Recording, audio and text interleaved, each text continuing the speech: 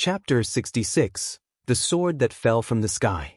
On the heavenly repair platform, tens of thousands of disciples knelt, blood runes surged beneath their feet, transforming into wisps of blood energy that coiled around their bodies. Elder, I am not a demonic infiltrator. You are the demon. Traitor. You will die a horrible death. Ridiculous, so many demon spies, what a grand joke. I never thought the supreme sect could be so dark, and they claim to be the #1 righteous sect of Taizong Ha.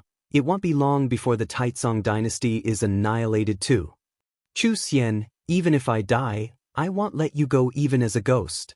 Such actions, do you not fear the wrath of gods and men, and the retribution that follows? Crying, begging, cursing, all kinds of sounds filled the outer gate city. In the center of the heavenly repair platform, within the stone pillars, grooves began to fill with blood from the bottom up, as if veins were flooding, a scene of eerie horror. Rolling dark clouds surged in from all directions, rapidly covering the sky above the outer gate city, plunging the city into darkness. A faint golden light shield emitted from the demon-suppressing umbrella began to manifest, enveloping the entire city. Those disciples not on the heavenly repair platform tried to flee but could not break through. Yi Lan trembled, trying to stand up, but she couldn't. Feeling her spiritual power being drained away, her eyes were full of terror and despair. Su Han and Zhen Qin beside her were in the same state, unable to speak, only able to wait in hopelessness for death to come. In the distance, inside the pavilion, a hunchbacked old man gazed at the figure of Chu Xian, his face heavy, saying, I never expected him to become this powerful. The talent of the supreme sect is truly extraordinary. How many years has it been? Jiang Qiong's eyes also showed signs of fear. Merely facing the pressure from Chu Xian, she dared not act rashly, the gap was too vast. I see, the legendary heaven and earth nirvana array. Jiang Qiong muttered to herself. Hearing this, the hunchbacked old man looked at her, saying, Mistress, this array is likely to threaten us, we should withdraw immediately. Jiang Qiong nodded, her target was not Chu Xian, his appearance was unexpected, especially the heaven and earth nirvana array, which had a great impact on her. The two immediately turned around, preparing to leave the outer gate city. Boom! Thunder rolled through the dark clouds in the sky, like a roaring heavenly god, oppressive and loud. Chu Xian looked up, his expression calm. After just a glance, his gaze returned to the city. Looking at the tens of thousands of struggling disciples below, his eyes showed a trace of compassion. For the eternal prosperity of the supreme sect, making a sacrifice is not in vain for your lifetime of cultivation. He muttered, seeming to comfort himself, the compassion in his eyes gradually disappeared, his gaze becoming indifferent. He raised his hand, grabbing the demon-suppressing umbrella, preparing to increase the force and refine the cultivation of all the disciples on the platform in one go. Yi Lan was already lying on the ground. She painfully raised her eyes to look. Under the billowing thunderclouds, Chu Xian's figure was so terrifying. But at that moment, she saw not Chu Xian, but another figure. She worried that Guwen wouldn't escape this calamity. Regret filled her heart. She should have sought Guwen yesterday, to let him leave the supreme sect early. Today's actions were against the heavens and humanity. Chu Xian would surely kill all the servant disciples belonging to this outer gate city. More and more blood-colored runes covered her body, like chains, pulling her tightly, as if they wanted to drag her into the ground. An unprecedented exhaustion surged toward her like a raging tide, her eyelids trembling as they shut. The white spirit sword at her waist continued to tremble, seemingly anxious for its master. Just then, Yi Lan seemed to feel something, instinctively opening her eyes, sunlight shone on her face. Not only her, the other tormented disciples also opened their eyes because the sky suddenly brightened. The bloodied Lu Jiujia could only look at the sky with his remaining vision. Under his gaze, the rolling thunderclouds above had been dispersed. From the cloud waves at the horizon, it was obvious they had been driven away by some powerful force. Jiang Qiong and the hunchbacked old man, who were quickly moving through the streets, saw it more clearly. They turned to look and then stopped. Above the demon-suppressing umbrella, outside the faint golden light shield, a sword hovered. The sword was enveloped in sword qi, obscuring its blade, but it was evident it was a long, slender sword. Chu Xian raised his head, moving the demon-suppressing umbrella, his brows furrowed. "Who?" His voice echoed, with a hint of tension. That single word brought hope to everyone in the city, those trapped on the heavenly repair platform showing looks full of hope. Boom! A formidable sword intent burst from the sword shadow in the sky, crushing the faint golden light shield over the entire city in an instant. Chu Xian's expression changed dramatically. He immediately channeled spiritual power into the demon-suppressing umbrella, which shook violently, releasing a powerful force to counter the sword chi. Combine! Chu Xian's eyes widened. Just as he uttered a syllable, the sword shadow plummeted with overwhelming dominance, scattering the vast power of the demon-suppressing umbrella, shattering it and piercing through his body. Like a falling star. The sword shadow descended, landing on the heavenly repair platform, its blade embedding in the stone, vibrating incessantly. The formidable sword intent burst forth, scattering all the blood-colored runes on the platform, shattering the massive stone pillar instantaneously. The sword intent swept past Yilan's body, causing her robes to flutter, giving her a sense of awakening from a nightmare. Su Han and Zhen Qin felt the same. They quickly stood up. More and more disciples broke free from their restraints, standing up and turning to look at the sword shadow in the center of the platform. To them, the sword was not fearful, for it had saved their lives. Someone looked up to see Chu Xian still floating in the air, holding the umbrella handle of the demon-suppressing umbrella, his body trembling, blood pouring from his 7 orifices uncontrollably. "Why?" Chu Xian stammered, but before he could finish, his body erupted in bursts of sword light, soon turning to ashes, not even his primordial spirit escaping. The sky followed with a dim yellow light, as if dusk had arrived. How is this possible? He was in the void-crossing realm. The hunchbacked old man's eyes widened, his tone filled with terror. Jiang Qiong's composure also faltered. Chu Xian already surpassed the divinity transformation realm. What level of cultivation was needed to slay Chu Xian with a single sword? Following her gaze, a pillar of energy fell from the sky, connecting to the heavenly repair platform, seemingly splitting the entire world in two. That was sword chi. In this world, such a sword cultivator had been born. At that moment, Jiang Qiong felt very insignificant, also very mediocre. The century of injury seemed to have eliminated her from the immortal cultivation world. Meanwhile, the third medicine valley. Under a large tree, Elder Tian gazed towards the direction of the outer gate city. Even from a great distance, he saw the pillar of sword chi above the heavenly repair platform. Unification, Elder Tian muttered, his voice heard only by himself. On the mountain top at the edge of the medicine valley, Yan stood against the wind. A strong gust suddenly blew, pulling his robes backward. He held a long spear, his posture as steady as a pine, unmoved. He squinted, looking at the pillar of sword chi in the distance, filled with wonder. Dozens of miles away, Shenzhen stood on a cliff. Behind her was the entrance to her cave. The wind blew her black robes and veil, revealing the lower half of her face intermittently. In her pupils reflected the pillar of sword chi, her eyes full of curiosity. Supreme Sect still hid such sword cultivators. She couldn't help but think of the flying leaf sword Immortal, plucking leaves and killing nascent souls. How high was his realm? No one knew, not even who he truly was. Yi Lan stood at the edge of the heavenly repair platform. In front of her were tens of thousands of disciples. She couldn't see the sword shadow surrounded by the sea of people, but her eyes turned unconsciously to the white spirit sword at her waist. The sword continued to tremble slightly. Her eyes revealed a complex expression. At that moment, the outer disciple stepped back, making a thunderous noise. Yilan's attention was caught by a sharp sound. It was the sound of the sword blade grinding against stone. She immediately leapt, stepping on her flying sword, ascending into the sky. Not only her, but tens of thousands of disciples did the same, scattering into the air, creating an immensely spectacular sight. All who reached the sky widened their eyes, for they saw the sword shadow that had killed Chu Xian moving swiftly, the blade still embedded in the platform stone, sliding all the way, sparks flying, sword intent spreading. Elder Lu Chang of the book collection hall frowned deeply, reciting, "Righteous path." When the sword shadow finished carving the last stroke, it flew up, brushing past the heads of all disciples, disappearing into the horizon in an instant.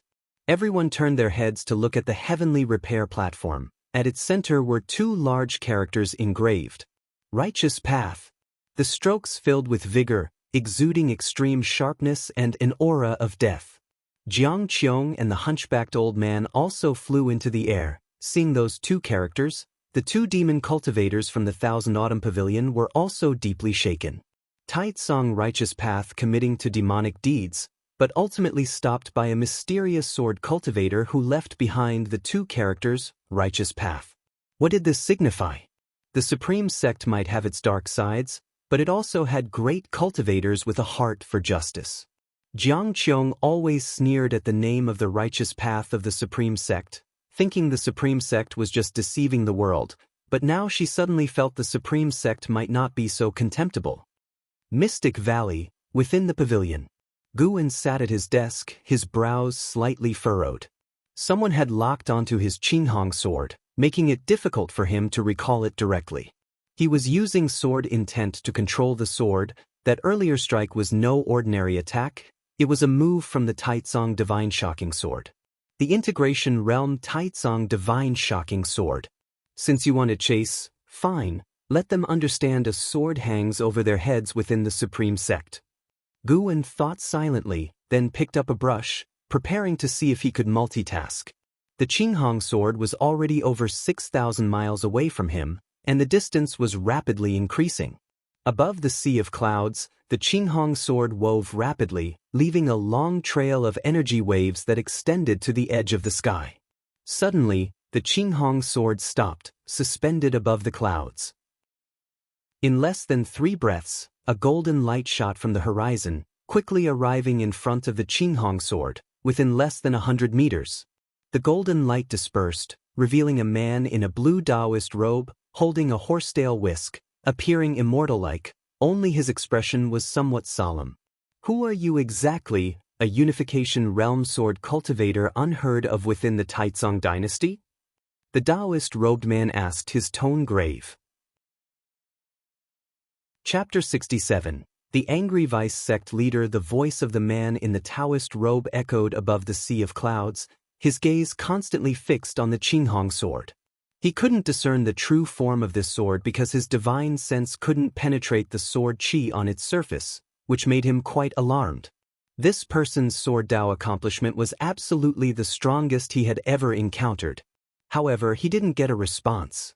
The entire world seemed to be left with only him and this sword, with no second person present. But he could sense a trace of divine sense fluctuation on the Qinghong sword, indicating that it was being controlled by someone, which made him highly alert and on guard. At this moment, the Qinghong sword burst out with powerful sword intent. In an instant, rolling thunderclouds poured in from all directions, dimming the entire sky and earth. The terrifying sword intent locked onto the man in the Taoist robe, causing him to be moved. Thousands of lightning bolts intertwined in the thunderclouds above. Each bolt was like a group of dragons thrashing in the sea of clouds. The sword qi on the Qinghong sword surged wildly, burning like raging flames. The man in the Taoist robe immediately wielded his horsetail whisk, and streams of gang qi were released, gathering around him into a gigantic golden light mountain. On the mountain rose numerous statues, as if silently shouting. Suddenly, torrential rain arrived, and strong winds howled through the clouds. Under the flashing lightning, the Qinghong sword, wreathed in sword qi, seemed like an unparalleled demon sword, giving the man in the Taoist robe immense pressure. The Qinghong sword flew up, its tip pointing toward the man in the Taoist robe. The man in the Taoist robe immediately struck out with his palm, and the giant golden light mountain on his body burst into dazzling brilliance. All the statues simultaneously struck with their palms, spiritual power transforming into a grand light mass towards the Qinghong sword, resembling a river of stars crossing the sky. The Qinghong sword moved. Bang! With a single sword strike, it targeted the man in the Taoist robe. The sword moved, the wind and thunder roared, and the heavens and earth trembled. A cold light radiated across the sky, and the Qinghong sword was like the fastest light, the fiercest thunder, shattering all obstructing objects with unstoppable force. The river of stars was directly driven away, and the giant golden light mountain on the man in the Taoist robe shattered instantly. He immediately dodged and jumped away, but the next second, the Qinghong sword had already reached before him, relentlessly pursuing. He struck out with his palm, and the space in front of him seemed to solidify. An invisible barrier forcibly halted the Qinghong sword. Ripples spread around, giving the barrier a shape. Suddenly, the face of the man in the Taoist robe changed, darkly thinking something was wrong. Crash! The sound of shattering glass rang out, and the man in the Taoist robe instinctively retreated. Time seemed to slow down, and in his pupils, the tip of the Qinghong sword was getting closer and closer to him. The sword qi blossomed like a flower, so brilliant and magnificent. Bang! A strong wind came at the man in the Taoist robe, blowing off his hair crown. His black hair floated freely, and his Taoist robe was fiercely pulled backward. The sea of clouds behind him scattered, the thunderclouds above tore apart, and the sunlight poured down as if a giant crack had been cut through the sky, extending to the horizon. The man in the Taoist robe widened his eyes, looking at the sword suspended in front of him, unable to calm his emotions. This sword could completely harm him but stopped at a point he couldn't defend against. Under his gaze, he saw the Qinghong sword slowly descending. He seemed to understand something, neither dodging nor striking back. The Qinghong sword gently tapped his chest 3 times, then turned and left, its speed even faster than when he had chased. This time, the man in the Taoist robe didn't pursue because he knew it was pointless. He was simply not the opponent of the other party. His face gradually darkened. Though the sunlight shone on him, it felt so glaring to him. Inside the house, Guan wrote with one hand while raising the other to catch the Qinghong sword that flew in from the window. He had sent the Qinghong sword in several circles and only retrieved it when the disciples in the valley were not paying attention. After the earlier duel, Guan suddenly felt confident in his own sword Dao accomplishment. Killing Chu Xian in the void-crossing realm granted him 93 years of lifespan, and the Taoist robe man he encountered later was also at the unification realm. Judging by his aura, he was probably at the initial unification realm like Guan, at most not above the second layer, but he was still not a match for Guan's Taizong Divine Shocking Sword. He had always thought his actual combat ability in the same realm was weak, but now he realized he might have underestimated himself.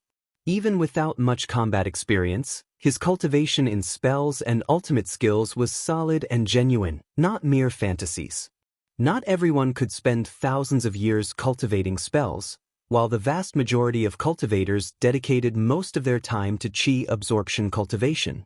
Of course, fighting with a higher realm against a lower realm was always more stable. Gu unsheathed the Qinghong sword and placed it on the table. He turned his head to look at the outer gate city, where many great cultivators from the Supreme Sect had already gone. Tens of thousands of outer disciples survived, and Chu Xian's crimes could not be concealed. Yi Lan and the others were safe. He believed that the Supreme Sect wouldn't practice that demon skill again in the short term. The 2 big characters Guan carved at the heavenly repair platform became the focus of attention for cultivators, with great cultivators marveling at his sword intent, and outer disciples indignantly cursing Chu Xian, demanding a thorough investigation from the higher-ups. Because Chu Xian had used a formation to isolate the outer gate city in advance, the servant disciples of Mystic Valley didn't hear the commotion, but some disciples outside saw the turbulent sea of clouds and took notice. An hour later, more cultivators started flying over Mystic Valley, causing the disciples in the valley to talk incessantly. Guan didn't go downstairs, pretending to be unaware of the matter. Today, the Supreme Sect was destined not to be peaceful. After a night, in the early morning, Yi Lan, Su Han, and Zhen Qin returned. Guan welcomed them in the attic, and Wuxin and Xiaochuan insisted on joining the fun, so Guan let them in as well. Zhen Qin began recounting the events of the previous day, her voice full of surprises, making Wuxin and Xiaochuan experience emotional ups and downs. Yi Lan was uncharacteristically silent, no longer staring at Guwen all the time. Guwen roughly guessed the reason and pretended not to notice her unusual behavior. After Zhen Qin and Su Han finished speaking, Wuxia sneered. I knew long ago that the Supreme Sect wasn't as righteous as it's rumored to be outside. I didn't expect it could be so shameless, sacrificing tens of thousands of fellow disciples. Even the Thousand Autumn Pavilion hasn't done something so heinous. Feeling vexed, Xiaochuan gritted his teeth and said, Brother, why don't we switch to another sect? Planting herbs elsewhere is still planting. Guwen glared at him and said, Nonsense, don't say such things in the future. In any case, this matter has been interrupted. There are still righteous people in the Supreme Sect. He was reluctant to give up his foundation, especially the 8 scenic caves. Cultivators from the main city of the sect have already come to seek justice. They said they would give an explanation to the outer disciples. Let's see how the sect handles this. The commotion yesterday was too big to be hidden, and word will surely spread to the immortal cultivation world, Yilan said, still not looking at Guwen while speaking. Su Han, thinking of something, hurriedly said, Master, Marshal Uncle Lu is severely injured. Even if he survives, I'm afraid. Guwen had noticed Lu Jujia's tragic condition the day before but was powerless to help. Lu Jujia's cultivation had been completely drained, and even if he survived, he would be a cripple, unlikely to cultivate immortality again. He wondered if Wuxia's Taoist expansion skill could help him. Tell him that if he doesn't mind, he can come to Mystic Valley to find me, and we can plant flowers and herbs together, living a peaceful life, Guwen sighed. Mentioning Lu Jujia's fate cast a heavy atmosphere over the room. Alright, everyone go now. I need to talk to junior sister Yi. Guwen waved his sleeve. The others quickly saluted and then turned to leave. Zhen Qin, being thoughtful, closed the door. As the door was about to shut, she gave Guwen a playful glance, leaving him somewhat amused and exasperated. The room fell into silence. Guwen could sense Yilan's unsettled aura. He smiled and said, Junior sister, you must be frightened. How about staying in Mystic Valley for a few days to rest? Yilan took a deep breath and turned to look at him, saying, Indeed I was frightened, but not scared. Senior brother, I suddenly understand your previous words. I truly was foolish. The path of immortal cultivation should primarily be about cultivating. If you and I were to hide in the mountains and encounter such evil people like yesterday, with no ability to fight back, it would be the most tragic thing for us. Hearing her speak this way, Guwen instead worried she was under too much pressure. Junior sister, don't overthink. It's good to work hard on cultivation, but dangers like yesterday's are rare to encounter, Guwen spoke earnestly. Yilan nodded and said, Although I don't know who the great cultivator who acted yesterday was, I will learn from him. When I become as strong as him, I will stand by your side, senior brother. She smiled and raised an eyebrow at Guwen. Seeing her return to her usual self, Guwen also smiled. Then Yilan talked about the situation in the demon extermination hall. Almost all disciples there were crippled, but the main city of the sect intended to thoroughly investigate the hall. According to her information, this incident might affect the Hall of Elders in the main city. In the Supreme Sect, it was never a one-person's rule. Everyone had opponents, and Chu Xian's opponents were no exception.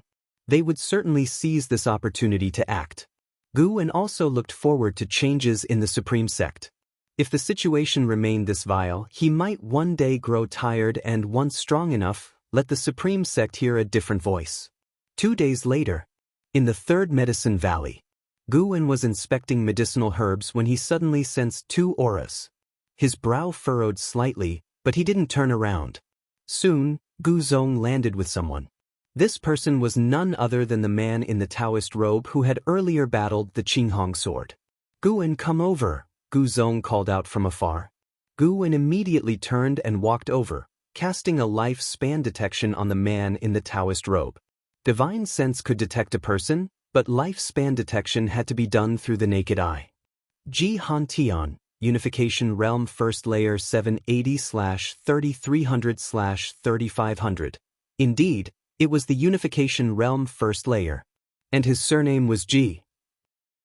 Previously, he had seen a great cultivator in the void-crossing realm surnamed Ji, but he hadn't expected there to be a Ji named cultivator in the unification realm hidden in the supreme sect. The foundation of the Ji family was truly terrifying. Guwen walked up to Gu Zong and saluted. Gu Zong smiled and said, "Guwen, this is the vice sect leader, and he's also from the Ji family." Upon hearing this, Guwen immediately saluted Ji Hantian. Ji Hantian nodded, smiled, and said, "No need for formalities. After all, you also come from the Ji family. Come, let's talk upstairs." Guwen immediately led the way. After entering the room upstairs, Guwen closed the door, and Gu Zong set up a restriction. Ji Handan suddenly slapped the table and angrily said, "Outrageous. Simply lawless. Panned, and you must write this down and expose the Supreme Sect's sins to the whole world." Chapter 68, Status Promotion, Searching for Pan, and you want me to write it? Guwen didn't dare to respond. He had no idea why Ji Hantian was so angry. If Ji Hantian wanted Guwen to defame himself, he certainly wouldn't do it. "Why are you yelling so loudly?" Gu Zong said discontentedly. He then sat down, gesturing for Guwen to sit beside him. Guwen nodded and sat down on the stool next to him. Ji Hantian, trying to calm his emotions, said, "Using tens of thousands of disciples to refine a formation, is this truly the righteous path? If not for that mysterious sword cultivator intervening, I would still be in the dark." He was truly upset. At that time, he was in seclusion when he sensed a strong sword intent, which startled him into coming out of seclusion.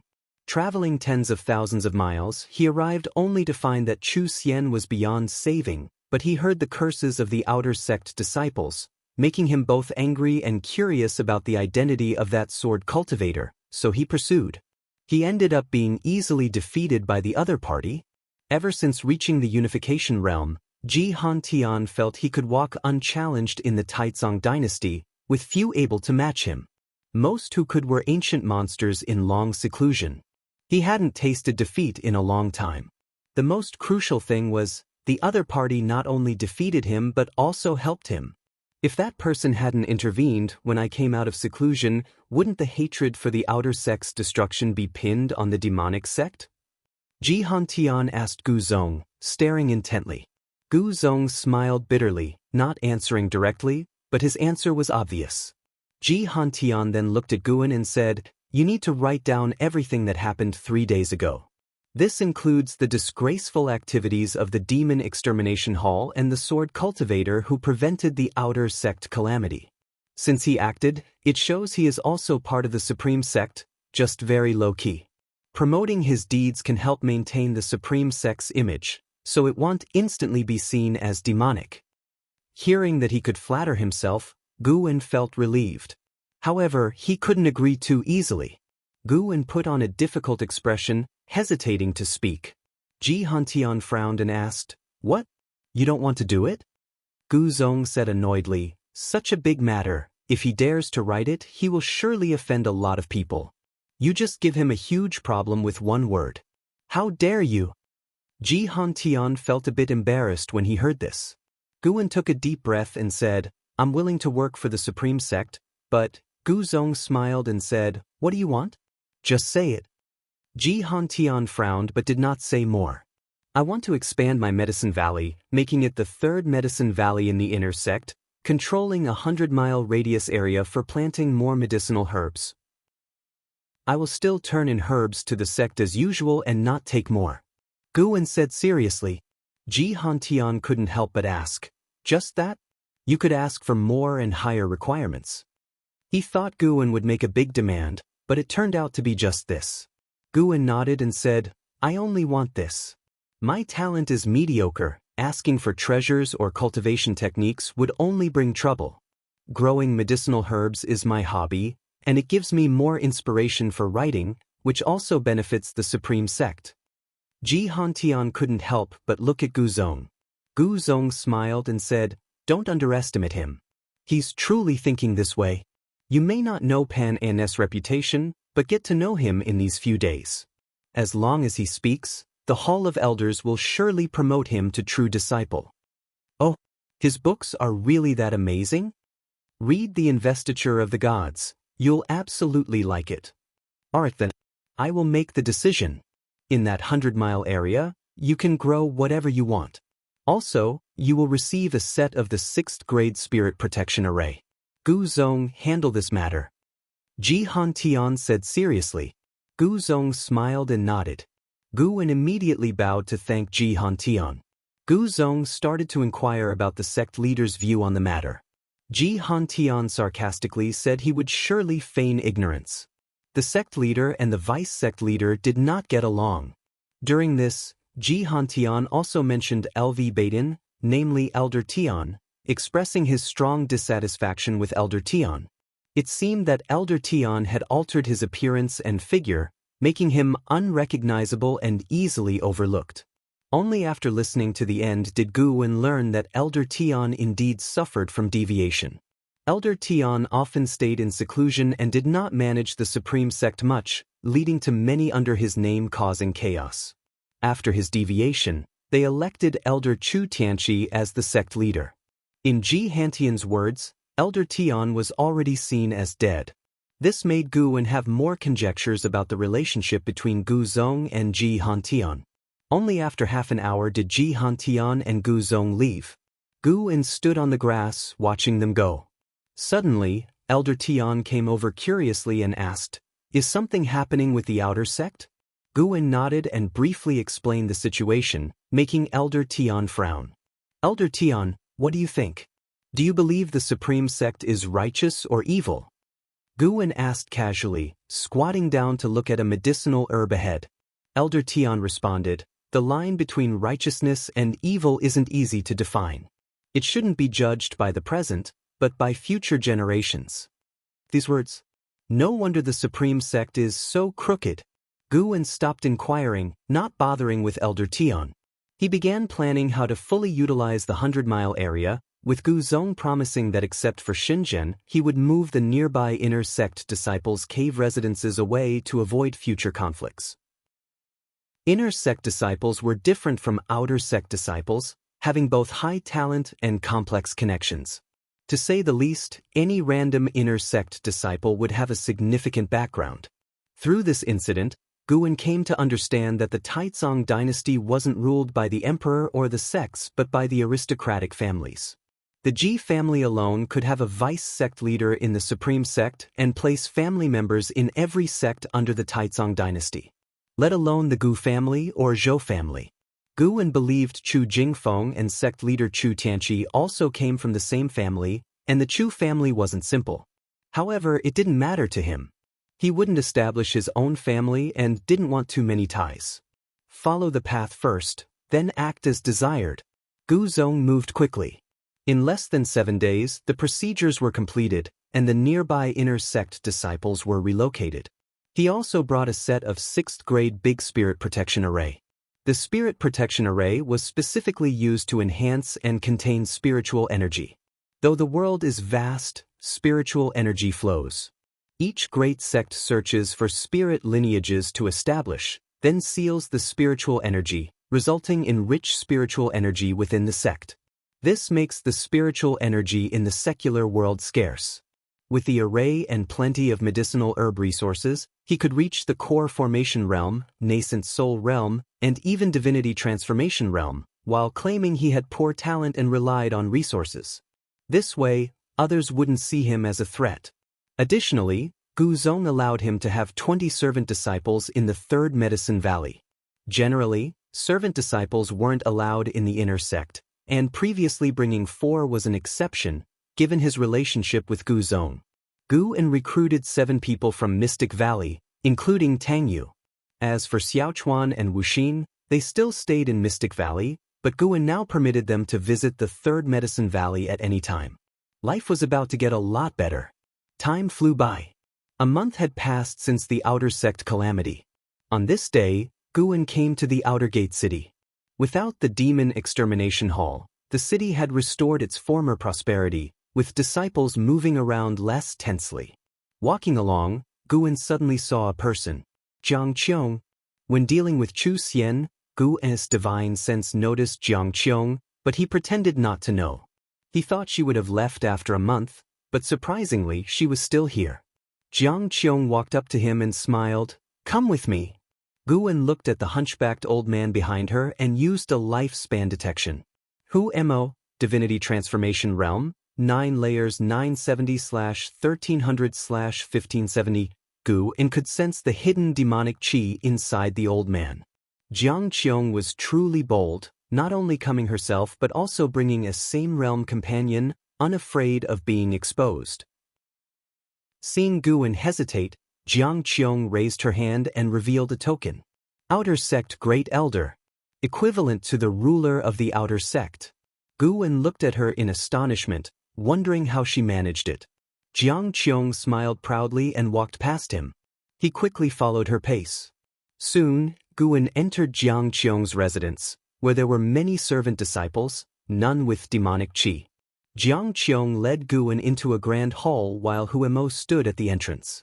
Guwen could sense him casting a spell to isolate the area, preventing any spying. Guwen watched Jiang sit at the chief seat, even crossing her legs, lacking any demeanor of the Outer Sect Great Elder. "How did you manage it?" Guwen couldn't help but ask.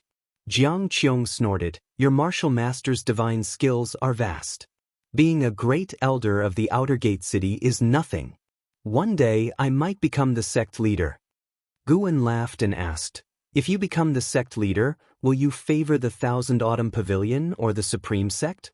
"If I become the Supreme Sect leader, I won't be a demon cultivator and will side with the Supreme Sect. Even if the Thousand Autumn Pavilion Master is offered, I won't take it." Jiang casually replied, filled with disdain for the Thousand Autumn Pavilion. Guwen suddenly understood why there were so many Thousand Autumn Pavilion agents in the Supreme Sect, yet the Thousand Autumn Pavilion couldn't topple the Supreme Sect. To the Thousand Autumn Pavilion cultivators, the Thousand Autumn Pavilion was far inferior to the Supreme Sect. Wuxia preferred being a servant disciple in the Supreme Sect over returning to the Thousand Autumn Pavilion as the young master. From now on, any Thousand Autumn Pavilion cultivator who seeks you must not learn the whereabouts of the green vine tree. That tree belongs to you and me only, no longer to the Thousand Autumn Pavilion. Understood? Jiang said seriously. Guwen nodded. "Sorry, it's only mine." Jiang smiled. "Grand Disciple, tell me, what do you need? Feel free to ask." Guwen thought for a moment and said, "Can you promote Yi Lan from the Law Enforcement Hall? She is my junior sister. As for other requests, I don't need them for now. My medicine valley in the inner sect has expanded, so I don't need more valleys. In the future, if you have high-rank medicinal herb seeds, you can give them to me. I'll grow and cultivate them and then hand them to you." Jiang's smile grew brighter. She looked him over and said, "Not bad. I didn't choose the wrong grand disciple. Don't worry, Martial Master won't be polite with you. Of course, Martial Master won't shortchange you either. Besides, I have a task for you." Guwen couldn't help but ask, "Besides growing medicinal herbs, what else can I do for you?" "Keep a close eye on Panin and his news. According to my information, Panin doesn't have high cultivation, hiding in the Outer Sect, but the Hall of Elders keeps his identity a tight secret." Chapter 69 Sword Venerable Fudao, renowned throughout the world. Part 4. Looking for myself? Guwen wanted to laugh but restrained himself. Ji Hantian asked Guwen to write about himself, and Jiang asked him to find himself. Despite the different identities, he still found it absurd. "What kind of matter is this?" Guwen said hesitantly, "My usual activity range is mostly within Medicine Valley. I'm afraid it's difficult for me to notice any news about Panin." Jiang waved her hand and said, "That's hard to say. Panin loves writing books and naturally socializes. The book Supreme Immortal Venerable stirs the emotions of lower-level cultivators. He might often interact with outer and servant disciples. In any case, keep an eye out and tell me if you find anything." Guwen could only nod upon hearing this. Jiang then discussed some other matters and had Hu Mo, who was guarding the door, fetch a bag of high-rank seeds for Guwen to take away. After leaving Jiang's residence, Guwen headed towards the heavenly repair platform. It was said that the heavenly repair platform had become the most notable attraction in this outer gate city, attracting disciples from other outer and inner cities to visit. The grand battle a month ago had spread throughout the Immortal cultivation world. Even Luo Hun from Tianya Valley had heard of it, indicating that he occasionally left the valley. Upon reaching the heavenly repair platform, Guan saw that at least 10,000 people were on the platform. Beside the words righteous path, many cultivators were meditating. Guan first noticed two familiar faces. Zuijian and Zuolin. This father and son pair were observing Guan's sword intent. Guan had carved words with his sword intent, naturally leaving behind his sword intent, which held a great attraction for the sword cultivators of the Supreme Sect. Guan also saw another person, his disciple Su Han. Su Han was also a sword cultivator. Having grasped the essence of the hateful heaven divine sword, his accomplishments in sword Dao had grown rapidly, and his overall bearing was transforming. Guan watched from afar, not disturbing anyone while listening to the discussions of other disciples. The sword intent of sword Venerable Fudao is truly majestic. One can't imagine how high his sword Dao accomplishment is. It's said that sword Venerable Fudao has strength comparable to that of the vice sect leader. Even if he faced the sect leader, he might not lose. Perhaps sword Venerable Fudao is actually the sect leader? That's impossible. The sect leader himself stated that he has no idea what Chu Xian did. He also said there will be a thorough investigation of everyone associated with Chu Xian, regardless of status. Anyone who goes against the ethics of the Supreme Sect will be severely punished. Looking at these words righteous path, they truly stir my heart. I heard Pan and wants to write about sword Venerable Fudao in his book. I wonder what kind of story it will be. Sword Venerable Fudao. This was the title given to Guan by Chu Tianqi, the sect leader of the Supreme Sect. More precisely, it was conferred upon the mysterious sword cultivator who killed Chu Xian. Sword Venerable Fudao, upholding the righteous path. If any unjust matters or people reappeared in the Supreme Sect, the sword Venerable could act in the sect leader's stead to uphold justice, cutting down unjust sect leaders and vanquishing evil within the sect. This sounded imposing, but Guan thought it was useless. Chu Tianqi's proclamation protected himself. Ever since he conferred the title Sword Venerable Fudao, the criticism against him within the sect had significantly reduced. Instead, people praised him for his actions, believing he had the magnanimity to face responsibility. Guan also overheard people questioning the sect leader. More accurately, questioning the Chu family. Chu Tianqi and Chu Xian were hard to separate in people's minds. This indicated the undercurrents within the Supreme Sect. Those who praised and those who questioned publicly did not match the typical behavior of cultivators. It was hard to determine if they were being used as pawns. However, none of this concerned Guan. After spending some time at the Heavenly Repair platform, Guan headed to the transmission array platform of the inner sect. He needed to purchase a large number of medicinal herb seeds from the inner sect. Although Gu Zong's delegation had given him many seeds, they were far from enough to cover an area of 100 miles. The thought of having his medicinal herbs cover an area of 100 miles excited Guan. A month ago, taking the risk not only saved those around him but also brought him great benefits, which made him very satisfied. By evening, Guan returned to the third Medicine Valley. The arrival of 7 new servant disciples added some vitality to the valley. They were weeding and clearing land in various directions while the distant mountain forests echoed with the barks of spirit dogs, adding a pastoral feel. As soon as Guan returned, he sensed Xingjin's presence, who was once again waiting in his loft. Upon heading upstairs, Guan saw Xingjin standing by the bookshelf, reading. Hearing the footsteps, she returned the book to the shelf and turned to face him. Guan closed the door and asked, "Miss Shen, what brings you here today? I heard you're going to write a book about Sword Venerable Fudao? I'll be part of it, but it won't be solely about him.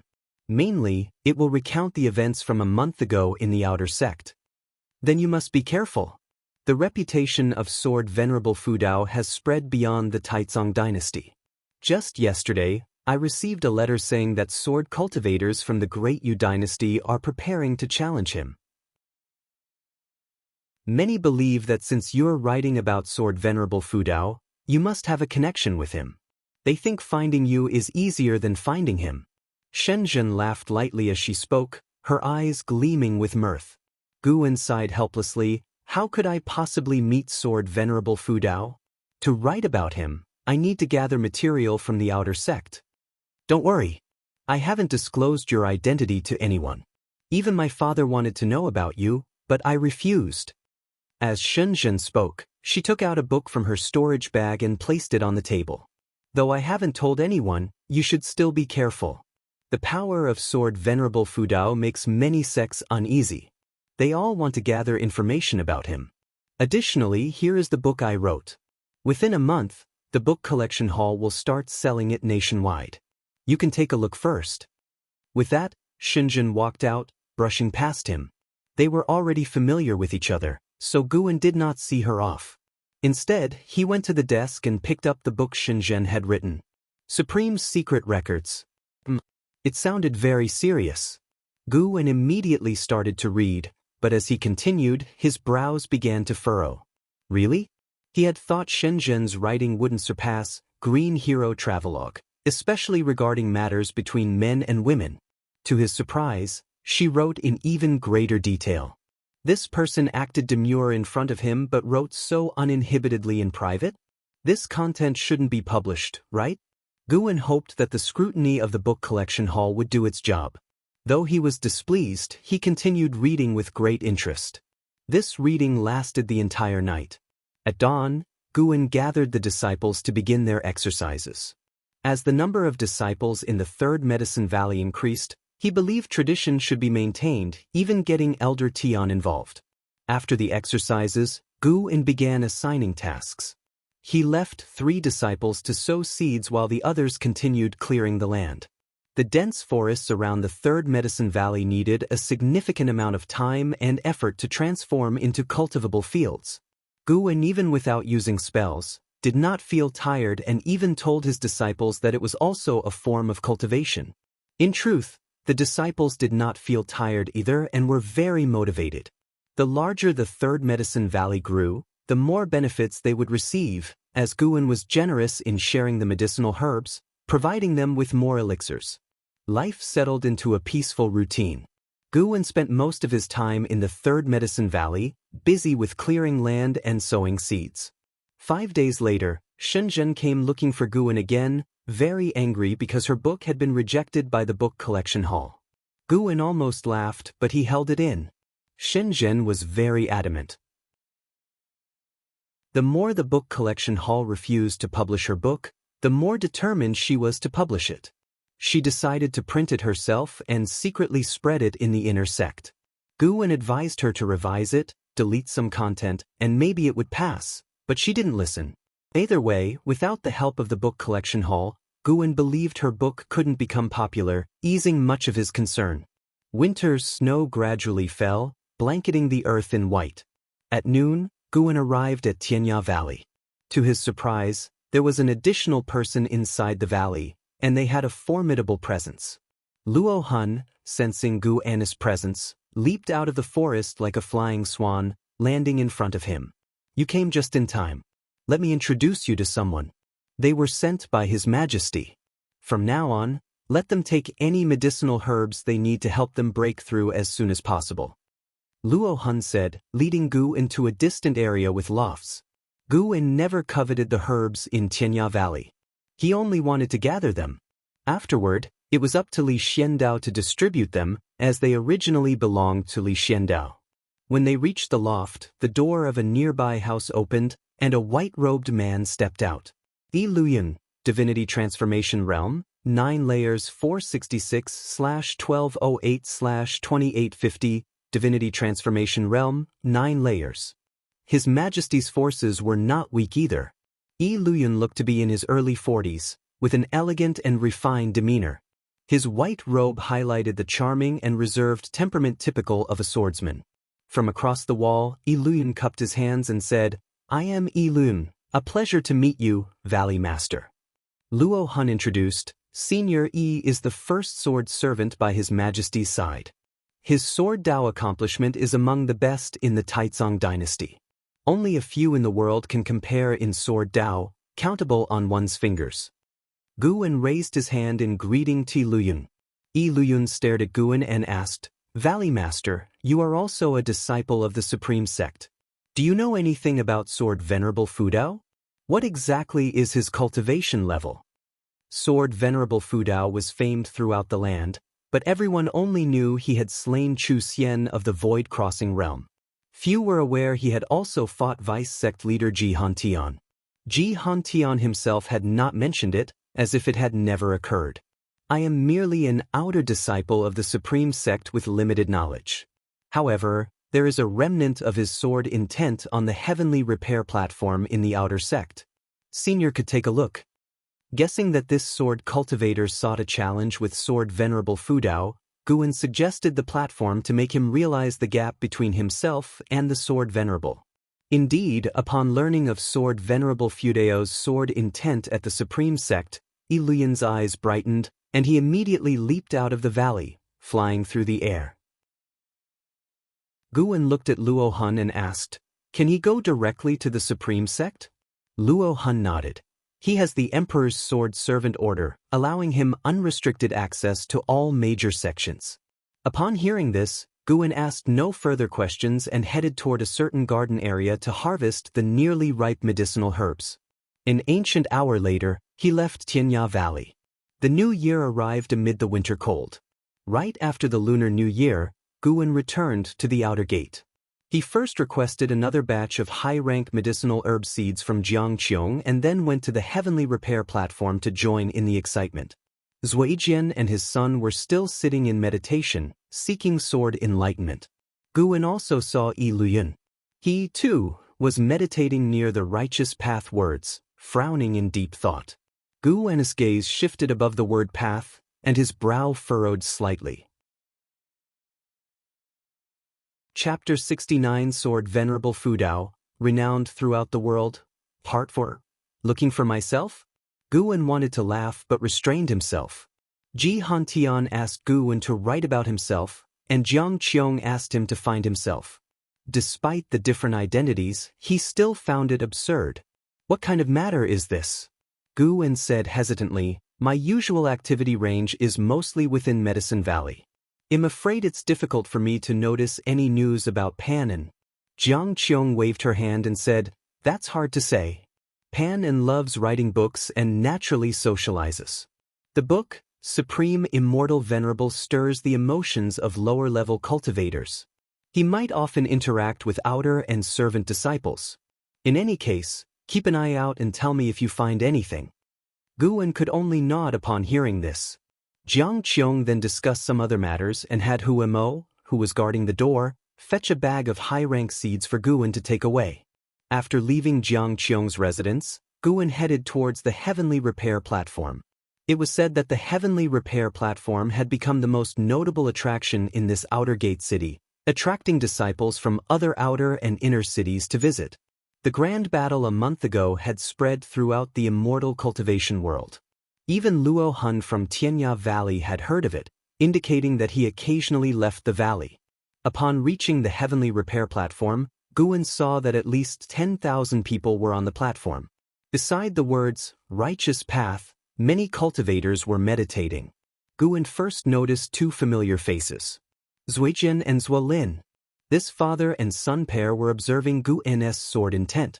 Guwen had carved words with his sword intent, naturally leaving behind his sword intent, which held a great attraction for the sword cultivators of the Supreme Sect.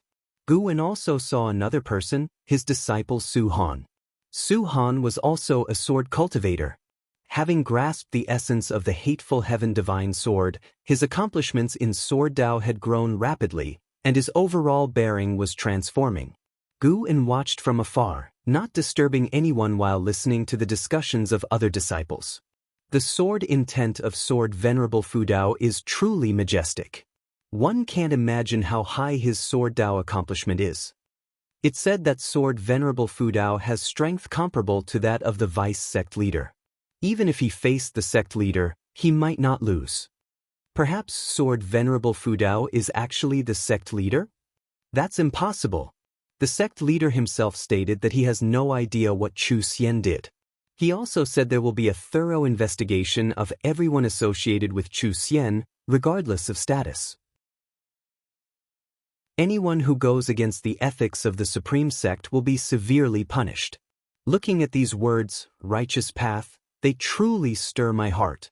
I heard Pan and wants to write about Sword Venerable Fudao in his book. I wonder what kind of story it will be. Sword Venerable Fudao. This was the title given to Guan by Chu Tianqi, the sect leader of the Supreme Sect. More precisely, it was conferred upon the mysterious sword cultivator who killed Chu Xian. Sword Venerable Fudao, upholding the righteous path. If any unjust matters or people reappeared in the Supreme Sect, the Sword Venerable could act in the sect leader's stead to uphold justice, cutting down unjust sect leaders and vanquishing evil within the sect. This sounded imposing, but Guan thought it was useless. Chu Tianqi's proclamation protected himself. Ever since he conferred the title Sword Venerable Fudao, the criticism against him within the sect had significantly reduced. Instead, people praised him for his actions, believing he had the magnanimity to face responsibility. Guan also overheard people questioning the sect leader. More accurately, questioning the Chu family. Chu Tianqi and Chu Xian were hard to separate in people's minds. This indicated the undercurrents within the Supreme Sect. Those who praised and those who questioned publicly did not match the typical behavior of cultivators. It was hard to determine if they were being used as pawns. However, none of this concerned Guan. After spending some time at the Heavenly Repair platform, Guan headed to the transmission array platform of the inner sect. He needed to purchase a large number of medicinal herb seeds from the inner sect. Although Gu Zong's delegation had given him many seeds, they were far from enough to cover an area of 100 miles. The thought of having his medicinal herbs cover an area of 100 miles excited Guan. A month ago, taking the risk not only saved those around him but also brought him great benefits, which made him very satisfied. By evening, Guan returned to the Third Medicine Valley. The arrival of 7 new servant disciples added some vitality to the valley. They were weeding and clearing land in various directions while the distant mountain forests echoed with the barks of spirit dogs, adding a pastoral feel. As soon as Guan returned, he sensed Xingzhen's presence, who was once again waiting in his loft. Upon heading upstairs, Guan saw Xingzhen standing by the bookshelf, reading. Hearing the footsteps, she returned the book to the shelf and turned to face him. Guan closed the door and asked, "Miss Shen, what brings you here today? I heard you're going to write a book about Sword Venerable Fudao? I'll be part of it, but it won't be solely about him. Mainly, it will recount the events from a month ago in the outer sect. Then you must be careful. The reputation of Sword Venerable Fudao has spread beyond the Taizong dynasty. Just yesterday, I received a letter saying that sword cultivators from the Great Yu dynasty are preparing to challenge him. Many believe that since you're writing about Sword Venerable Fudao, you must have a connection with him. They think finding you is easier than finding him." Shenzhen laughed lightly as she spoke, her eyes gleaming with mirth. Guan sighed helplessly. How could I possibly meet Sword Venerable Fudao? To write about him, I need to gather material from the outer sect. Don't worry. I haven't disclosed your identity to anyone. Even my father wanted to know about you, but I refused. As Shenzhen spoke, she took out a book from her storage bag and placed it on the table. Though I haven't told anyone, you should still be careful. The power of Sword Venerable Fudao makes many sects uneasy. They all want to gather information about him. Additionally, here is the book I wrote. Within a month, the book collection hall will start selling it nationwide. You can take a look first. With that, Shenzhen walked out, brushing past him. They were already familiar with each other, so Guan did not see her off. Instead, he went to the desk and picked up the book Shenzhen had written. Supreme Secret Records. It sounded very serious. Guan immediately started to read, but as he continued, his brows began to furrow. Really? He had thought Shenzhen's writing wouldn't surpass Green Hero Travelogue, especially regarding matters between men and women. To his surprise, she wrote in even greater detail. This person acted demure in front of him but wrote so uninhibitedly in private? This content shouldn't be published, right? Guwen hoped that the scrutiny of the book collection hall would do its job. Though he was displeased, he continued reading with great interest. This reading lasted the entire night. At dawn, Guwen gathered the disciples to begin their exercises. As the number of disciples in the Third Medicine Valley increased, he believed tradition should be maintained, even getting Elder Tian involved. After the exercises, Guwen began assigning tasks. He left 3 disciples to sow seeds while the others continued clearing the land. The dense forests around the Third Medicine Valley needed a significant amount of time and effort to transform into cultivable fields. Guwen, even without using spells, did not feel tired and even told his disciples that it was also a form of cultivation. In truth, the disciples did not feel tired either and were very motivated. The larger the Third Medicine Valley grew, the more benefits they would receive, as Guwen was generous in sharing the medicinal herbs, providing them with more elixirs. Life settled into a peaceful routine. Guwen spent most of his time in the Third Medicine Valley, busy with clearing land and sowing seeds. 5 days later, Shenzhen came looking for Guwen again, very angry because her book had been rejected by the book collection hall. Guwen almost laughed, but he held it in. Shenzhen was very adamant. The more the book collection hall refused to publish her book, the more determined she was to publish it. She decided to print it herself and secretly spread it in the inner sect. Guwen advised her to revise it, delete some content, and maybe it would pass, but she didn't listen. Either way, without the help of the book collection hall, Guwen believed her book couldn't become popular, easing much of his concern. Winter's snow gradually fell, blanketing the earth in white. At noon, Guwen arrived at Tianya Valley. To his surprise, there was an additional person inside the valley, and they had a formidable presence. Luo Hun, sensing Guwen's presence, leaped out of the forest like a flying swan, landing in front of him. "You came just in time. Let me introduce you to someone. They were sent by His Majesty. From now on, let them take any medicinal herbs they need to help them break through as soon as possible," Luo Hun said, leading Gu into a distant area with lofts. Guwen never coveted the herbs in Tianya Valley. He only wanted to gather them. Afterward, it was up to Li Xiandao to distribute them, as they originally belonged to Li Xiandao. When they reached the loft, the door of a nearby house opened, and a white-robed man stepped out. Yi Luyan, Divinity Transformation Realm, 9 layers 466/1208/2850, Divinity Transformation Realm, 9 layers. His Majesty's forces were not weak either. Yi Luyan looked to be in his early 40s, with an elegant and refined demeanor. His white robe highlighted the charming and reserved temperament typical of a swordsman. From across the wall, Yi Luyan cupped his hands and said, "I am Yi Luyan, a pleasure to meet you, Valley Master." Luo Hun introduced, "Senior Yi is the first sword servant by His Majesty's side. His sword Dao accomplishment is among the best in the Taizong dynasty. Only a few in the world can compare in sword Dao, countable on one's fingers." Guwen raised his hand in greeting to Yi Luyan. Yi Luyan stared at Guwen and asked, "Valley Master, you are also a disciple of the Supreme Sect. Do you know anything about Sword Venerable Fudao? What exactly is his cultivation level?" Sword Venerable Fudao was famed throughout the land, but everyone only knew he had slain Chu Xian of the Void Crossing realm. Few were aware he had also fought Vice Sect leader Ji Hantian.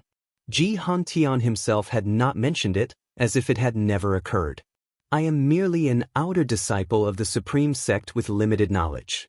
However, there is a remnant of his sword intent on the heavenly repair platform in the outer sect. Senior could take a look." Guessing that this sword cultivator sought a challenge with Sword Venerable Fudao, Guwen suggested the platform to make him realize the gap between himself and the Sword Venerable. Indeed, upon learning of Sword Venerable Fudao's sword intent at the Supreme Sect, Yi Luyan's eyes brightened, and he immediately leaped out of the valley, flying through the air. Guwen looked at Luo Hun and asked, "Can he go directly to the Supreme Sect?" Luo Hun nodded. He has the Emperor's Sword Servant Order, allowing him unrestricted access to all major sections. Upon hearing this, Guwen asked no further questions and headed toward a certain garden area to harvest the nearly ripe medicinal herbs. An ancient hour later, he left Tianya Valley. The new year arrived amid the winter cold. Right after the Lunar New Year, Guwen returned to the outer gate. He first requested another batch of high-rank medicinal herb seeds from Jianghu and then went to the heavenly repair platform to join in the excitement. Zuijian and his son were still sitting in meditation, seeking sword enlightenment. Guwen also saw Yi Luyun. He, too, was meditating near the righteous path words, frowning in deep thought. Guwen's gaze shifted above the word, path, and his brow furrowed slightly. Source, web novel. Com, updated on Envgo. Chapter 70, Righteousness and Demons. I read Fengzhen 5th update. Following Guwen's gaze, he saw a man in plain clothes sitting cross-legged above the Dao character. His figure and appearance were unremarkable, and even his aura was ordinary. If it weren't for Guwen constantly using lifespan detection, he wouldn't have noticed anything extraordinary about this person. Underworld Demon Emperor, Void Crossing Realm 9th Layer 3847/5700/14000. Turns out he's a demon. Guwen knew that demons of the same realm tend to have longer lifespans than cultivators of the human race, but seeing the opponent's 14,000-year lifespan, he couldn't help but be shocked. What cultivation technique has this guy practiced to completely conceal any demon energy, so much so that even he, a great cultivator in the unification realm, couldn't see through it? And most importantly, do demons like to practice swordsmanship? Guwen couldn't help but think of his sky dragon, who was also obsessed with the sword Dao. He didn't keep staring at the underworld demon emperor but continued to scan the other figures on the heavenly repair platform. Those who dared to sit and attain sword enlightenment had high cultivations. After all, those in the energy cultivation realm and foundation establishment realm were busy with energy absorption and hadn't reached the point of prolonged meditation and enlightenment. Guwen realized he had underestimated the influence of sword Venerable Fudao. Although he hadn't heard of Chu Xian before, with Chu Xian's cultivation he must be famous among the major forces in the immortal cultivation world, especially among great cultivators who were well aware of him. The fall of a void-crossing realm cultivator would undoubtedly shake the dynasty. It seemed he had to keep a low profile for the time being. With the spread of reputation, who knew how many troublesome entities might be attracted? After thoroughly looking at all the people on the heavenly repair platform, Guwen left. He had developed the habit of using lifespan detection on anyone he met. Without checking the other's background, he felt uneasy. For the next few years, he planned to farm in peace until the immortal cultivation world forgot about Sword Venerable Fudao. He had already written the book about Sword Venerable Fudao and the Outer Sect scandal. Ji Hantian had been pushing him, and he finished writing it last month. This book wasn't a long novel, just a single volume was enough. Spring warmth blanketed the earth, and everything thrived. In the third Medicine Valley, Gu-in and Gu-yu were drinking inside. Your righteousness and demons has spread throughout the Taizong dynasty.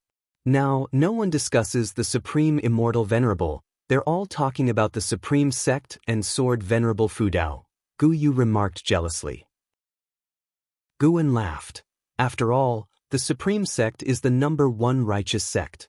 With such an incident, anyone would be curious. Don't worry, in a few years, the immortal cultivation world will lose interest. By then, people will still chase after your legendary battle against the demon emperor of the exotic realm.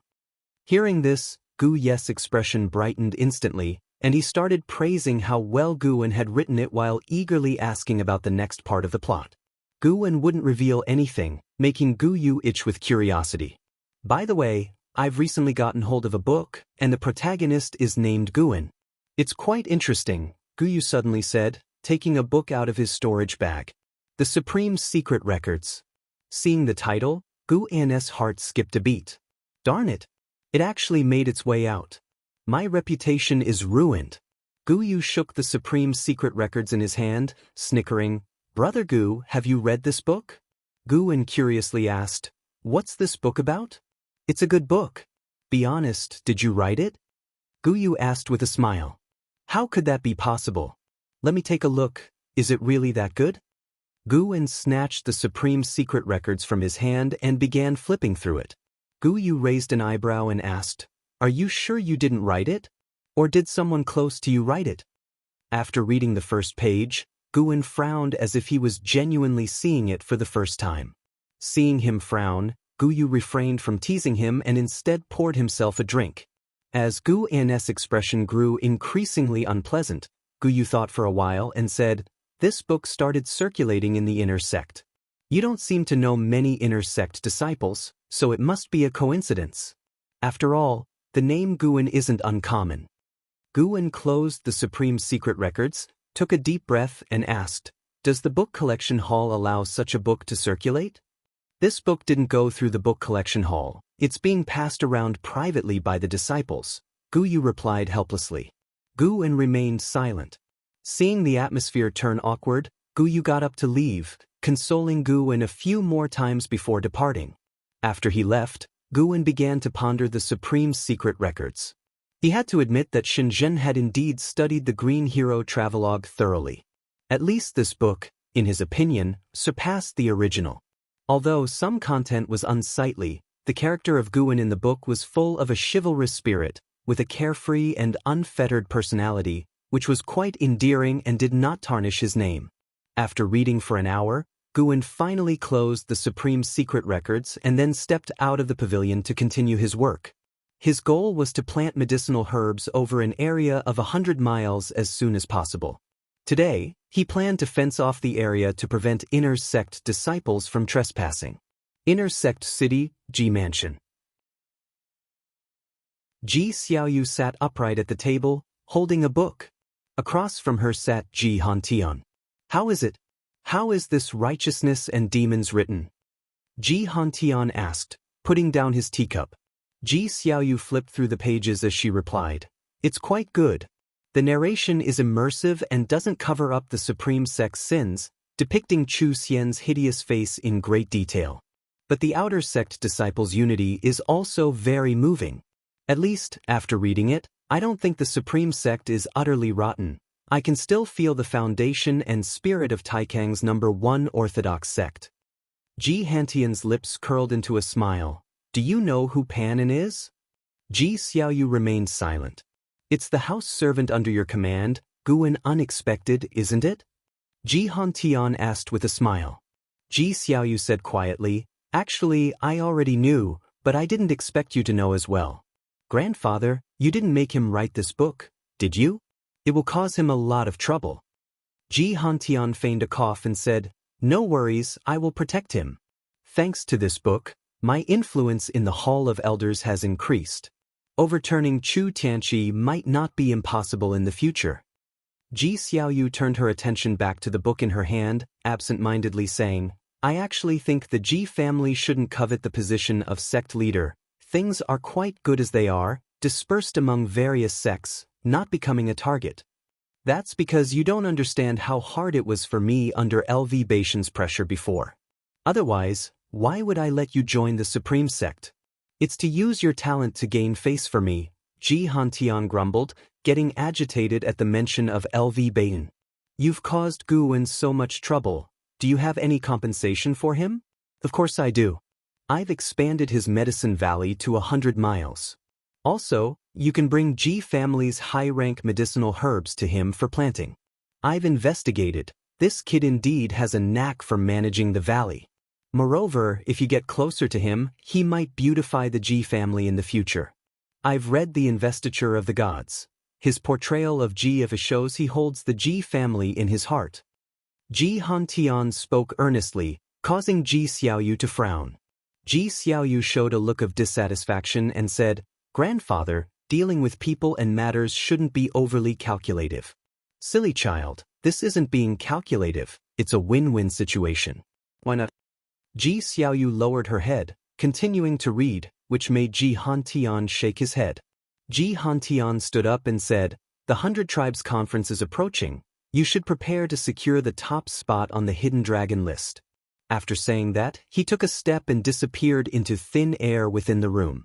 Ji Xiaoyu didn't get up and kept staring at the book in her hand. March, the spring breeze was cool. One day in the early days of the month, someone from the Ji family came to the Third Medicine Valley, delivering a large batch of medicinal herb seeds to Guan. The lowest grade was rank 4, which made Guan very happy. Before leaving, the Ji family cultivator explicitly and implicitly conveyed that the third miss thought highly of him. These seeds were personally selected by her, and for any future needs, he could approach her. Guan naturally wouldn't refuse and expressed that he would never forget the third miss kindness. Hearing this, the cultivator left satisfied. The Ji family, Gu Zong, and Jiang Qiong were all giving him seeds, which saved Guan quite a bit in costs. He planned to recruit more servant disciples, filling up at least 20 positions, providing each with a demon beast and top-notch treatment. That day, Guan took Elder Tian to the outer sect city. Elder Tian had volunteered to come, saying he wanted to see the righteous path characters on the heavenly repair platform. Upon arriving at the outer sect city, the two parted ways. As Guan approached the entrance of the Chores Hall, a male disciple came up to him, whispering, "Taoist friend, I have a treasure here, just 2 low-grade spirit stones." 2? Why don't you just go rob someone? Guan said irritably, bypassing him directly. That disciple blocked him again, then took a book out of his storage bag, saying mysteriously, "Take a good look. Do you recognize this book?" Many inner sect disciples read it after exiting seclusion. It holds great opportunities within. Guan glanced at it and saw 4 words. The Supreme Secret Records. He directly pushed the other aside, leaving with a word, "Sorry, I read the Investiture of the Gods." The disciple looked at his departing figure, cursing quietly, then sought other people to sell to. An hour later, Guan emerged from the Chores Hall with 11 people in tow, both men and women, all young and looking excited. Guan's ability to recruit so many servant disciples at once indicated his unusual status. Following such a senior, their path in immortal cultivation would surely broaden. He led the servant disciples grandly to the heavenly repair platform. The servant disciples had been curious about the platform for a long time. However, due to their low cultivation, they hadn't dared to come, fearing it would irritate the great cultivators. Guan quickly spotted Elder Tian, who stood below the righteous path characters, watching intently. He glanced in another direction. The underworld demon emperor in the 9th layer of the void crossing realm was still there, currently making some gestures with his right hand. Guan watched for 2 breaths and thought to himself, "This isn't the sword move of the Taitsong Divine Shocking Sword? This guy can comprehend sword moves just with sword intent? Too monstrous. No, I need to deepen my connection with the Taitsong Divine Shocking Sword. Next time, I'll invest 1 or 2,000 years of lifespan to maintain my standing in the Sword Dao." Guan withdrew his gaze and walked towards Elder Tian. "Haha, I've comprehended it. I've comprehended it." Suddenly, a loud laugh resounded from the heavenly repair platform, drawing the attention of the tens of thousands on the platform. The speaker was an old man wearing a Taoist robe, although his white hair was a bit messy. He then leaped into the sky, reaching out with 2 fingers, pointing at the righteous path characters on the platform. Chapter 71, Sword Dao Holy Land, Restart the Plan, 6th Update. Seeing the old man trying to destroy his writing, Guan's expression changed. "What's the meaning of this? Comprehend my sword intent and still want to smash my writing?" Guan nearly made a move, but fortunately, there was no need for him to do so. "Presumptuous!" A thunderous shout echoed. The speaker was none other than Li Zuando's first sword servant, Yi Luyun. The 9th layer of the divinity transformation realm, Yi Luyun still had an imposing aura. A single shout made the whole city jump in fear. Not only Yi Luyun, but numerous great cultivators around the words righteous path also stood up. Even the 9th layer of the void crossing realm underworld demon emperor raised his eyes to look at the old man in the sky, showing dissatisfaction in his eyes. Guan immediately cast a lifespan detection. Pang Yu, 2nd layer of the void crossing realm 1279/1720/1770, already close to the limit. No wonder he's so deranged. Pang Yu in the sky glanced at Ilun, sneering contemptuously. "A mere divinity transformation, dare to stop me? Divinity transformation? The disciples on the heavenly repair platform were in an uproar and retreated, fearing to be caught in the combat of the great cultivators. Does your excellency look down on divinity transformation, but honor void crossing? A cold voice came from another cultivator, not the underworld demon emperor. Guan had already noticed him, a great cultivator of the 5th level of the void crossing realm, dressed in the supreme sect's elder robe.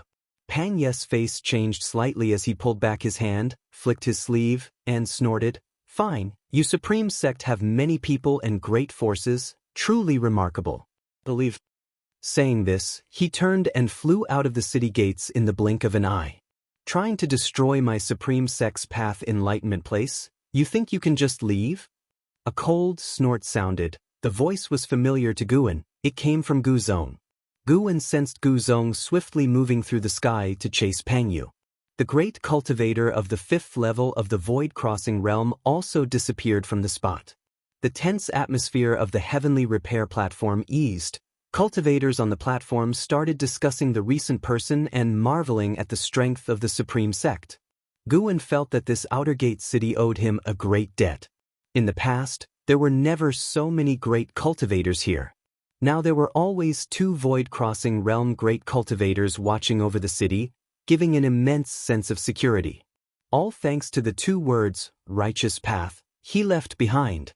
Then, Guan led the servant disciples toward Elder Tian. The servant disciples were very excited. Today, they were promoted to servant disciples and witnessed the great cultivators' confrontation. The mere names of divinity transformation and void crossing made their hearts yearn. "Let's go, it's time to return." Guan patted Elder Tian's shoulder and said. Elder Tian came back to his senses and stood up. As they exchanged glances, Guan felt that Elder Tian had some changes. He instinctively cast a lifespan detection. 8th layer of the energy cultivation realm? How did he suddenly jump 2 layers? How long has it been? Guan felt astonished in his heart but showed no emotions on his face. He had long premonition that Elder Tian would make a comeback. After all, Elder Tian didn't step down due to defeat, but due to his own mistake. Such a person was likely to return to the peak. An ancient hour later, Guan and others returned to the 3rd Medicine Valley. He asked Xiaochuan to help arrange these disciples. After Xiaochuan visited the 3rd Medicine Valley a few times, he didn't want to leave. He transferred all the demon creatures he raised there. Guan cared for him greatly and naturally did not refuse. Among the peers, only Xiaochuan stayed with him. Although Wuxin was his junior disciple, he came late and was not as important as Xiaochuan in his heart. Xiaochuan had been following Guan since childhood, always obeying. Such a junior disciple he naturally cherished dearly. Guan knew that in 200 years after the old friends passed away, it would be hard for him to build such relationships with others, so he treasured it very much. After returning to the valley, Elder Tian went alone to meditate under a big tree, contemplating something unknown. The setting sun cast a glow on the mountaintop, as Yi Yen waved his spear before the sunset, creating a unique scene that sparked discussions among the new servant disciples. Seasons alternated, and more than 2 years passed quickly. That summer, at the age of 46, Guan stood at the mountaintop, overlooking the mountains and rivers. As far as the eye could see, medicinal fields were everywhere, and one could vaguely see the estate amidst the woods. After spending more than 2 years, Guan finally managed to plant medicinal herbs across hundreds of miles. As he looked out, his heart was filled with a sense of accomplishment. A figure approached him. It was Xiaochuan. "Senior brother, Yi Yen has left for months. When will we recruit a new servant disciple to fill the vacancy? Our Medicine Valley is too big. With one less person, others need to walk a little more." Xiaochuan asked. Guan took out the Valley Master token and handed it to Xiaochuan. "You go recruit, let's see your judgment." Upon hearing this, Xiaochuan was thrilled, thanked Guan, and then hurried down the mountain. Guan looked towards the outer gate city, sensing a strong sword intent. Someone else succeeded in comprehending sword intent at the heavenly repair platform. In these 2 years, 4 people enhanced their sword intent at the heavenly repair platform, increasing the fame of the platform and sword Venerable Fudao. The heavenly repair platform even became a holy land for sword cultivators under the Taizong dynasty. Sword cultivators from various sects would visit, and the supreme sect also showed the demeanor of being the number one orthodox sect, allowing disciples of other sects to comprehend sword intent. This attitude, along with the spread of righteousness and demons, not only did not harm the supreme sect's reputation, but it also rose further. Guan admired the Hall of Elders every time he thought of this. These people truly had skills, both in power struggles and crisis management. It's no wonder they could become elders. After standing on the mountaintop for a while, Guan turned and descended. 2 years had passed, most medicinal herbs were still in the growth stage, but his lifespan's growth rate was not slow. He planned to restart his daily routine. Every midnight, invest 5 years of lifespan into cultivation, slowly enhancing cultivation level.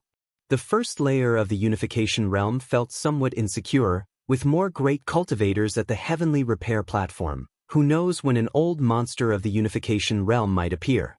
As he walked down the mountain, there were more than 20 miles to his pavilion. He strolled daily to appreciate his foundation and never felt tired. Just like now, he enjoyed the scenery along the way, feeling joyful. Half an hour later, Guan walked along the riverside. A figure descended from the sky, landing behind him. Long time no see. Leah patted Guan's shoulder, trying to scare him. Guan pretended to shiver, as Leah practiced some energy-concealing method, landing silently. Why are you here? How have you been these years? Guan looked at Leah and asked joyfully. Leah proudly said, naturally good. After being severely injured by a demon cultivator last time, I started to cultivate diligently. Now I'm not the same as before. Really, I don't believe it. Wanna compete? Forget it, the gap between our realms is too big, it's unfair. You know it. Hee hee. Guan smiled, thinking to himself, brother, it would be unfair to you. They chatted while walking. Leah talked about his experience in the inner sect. Upon entering, he immediately sought the Hall of Elders, but before he got any results, chaos broke out in the outer sect. He was then worried about Guan's safety. He took a day to visit the Mystic Valley to see Guan, but Guan was not there. After confirming Guan's safety, he returned to the inner sect to focus on cultivation. He didn't want to lose again, nor always fight across realms. Why visit me today? Guan curiously asked. Leah laughed. My father asked Li Xuanyu and me to attend the 100 Clans Grand Meeting. The meeting is not simple, it's a combat contest of talents among the great clans of the 9 dynasties, with strength rankings recorded and spread in the Immortal cultivation world, and the winners gain unimaginable opportunities. It's a contest of both clan honor and personal fame. By the way, your Ji family's Ji Xiaoyu will also attend. Hearing this, Gu's mind filled with various scenes, feeling quite interested. But he had no qualifications to participate. Even if he did, he wouldn't go. Just hearing about it was enough. Can you defeat our third miss? Guan teasingly asked. Couldn't before, now I'm not sure. Leah said confidently, making Guan glance at him. This guy's chi blood didn't seem normal. Why did he feel like demon beast chi blood? They continued chatting on their way back to the valley and drank late into the night, with other disciples gathered to hear Leah talk about the 100 Clans Grand Meeting. Even Elder Tian joined in the fun. By the way, former sect leader LV Baitin once won the top of the Hidden Dragon list, Dragon and Phoenix list, and Immortal Fate list. He was invincible at every stage. It said he was the strongest sect leader in Supreme Sect's 3,000 years, but unfortunately he deviated and perished. Leah sighed. Guan raised his eyebrows. Elder Tian was that formidable? He didn't look at Elder Tian to avoid revealing he knew Elder Tian's true identity.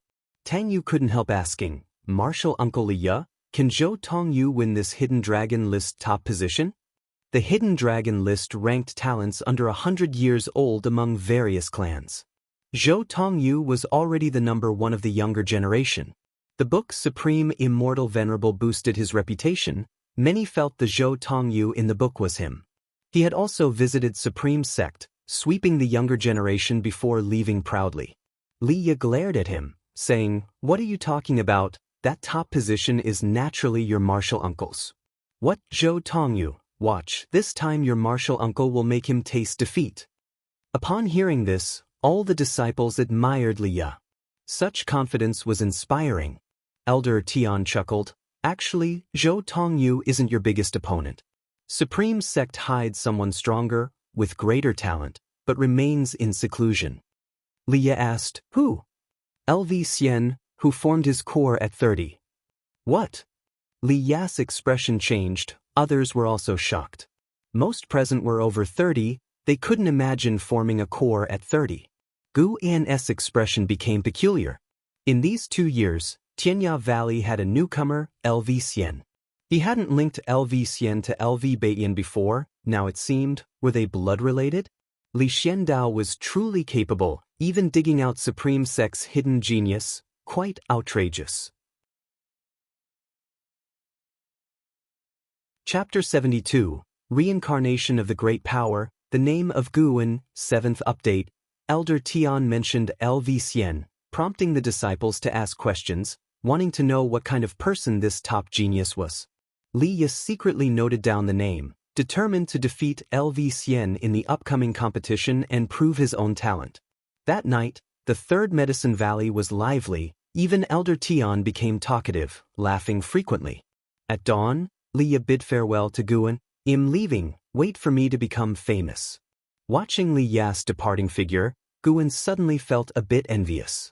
Li Ye was always so energetic and ambitious, while Guan always thought a lot before doing anything, considering all factors. But thinking of Li Ye's miserable appearance when injured, his mouth couldn't help but turn up in a smile. Envy is fine, but don't imitate. After Li Ye left, the disciples of the Third Medicine Valley continued their work. With the territory expanding, daily patrols were needed. Guan returned to Mystic Valley, checked each area, then flew towards Tianya Valley. Along the way, he found a place to secretly convert 5 years of lifespan into cultivation, then continued on his journey.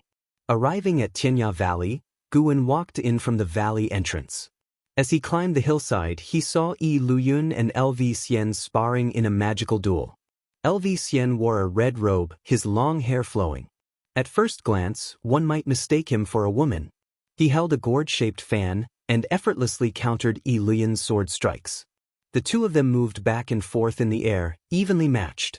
Yi Luyun suppressed his cultivation, otherwise, LV Xian wouldn't stand a chance against him.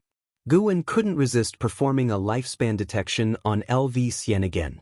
LV Xian, Core Formation Realm, First Layer 75/480/4900. He reached the Core Formation Realm at 30, but his cultivation hadn't advanced in the 45 years since? If not for the impressive lifespan of 4,900 years, Guan would find it hard to believe he was the Supreme Sect's top genius. Except for Ji Xiaoyu, who possessed a primordial Taoist talisman, LV Xian's 4,900-year lifespan was the most impressive talent Guan had seen among the human race. LV Xian didn't seem injured, perhaps he cultivated some miraculous skill like Wuxin? Sun De, Sun Air, and Sun Sen rushed to Guan, very happy because Guan always brought them tasty treats. Although they were demons captured by Luo Hun, Guan never belittled them, so they had a good relationship. These are 5th-tier spirit fruits, you can only eat one each, don't fight over them. Guan took out 3 large, crimson fruits the size of watermelons and placed them on the ground for the 3 monkey demons to pick. He then walked towards an area of the valley. Today was another harvesting day. With his Medicine Valley expanding, he now had the opportunity to pick herbs daily, which he thoroughly enjoyed. After he finished harvesting, Yi Luyun and LV Xian also stopped sparring and landed. Yi Luyun began evaluating LV Xian's performance, and LV Xian remained humble. Senior Yi, when are you going to undergo tribulation? I'm waiting for you to challenge Sword Venerable Fudao, LV Xian asked expectantly. He spoke seriously, as if he truly believed Yi Luyun could defeat the Sword Venerable. Yi Luyun hesitated and said, at most half a year. When the time comes, I will go to the Tribulation Crossing Valley of the Supreme Sect to undergo tribulation. As for challenging the Sword Venerable Fudao, let's talk about it later. Ever since he visited the heavenly repair platform, he had given up the idea of competing with sword Venerable Fudao. The gap was too great. Facing such sword intent, he couldn't muster any fighting spirit. LV Xian raised his eyebrows, his delicate face showing anticipation. He continued to persuade, "Give it a try, what if you win? Once you reach the void-crossing realm, your sword intent will naturally transform. You might have the strength to fight, and being the first to challenge sword Venerable Fudao, even if you lose, you'll become famous."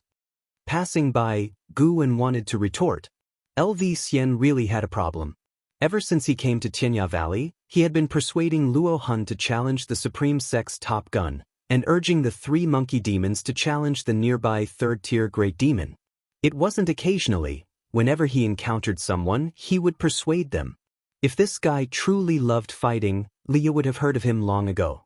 "I'll think about it." Yi Luyun frowned. LV Xian saw Guwen and immediately approached, warmly putting his arm around Guwen's shoulder, smiling, "Valley Master, I feel you're not ordinary either. Do you want to strive for the position of National Master? I can teach you spells, just say what you want to learn." Guwen replied, "I've said many times, I don't want to strive for anything, I just want to grow flowers and plants." "How is that possible? As long as you're human, you have something you want to strive for." "Then what do you want to strive for?" "Naturally, to be the number 1 in the world." "Then why not spend the time you use to persuade others on cultivating?" "I don't need to cultivate. Sooner or later, I'll be invincible." "You're impressive then." "What a bragger. Daring to claim invincibility in front of me?" Guwen suddenly had an idea and smiled. "I heard you want to participate in the 100 races competition. If you can win the championship, I'll learn your spells." "Really? Really? I didn't originally plan to participate, but since you said that, wait and see.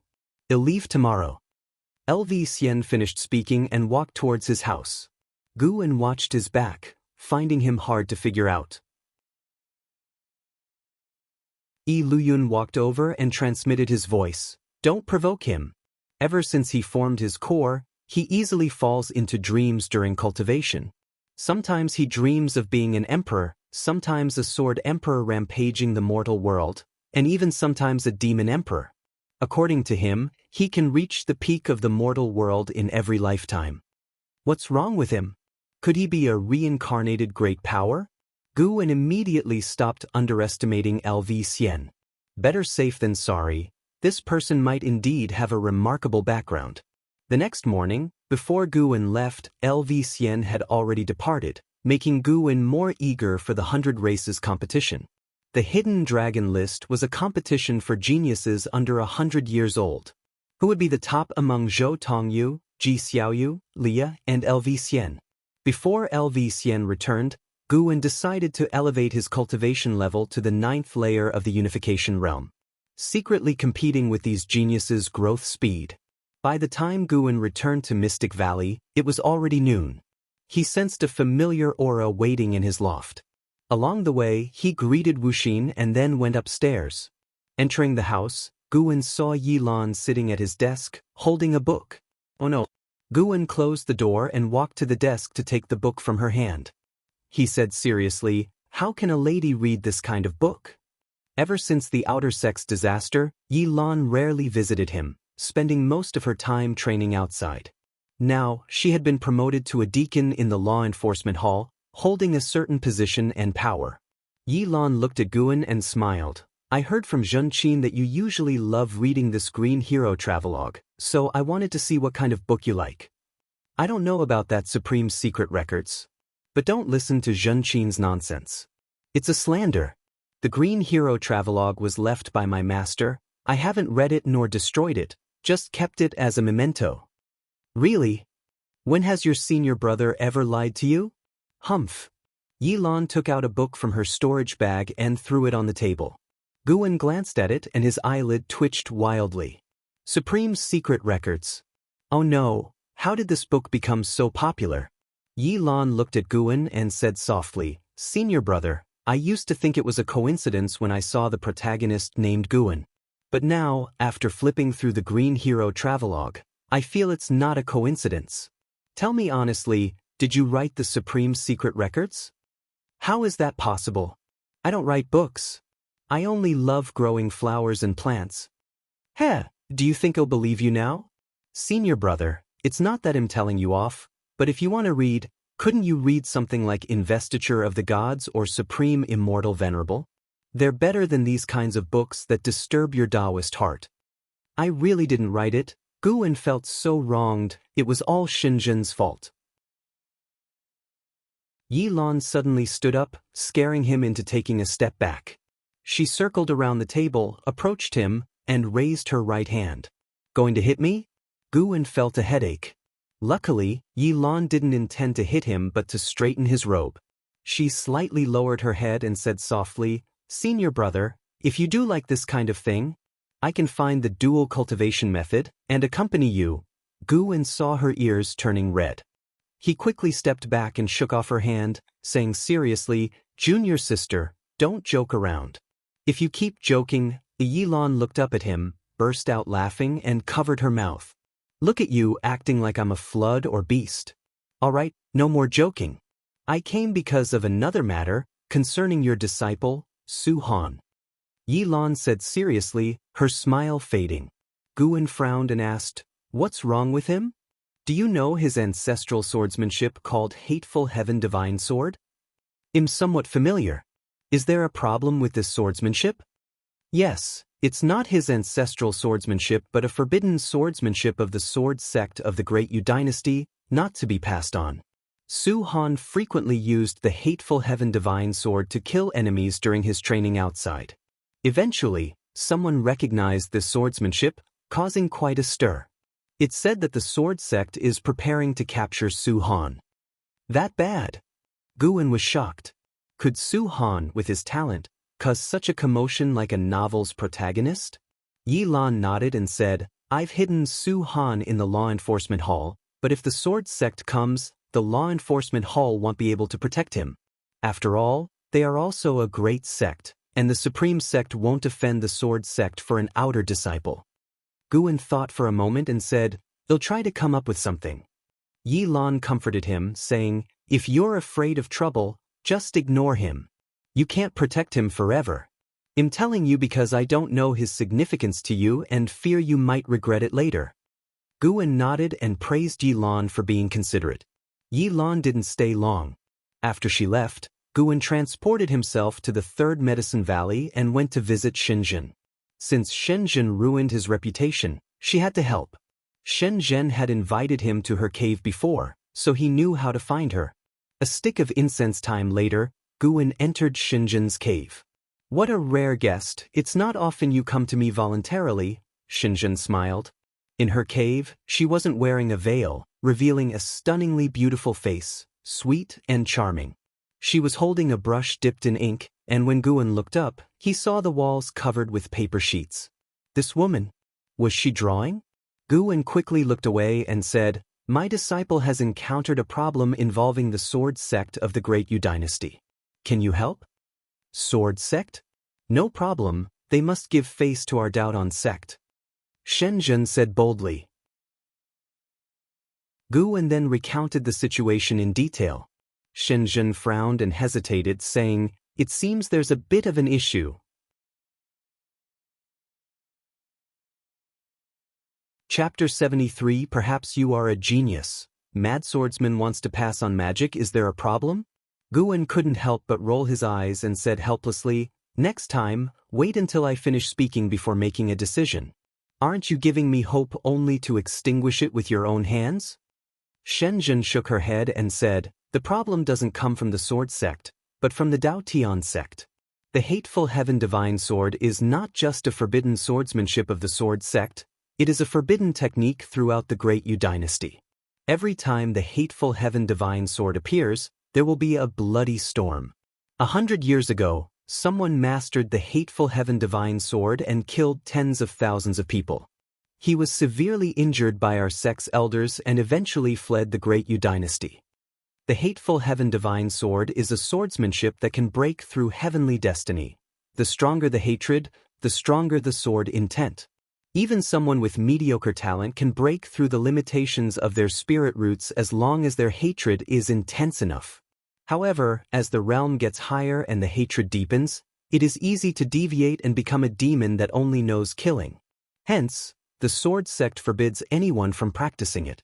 Hearing this, Guan couldn't help but ask, in that case, why did the sword sect create such swordsmanship? It was created by a genius from the sword sect. Since he was from the sword sect naturally has the responsibility to handle this matter.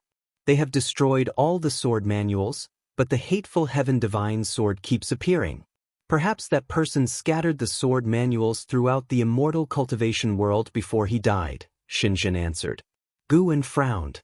Would practicing this swordsmanship lead to madness in the end? If that were true, Guan couldn't let Su Han continue. He couldn't favor his disciple at the cost of bringing calamity to the immortal cultivation world. Shenzhen spoke earnestly. The various sects of the Great Yu dynasty all resist the hateful heaven divine sword. If you insist on protecting him, it will only bring endless trouble. There is another way. Make him discard the hateful heaven divine sword in front of the sword sect. But discarding the swordsmanship isn't just a matter of forgetting it. It requires abolishing his meridians and spirit root, turning him into a mortal. Guan nodded and said, I understand. He didn't say any more, bowed to Shenzhen, and then left. Shenzhen watched his departing figure, slightly shaking her head, not advising further. She believed what she had said was clear enough. The next day at noon, Guan arrived at the outer sect city. Last night, he invested 100 years of his lifespan from 10,000 miles away, significantly increasing his cultivation. The trouble caused by Su Han made him increase his daily lifespan investment, striving to reach the 9th layer of the unification realm as soon as possible. On the way to the Yilan mansion, Guan was contemplating the matter of Su Han. Su Han was his disciple. He had to help, but he couldn't help irrationally. Moreover, judging from Shenzhen's words, practicing the hateful heaven divine sword was not good for Su Han. It would eventually lead to madness. It was a painful path. Thinking it over, Guan decided to let Su Han choose for himself. He could only help him once at most. At the same time, he was pondering another issue.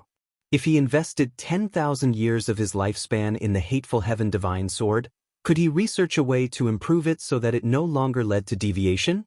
But that was a matter for the future. Even if he created it now, the sword sect wouldn't believe him. He couldn't demonstrate it himself, could he? He wouldn't fully expose himself for Su Han. Though they had the title of master and disciple, he didn't owe Su Han anything. An hour later, Guan and Yilan walked out from the law enforcement hall's gate. Since he is determined, brother, you shouldn't interfere anymore. No one in this world should be responsible for another person's life entirely. I will arrange for him to leave the supreme sect quietly, Yilan said. Guan nodded. He had negotiated with Su Han for a long time, but Su Han refused to give up the hateful heaven divine sword, even if Guan promised he wouldn't have to abolish his cultivation. Su Han still wouldn't give up. Su Han said that the hateful heaven divine sword was passed down by his father. It was the only connection between them, and he wanted to use it to avenge his father. After such a declaration, Guan could only give up. Thank you for your trouble. Guan nodded to Yilan. After a brief conversation, Guan left. Walking on the street, watching the bustling crowd, Guan felt quite emotional. Lu Jiojia had strayed from the righteous path for his own way and ended up crippled, now only able to cultivate the Taoist expansion skill in Mystic Valley with Wuxia, hoping for a chance to rise again. Su Han pursued revenge, willing to be at odds with the immortal cultivation world without regret. Guan was strong, but he couldn't decide the paths of everyone around him, nor could he change their thoughts. The mortal world was full of entanglements, all because of grudges and emotions. As Guan pondered, he seemed to gain an understanding, entering a marvelous state. Unknowingly, he arrived at the heavenly repair platform. He accidentally bumped into someone, quickly coming back to his senses. Sorry. Guan quickly apologized, filled with surprise. It was his first time falling into such an engrossed state. He hadn't encountered such a state when inheriting cultivation techniques or spells before. Recalling it, he couldn't explain it clearly, but he felt a slight change within himself. "Were you comprehending the path just now?" the person Guan bumped into suddenly asked. Guan looked at him. It was a man in green clothes with a weathered face, carrying a sword box with 3 sword hilts protruding from the top. Guan instinctively used lifespan detection. Han Ming, 5th level of Void Crossing Realm 587/1902/2780. This person also cultivated the energy concealing technique. The Immortal cultivation world was full of tricksters. Guan asked in surprise, "What is path enlightenment?" "I was just thinking about something." He thought to himself, it's better not to think about things while walking in the future, it might cause trouble. Han Ming fixed his gaze on him and said, "Path enlightenment is indeed thinking about something. In deep contemplation, one resonates with nature and the universe, entering a marvelous state. You don't need to apologize, I deliberately blocked your way. If you continued forward, you would have bumped into those great cultivators." Is path enlightenment amazing? But I didn't feel any change in my cultivation level, Guan asked, half true and half false. He pretended to be ignorant, but in reality he didn't understand path enlightenment. Han Ming turned around, looking at the words righteous path in the distance, and said, "Path enlightenment is very rare.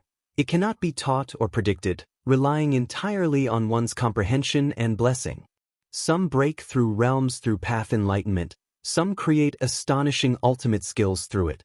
I once comprehended the path and created my own swordsmanship. Although I don't know what you were comprehending, you will feel its benefits in the future. Thank you for your guidance, Senior. May I ask your name?" Guan raised his hand and asked respectfully. Han Ming answered, "I am Han Ming, from the Great Yu Dynasty. I came specifically to challenge Sword Venerable Fudao." Hearing this, Guan couldn't help but ask, "How does Senior plan to challenge?" Han Ming gathered his breath and suddenly shouted, "I am Han Ming, a sword cultivator from the Great Yu Dynasty. I have come to challenge Sword Venerable Fudao's Sword Dao. 1 month from now, I will have a sword competition outside the city. If Sword Venerable Fudao wins, I am willing to carve my Sword Dao on the city walls for the disciples of the Supreme Sect to cultivate. If Sword Venerable Fudao loses or doesn't dare to come, I will add 2 more words next to the righteous path." This voice was earth-shattering, echoing throughout the city and spreading far, reaching even the disciples of the Third Medicine Valley, who all looked up. Countless gazes from the heavenly repair platform focused on Han Ming. Guan instinctively retreated, not wanting to be associated with Han Ming. However, Han Ming walked towards Guan. "Don't come over." Guan was very helpless. "Young friend, may I invite you to your residence to discuss path enlightenment? We can exchange enlightenment experiences." To be honest, I also want to comprehend the path again. Regardless of success, I will teach you my swordsmanship, Han Ming asked with a kind smile. In the distance, Zuolin, meditating beside Weijin, saw Guan and his eyes lit up. With his cultivation level, he could naturally hear Han Ming's words. "Indeed, this kid is not simple. My previous intuition was correct."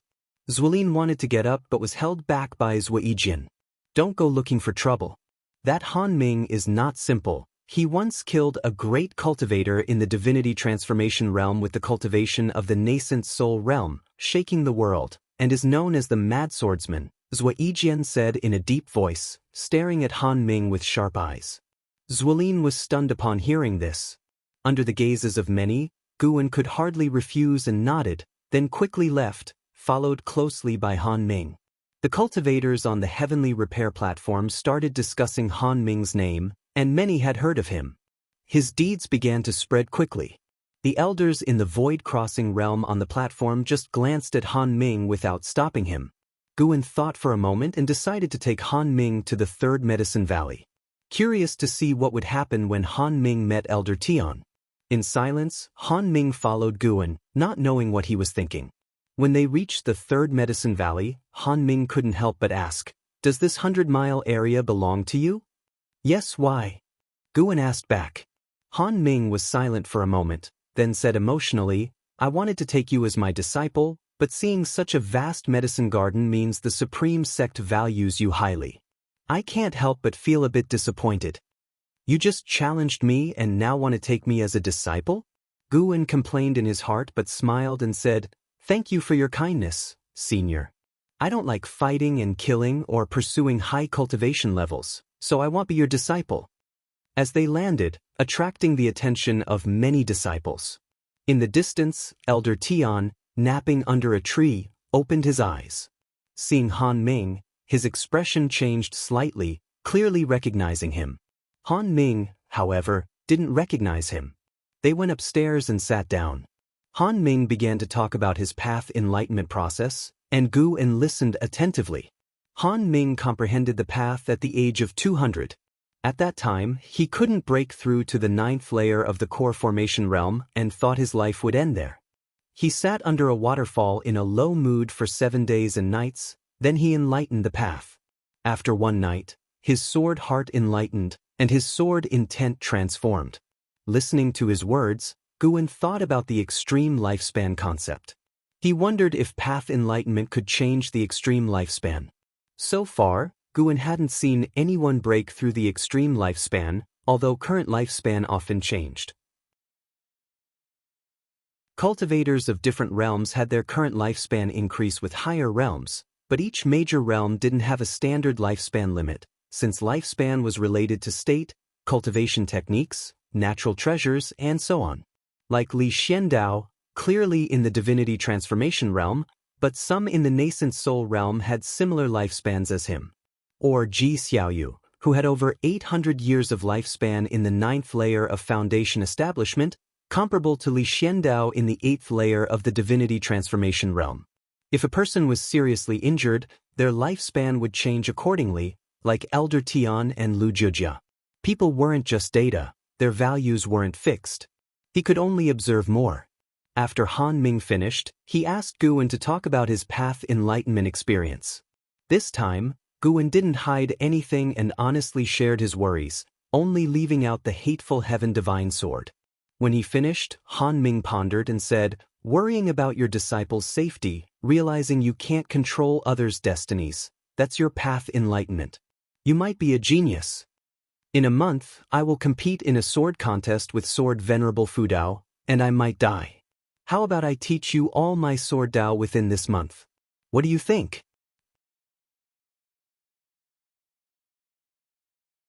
Chapter 74. Breaking through the 9th layer of the Unification Realm Sword Transmission? Guwen instinctively resisted.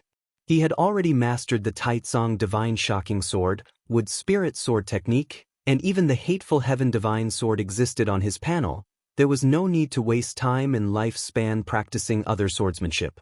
After all, he could promote and upgrade his sword techniques through lifespan deduction. Why bother learning so many? Guwen pretended to be in difficulty. Senior, I am not interested in sword Dao. To be precise, I am not interested in combat techniques at all. I don't even practice much in my daily life. Cultivating flowers and plants is my interest. Han Ming was momentarily stunned and then frowned. Guwen pretended to be panicked, explaining, Senior, I did not mean to disrespect you. You can go out and ask around. All the disciples in the valley know my character. My spirit root qualification is limited, and rather than wasting my limited lifespan on the illusory goal of immortality, I might as well live comfortably and enjoy my 200 years. Han Ming looked at him in silence. Guwen did not say more. Could he possibly beg him not to teach? After a while, Han Ming sighed and said, I finally understand why you easily comprehend the path. Your mindset has surpassed most cultivators. You have let go of obsessions and appreciate the myriad phenomena of the mortal world. Perhaps this makes it easier to perceive the true meaning of heaven and earth. The two continued discussing the Tao. Han Ming no longer insisted on teaching swordsmanship.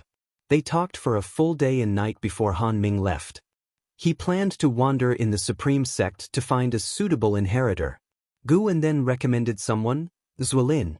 Coincidentally, Han Ming also knew Zuoyijian, so he agreed to assess Zuolin. After he left, Guwen began patrolling the 3rd Medicine Valley. Elder Tian caught up, curiously asking, "Valley Master, that cultivator just now didn't seem ordinary, but his attire clearly indicated he was from the Great Yu dynasty. What was he looking for?" "He wanted to take me as his disciple and transmit his sword Dao to me." "Did you agree?" "How could I? If I agreed, wouldn't that be a betrayal of the Supreme Sect? Although my strength is lacking, I am loyal to the Supreme Sect." Guan casually dismissed the idea, speaking so nonchalantly that Elder Tian could feel his sincerity. He didn't think Guan was acting. He had been in this medicine valley for many years, and Guan always took his tasks seriously, treating servant disciples earnestly. Apart from not loving cultivation, Elder Tian couldn't find a flaw in Guan. Elder Tian began to accompany Guan on patrol, inspecting the medicinal herbs along the way, as they chatted sporadically. During this time, Guan inquired about Elder Tian's views on the master-disciple relationship. Elder Tian had lived for over 700 years, Guan was interested in his life insights.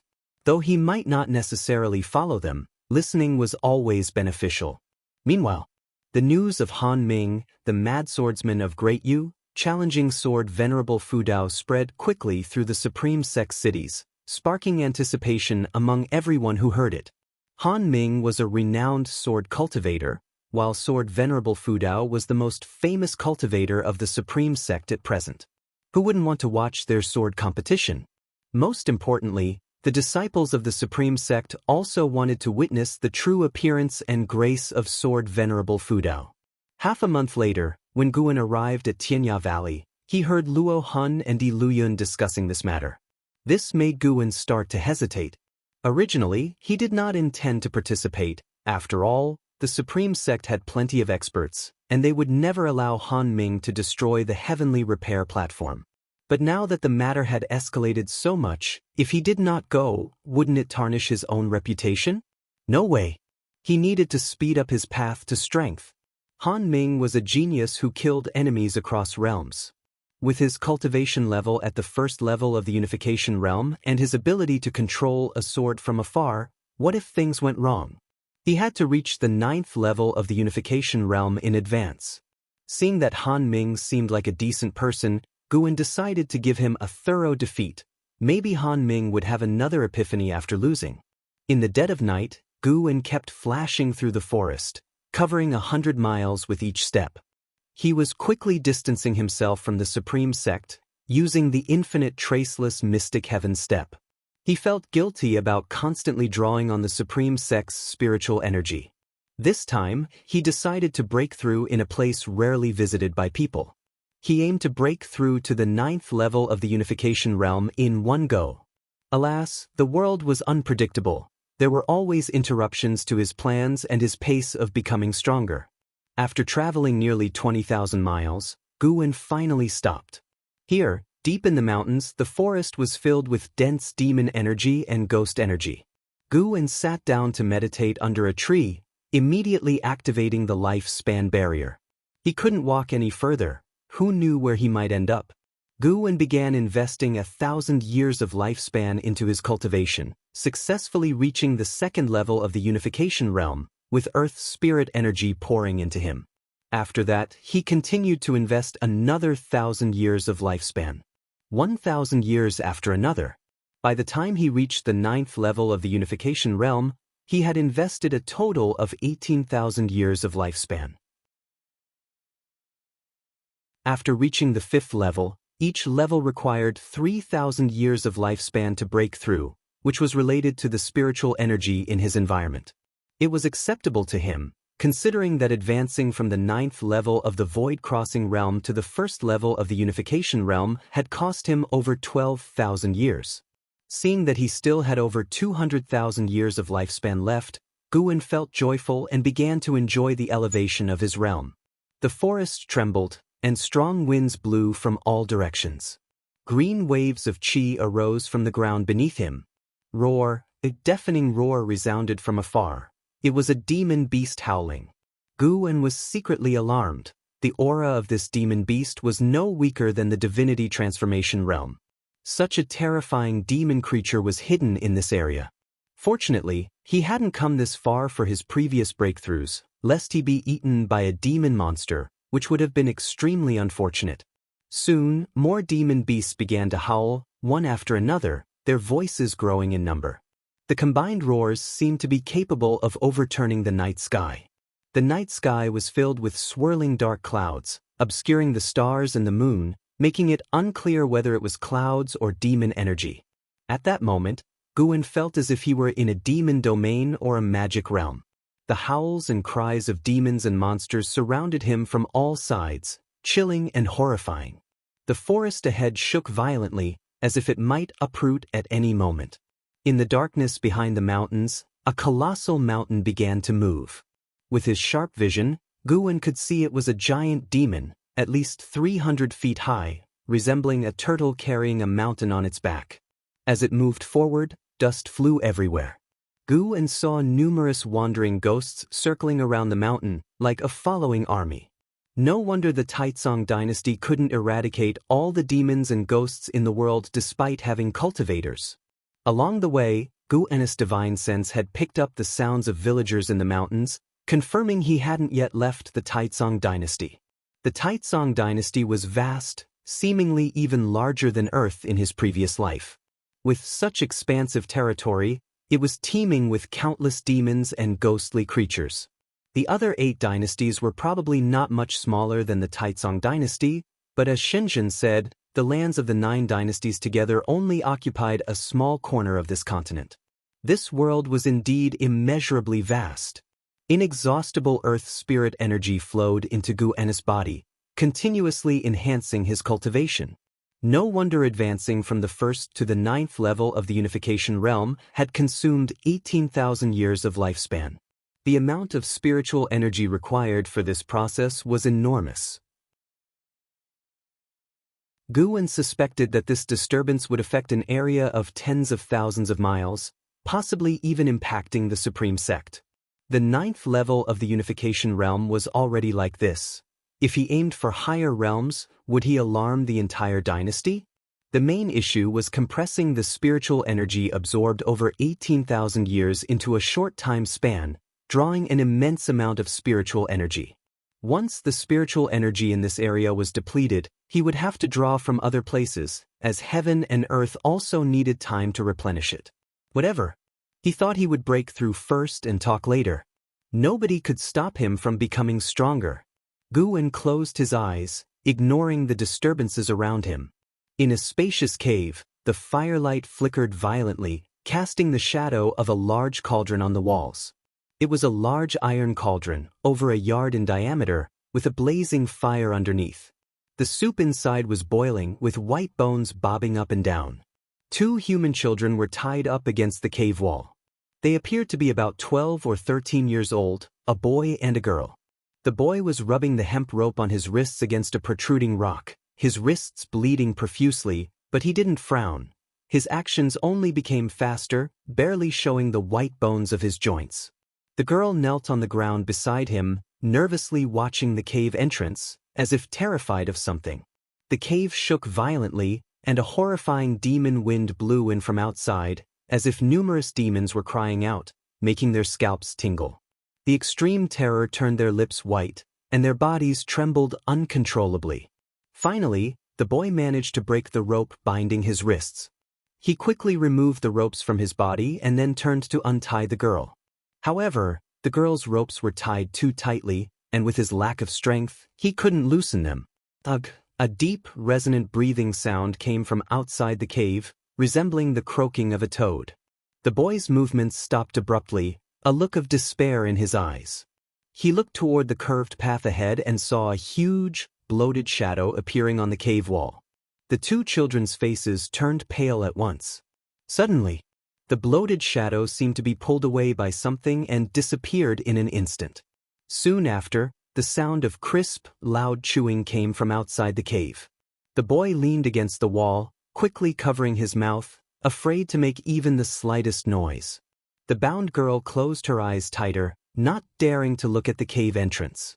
The earth spirit energy sank, causing the demons to flee in all directions. The night was destined to be anything but peaceful. 2 hours later, Guwen reached the 6th level of the unification realm. He predicted it would be dawn by the time he reached the 9th level.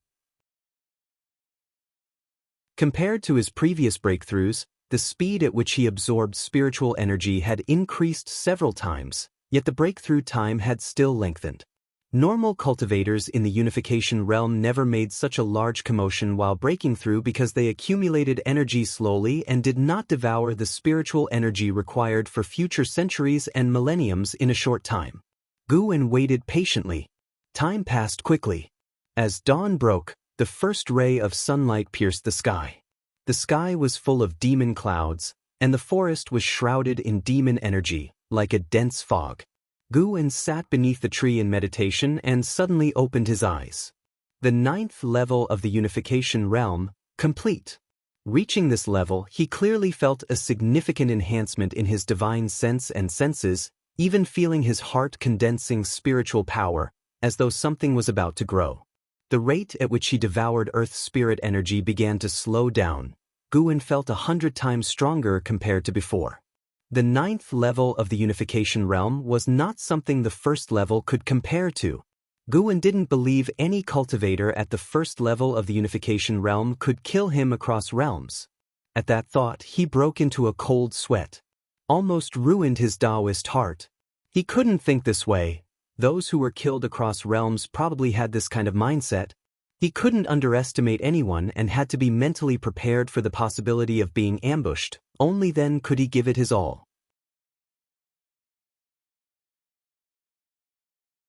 Chapter 75. Exaggerated Limit Lifespan. Guwen takes a disciple. Once his cultivation level was completely stabilized, Guwen closed the lifespan barrier.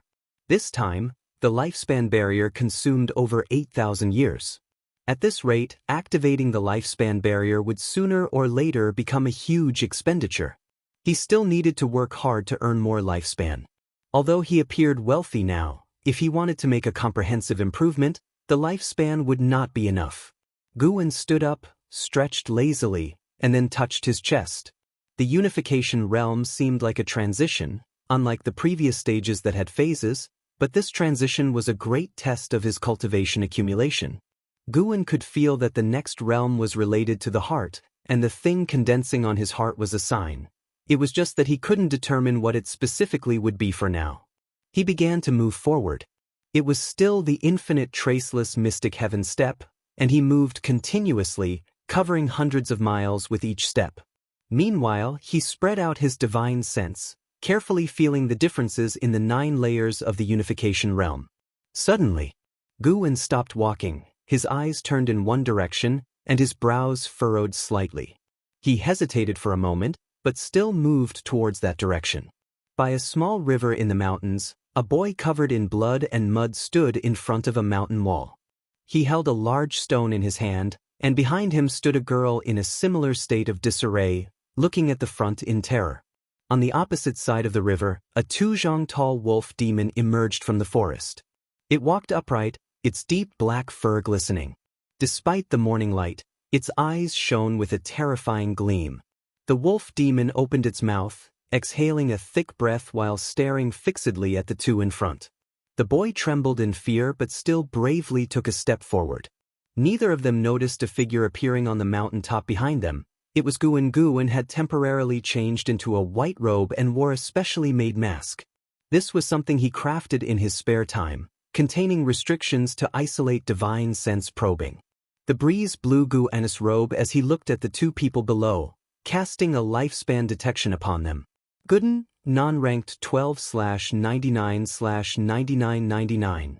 Little Flower, non-ranked 12/78/230.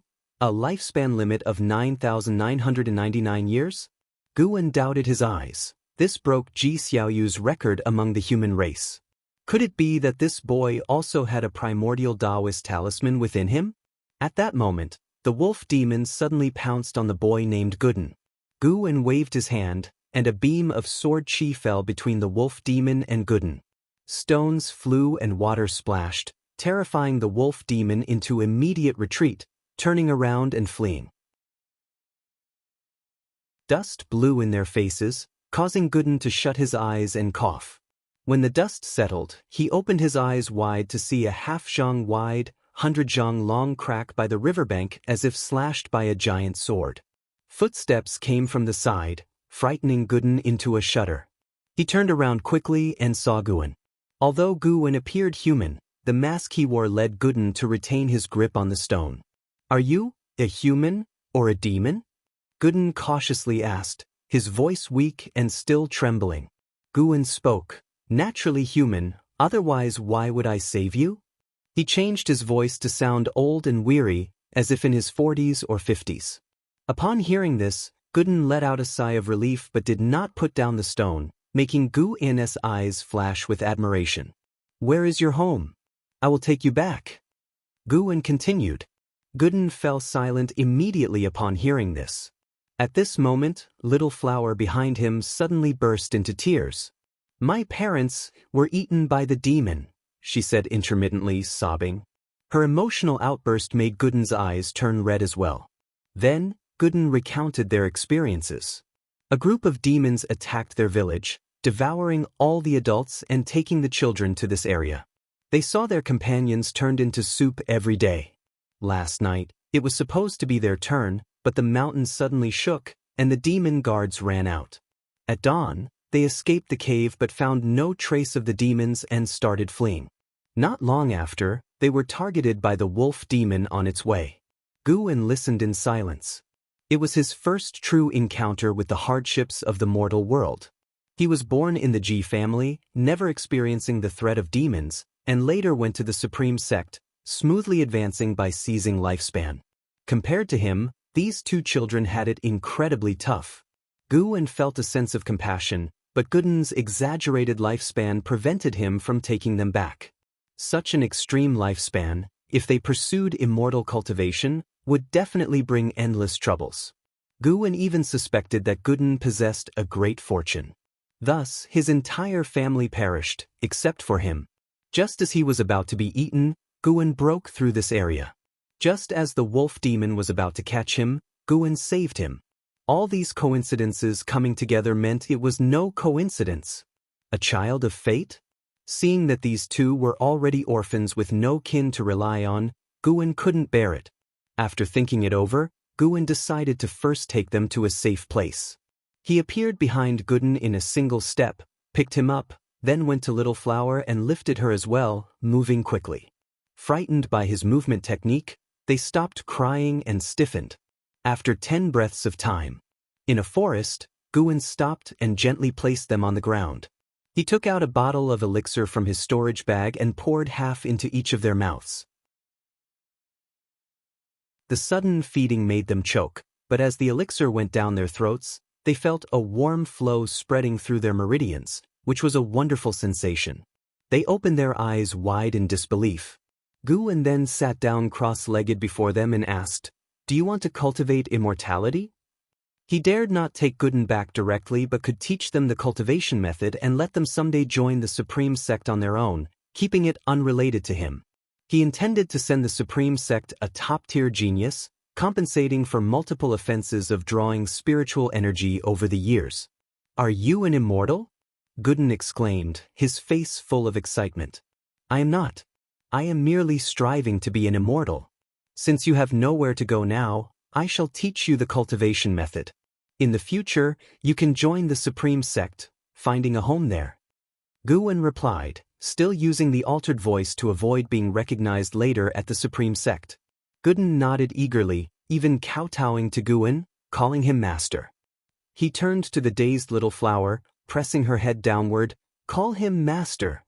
Little Flower instinctively called, "Master." Guen initially wanted to refuse, but seeing their hopeful faces, he couldn't. Damned. Was this the effect of great fortune? Guen felt it wasn't his compassion but Guden's fortune influencing him. Immortal cultivation emphasized fortune and karma, trusting in those intangible existences. "Fine, now I will teach you the mental method formula. Listen carefully and remember it well," Guen said seriously.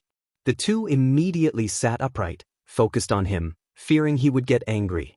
Guen passed on his yang with primordial skill to them. He wasn't afraid Guden would fully comprehend it. Even with 1,000,000 years of lifespan, continuous improvement would be necessary. Honestly, he also wanted to see how far Guden could develop the Yangwood primordial skill. So far, he wasn't sure what tier his cultivation techniques and ultimate skills ranked within the immortal cultivation world. Time flew by quickly. Guden spent half a day teaching, mainly to Little Flower. He taught the first layer of the mental method. Guden memorized it after hearing it once. The extreme lifespan indeed didn't lie. Guden let Guden go to the side and cultivate while he instructed Little Flower alone. Master, I feel something inside my body. Is it spiritual power? By afternoon, as Little Flower pondered carefully, Guden suddenly shouted in excitement nearby. Little Flower, hearing this, opened her eyes wide in disbelief, followed by a look of gloom. Guden calmly said, "Don't make a fuss. Where are your manners? Do you want to attract demons?" Guden quickly shut his mouth. As night approached, Little Flower finally memorized the first layer of the Yangwood primordial skills mental method. Another night passed. Guden had already fully embarked on the path of immortal cultivation, while Little Flower had yet to cultivate any spiritual power. Typically, with a 5-spirit root qualification, it took a month to cultivate spiritual power, so Guden wasn't disappointed with Little Flower. At dawn, Guden prepared to leave. "Guden, I am going out. I will return by evening. Take good care of your junior sister." Guden instructed. Guden opened his eyes and quickly stood up, nervously asking, "Master, will you really come back? Don't leave us. I promise not to shout anymore." Little Flower also opened her eyes upon hearing this, stood up, and rushed over, holding Guden's waist to prevent him from leaving. Guden found it amusing but maintained a stern tone. "I am going to slay demons. Do you want to burden your master by coming along?" Hearing this, Little Flower immediately let go. Guden's eyes darted, and he said, "Master, we are also cultivating immortality now. How about giving us new names?" He believed that having new names was significant, and being named by their master would strengthen the relationship. Guden hesitated for a moment. He raised his right hand, pointing his finger towards the ground, inscribing words with sword chi. Guden quickly ran over to watch by his side. Although from a mountain village, a teacher there had taught them, so he could barely recognize the words. After Guden finished writing, Guden couldn't help asking, "And what? Master, what's the last word?" "Your name isn't Hao. Hao means sky, hoping you could become the sky for your junior sister and pave your own path to the heavens. As for Little Flower, her name is now an Xin. I hope she can live in peace and be content with what she has." Guden said calmly and disappeared into thin air after speaking. Renamed and Hao, Guden looked up, already unable to see Guden's figure. He immediately squatted down, gazing at his new name, muttering, "And Hao, Hao." He seemed intent on remembering the word Hao. An Xin squatted beside him, accompanying him in looking at the words on the ground. On the other side, Guden hurried towards the Supreme Sect. When he returned to Mystic Valley, Wuxia was still leading disciples in training. He walked from the valley entrance and saw many cultivators flying across the sky. Evidently, the disturbance the previous night had alerted the Supreme Sect.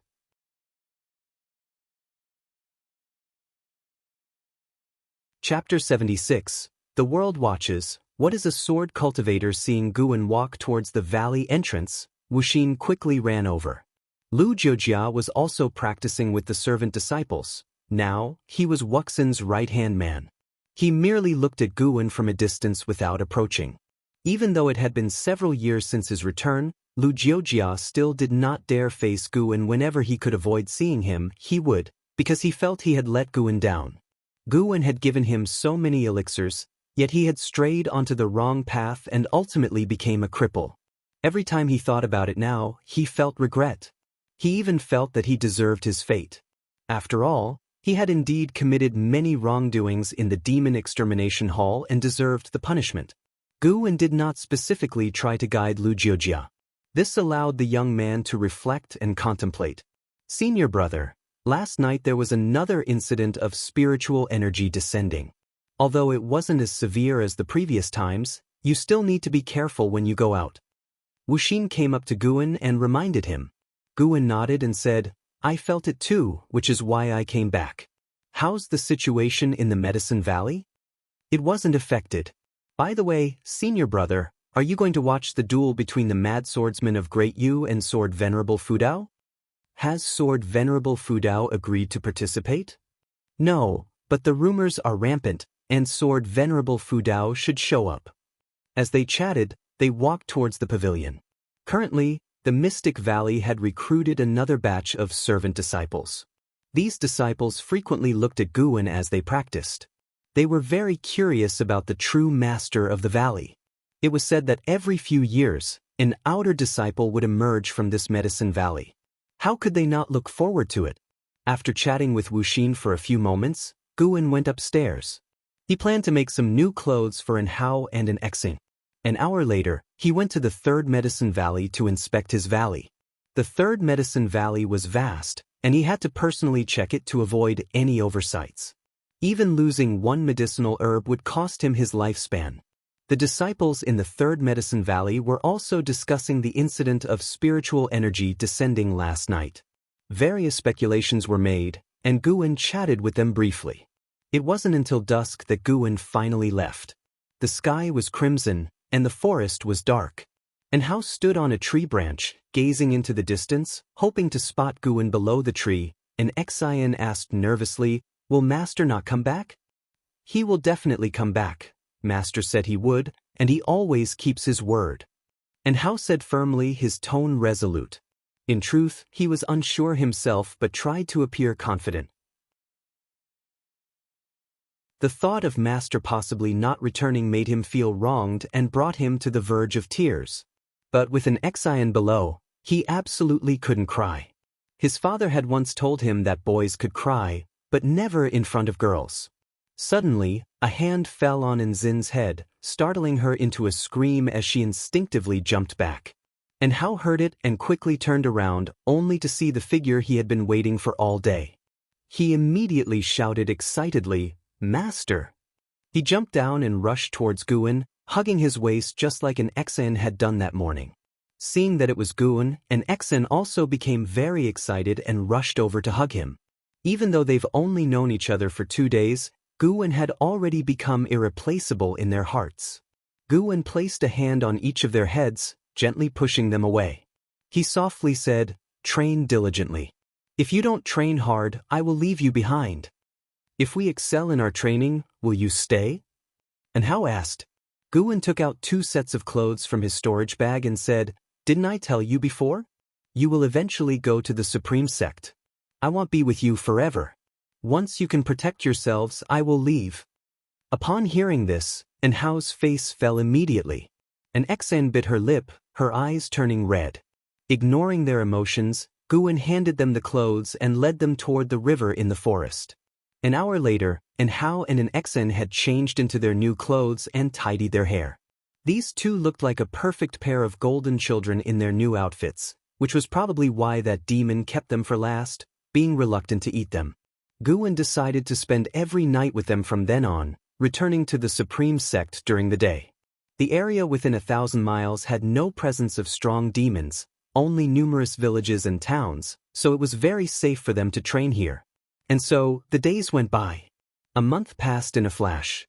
The outer gate city was crowded, and even the mountain areas outside the city gate were filled with cultivators in meditation.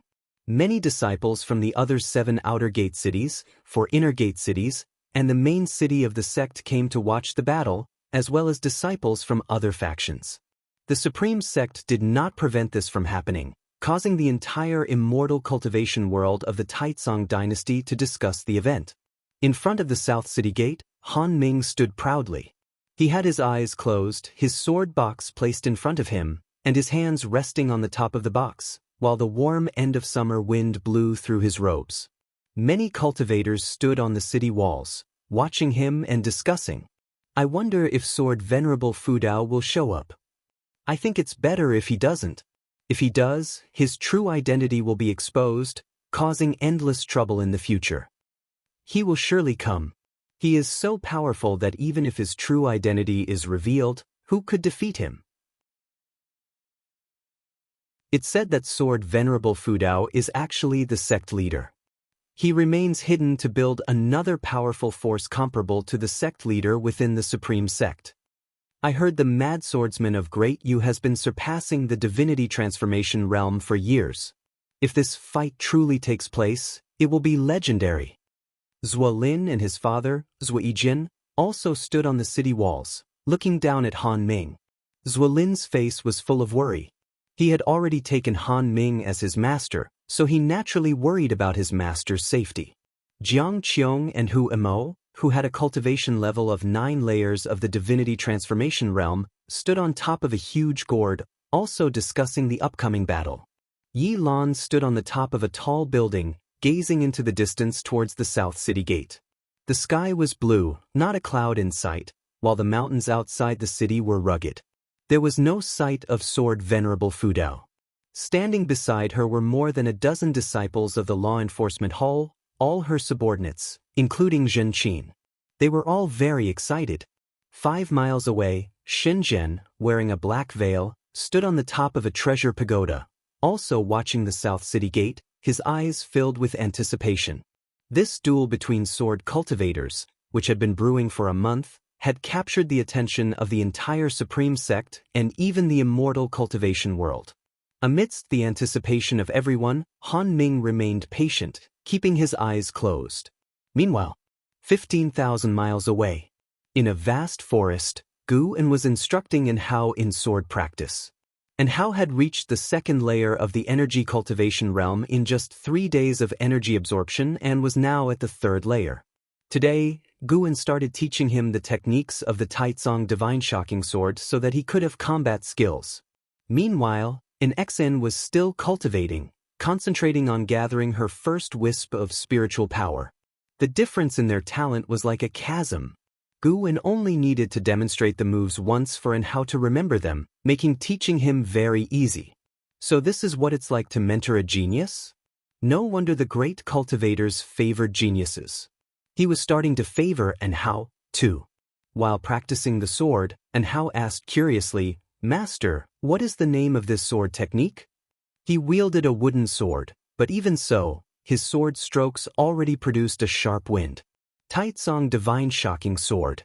You are the only one who has learned my sword technique. Do not disgrace it in the future. Gu En said. Given An Hao's talent, he would certainly be revered if he joined the supreme sect. Adding that he was the inheritor of sword Venerable Fudao's technique would make him even more extraordinary. In the future, the supreme sect would have to think twice about oppressing An Hao, considering whether it was worth going against sword Venerable Fudao. Taizong Divine Shocking Sword. An Hao murmured, his eyes shining. He could feel the brilliance of the sword technique. Every time he practiced the moves, he had new insights, which made him deeply captivated. The sound of the sword cutting through the wind echoed continuously in the forest. Gu En stood to the side, watching quietly. The wooden mask covered his face, preventing An Hao from seeing his expression. In the distance, An Xen looked on with envy in her eyes. She also wanted to practice the sword. An hour later, An Hao unexpectedly produced sword qi. As he swung the sword qi grazed past Gu En and struck the tree trunk behind him, leaving a fine sword mark. After producing sword qi, An Hao seemed to have opened his meridians, becoming faster and more fluid in his movements, swift as a startled swan. The spiritual energy in the forest began to converge towards him. Gu En watched with a tense mind. What kind of monster is this? He felt he had created a significant upheaval.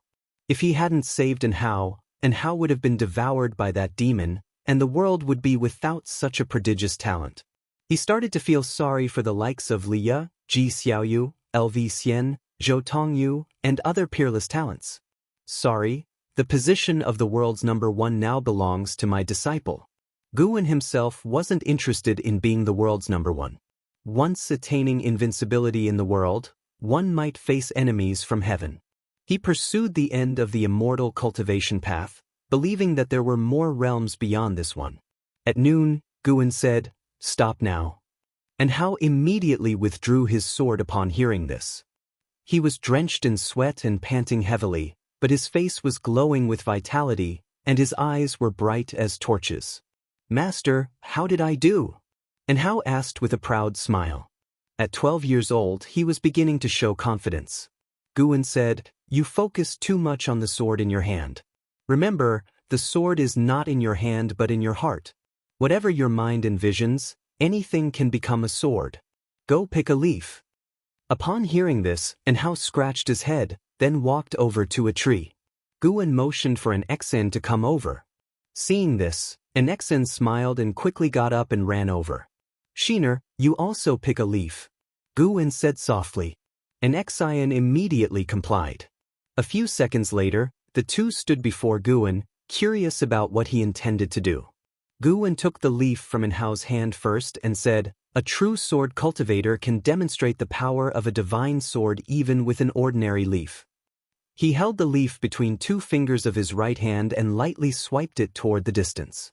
The leaf flew out, and Hao and an Exen followed it with their eyes. Boom! A strong wind erupted, messing up their hair. They widened their eyes in disbelief. The leaf suddenly burst forth with terrifying sword chi, shattering the forest in front of them and cutting through the air with unparalleled force, disappearing in an instant. A 10-foot-wide clearing appeared in the forest ahead. Dust was flying, and the scene was breathtaking. That direction, incidentally, was towards the outer gate of the Supreme Sect.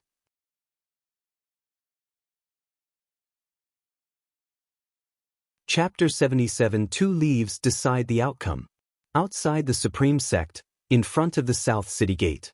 Sword Venerable Fudao, if you do not show up within 30 minutes' time, then I will carve 2 more words on the heavenly repair platform. Han Ming's voice resounded, loud as rolling thunder, reverberating between heaven and earth for a long time. His words stirred the cultivators into a flurry of discussion. Although the disciples of the Supreme Sect frowned, they did not dare to curse him, as he had observed the formalities first. Having eagerly awaited for a month, the fact that Sword Venerable Fudao hadn't appeared left even the disciples of the Supreme Sect somewhat disappointed. Zhuo Lin on the city wall breathed a sigh of relief, though he felt Han Ming was no match for Sword Venerable Fudao. Having spent a month together, he sincerely didn't wish for anything untoward to happen to Han Ming. Zhuo Yijian, on the other hand, looked into the distance, instinctively feeling that Sword Venerable Fudao would surely come. The commotion in the city grew louder. On the gourd magic artifact, Jiang Qiong whispered, "Could it be that Sword Venerable Fudao is really the sect leader?" "It's possible," Huemo mused. Although Han Ming is not much stronger than Chu Xian, Sword Venerable Fudao would need to reveal his true form to defeat him, so he wouldn't dare show up.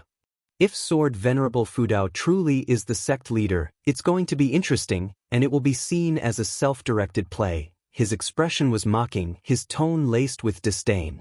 The gourd under their feet glowed faintly, a restraining force isolating them from the surrounding space. Jiang Qiong was about to speak more, but suddenly, a powerful sword intent erupted from the South City Gate. Immediately following, an unimaginable force surged from the southern horizon. She jerked her head up, and Huemo beside her did the same. In front of the South City Gate, Han Ming lifted his sword box and stepped out 100 zhang. He planted the sword box into the ground, its base sinking into the soil. The sword box opened, and 2 treasure swords sprung out to the sides. His right hand pressed on the top of the sword box, his body bursting with vast sword intent, alarming all onlookers. Before most could track his movements, a streak of sword chi shot from the distant horizon, sweeping through forests and mountains, unstoppable. In the blink of an eye, this streak of sword chi collided with Han Ming's vast sword intent. Han Ming's sword chi formed a blue light curtain, nearly 200 zhang high, immensely grand. However, when struck by the mysterious sword chi, his blue sword chi tore apart, seemingly shattered in an instant. He widened his eyes, looking up, his pupils reflecting a leaf. Boom! The leaf swept over his head, sending his black hair fluttering, causing him to stagger back a couple of steps.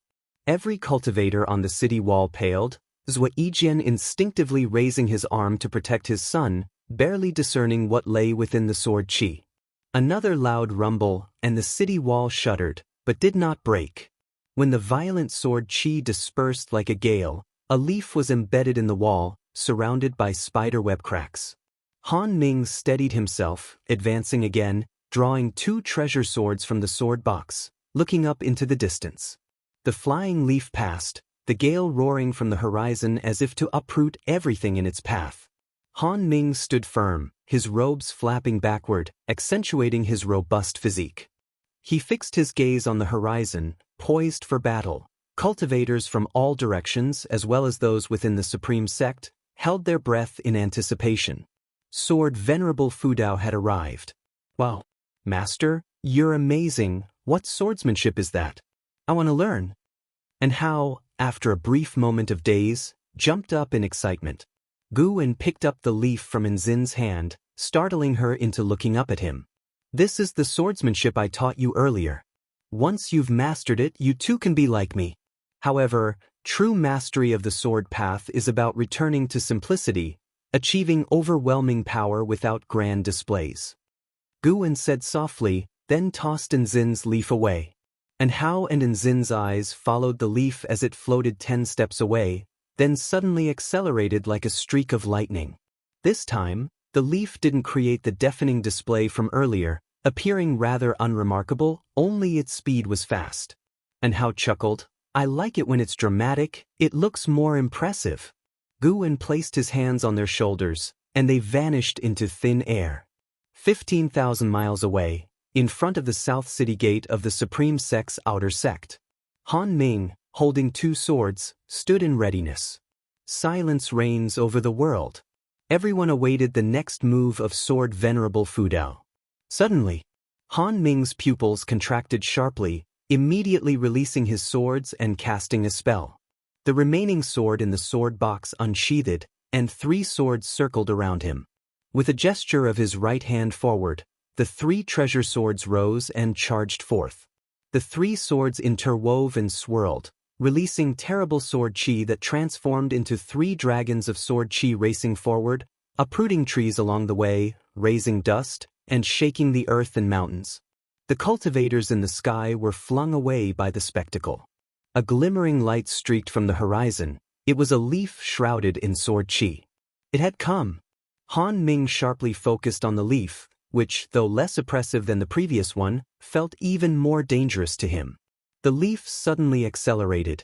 Turning into a glimmering light, it pierced through Han Ming's sword chi, sending his 3 swords flying. Before they could settle, the leaf was already before Han Ming. So fast. Damn it. Han Ming was horrified, instinctively pushing out his palm. His robes erupted with a golden light, forming a golden bell shadow. Boom! The leaf shattered the golden bell shadow, piercing Han Ming's right shoulder. The powerful force left him unable to resist, dragging his body along, splitting the ground beneath him.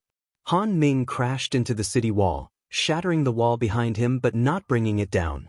The reason it didn't collapse wasn't due to the wall's sturdiness but because Guwen had controlled it deliberately. Han Ming was pinned against the wall, spitting blood, his head hung low as if dead. "Master," Zuolin, atop the shaking wall, called out anxiously. Countless cultivators gasped. The mad swordsman of Great Yu had been defeated by Sword Venerable Fudao with just 2 leaves? How great was the gap? Flying Leaf Sword Immortal. Sword Venerable Fudao is the Flying Leaf Sword Immortal. A Supreme Sect disciple excitedly shouted. No need for him to spell it out, all spectators realized this. On the gourd magic artifact, Huemo opened his mouth but couldn't say anything. Yi Lan gazed at the remnants of sword chi in the sky, eyes full of envy. How advanced must one's cultivation be to wield such near-godlike power? Shenzhen flew over the city wall, landed on the ground, and swiftly pulled out paper and pen to sketch Han Ming pinned against the wall. Under the blue sky, amidst the mountains, a small town sat by a large lake. If anyone asks, do not mention me. Just say you are children from this town. Gu An's voice transmitted. And Hao and an Xen landed, instinctively turning around, but Guwen was already out of sight. At this moment, they stood in an alleyway, with moss-covered mud walls on both sides. As an Xen was about to speak, and how covered her mouth and said, "Sister, let's go catch frogs." He gave an Exine a look, and when she nodded, he released his hand. Then, they walked out of the alley one after another, drawn by the bustling street, smiles naturally spreading across their faces. After all, they were still children. On the other side, removing his mask, Guan donned a blue Taoist robe and stepped into an inn. Having a rare chance to come out, he intended to enjoy the mortal world's sights. He went up to the second floor of the inn, sat at a windowside table, ordered the inn's signature wine and dishes, then gazed out at the street below. Street vendors peddled their goods on both sides, with travelers passing by. Guan even sensed the aura of other cultivators, though their numbers were not abundant. Patrons in the inn chatted about the grievances between Jianghu heroes, giving Guan a feeling of having traveled through time again. Before his food and drink arrived, Guan sensed a strong divine sense sweeping across the town. As expected, someone was coming. The divine sense swiftly vanished, not appearing again. Guan was in no hurry, ready to relax for the day. When his food and drink arrived, he began to drink alone, admiring the old-fashioned street bustling with people below the window. The sun set, the moon rose. As night fell, the town remained lively, red lanterns hanging on the buildings, with small rivers crisscrossing the town, glowing faintly. Guan stood atop a stone bridge, his brow furrowing slightly. He sensed a wisp of demon energy entering the town. Not very strong, just a second-rank demon creature, equivalent to the Foundation establishment realm.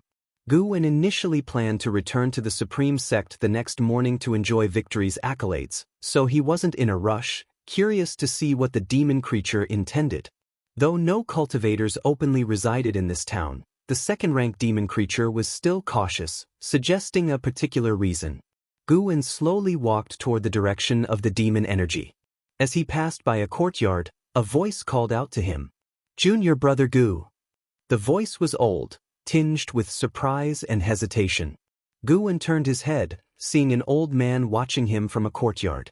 The old man had white hair and a stooped back, appearing in his 70s or 80s. Guan frowned, suddenly thinking of something, hesitantly asked, "Senior brother Zhang?" Zhang Chuanqiu. It had been so long, Guan had nearly forgotten Zhang Chunqius' aura, and Zhang Chunqius' appearance had changed significantly. The old man quickly walked out, excitedly saying, "It's really you. I felt like the person on the bridge looked like you from upstairs, but I didn't dare to believe it. Junior brother Gu, what brings you here? Are you on a mission as an outer disciple?" Guan nodded, something like that. "Senior brother, what are you doing here?" "What a coincidence." Zhang Chuanqiu smiled. "This town is the wealthiest near the Supreme Sect. I'm here to spend my retirement." That made sense. Guan chose this place because of its safety and vibrant population. Zhang Chuanqiu took Guan by the wrist, smiling. "Come in and chat. You're not in a hurry, are you?" "Not at all," Guan replied, sensing no one else in the courtyard. He was curious about Lotus' whereabouts. He had once eavesdropped on Zhang Chuanqiu muttering to himself, learning Zhang Chuanqiu had come down the mountain for a girl named Lotus.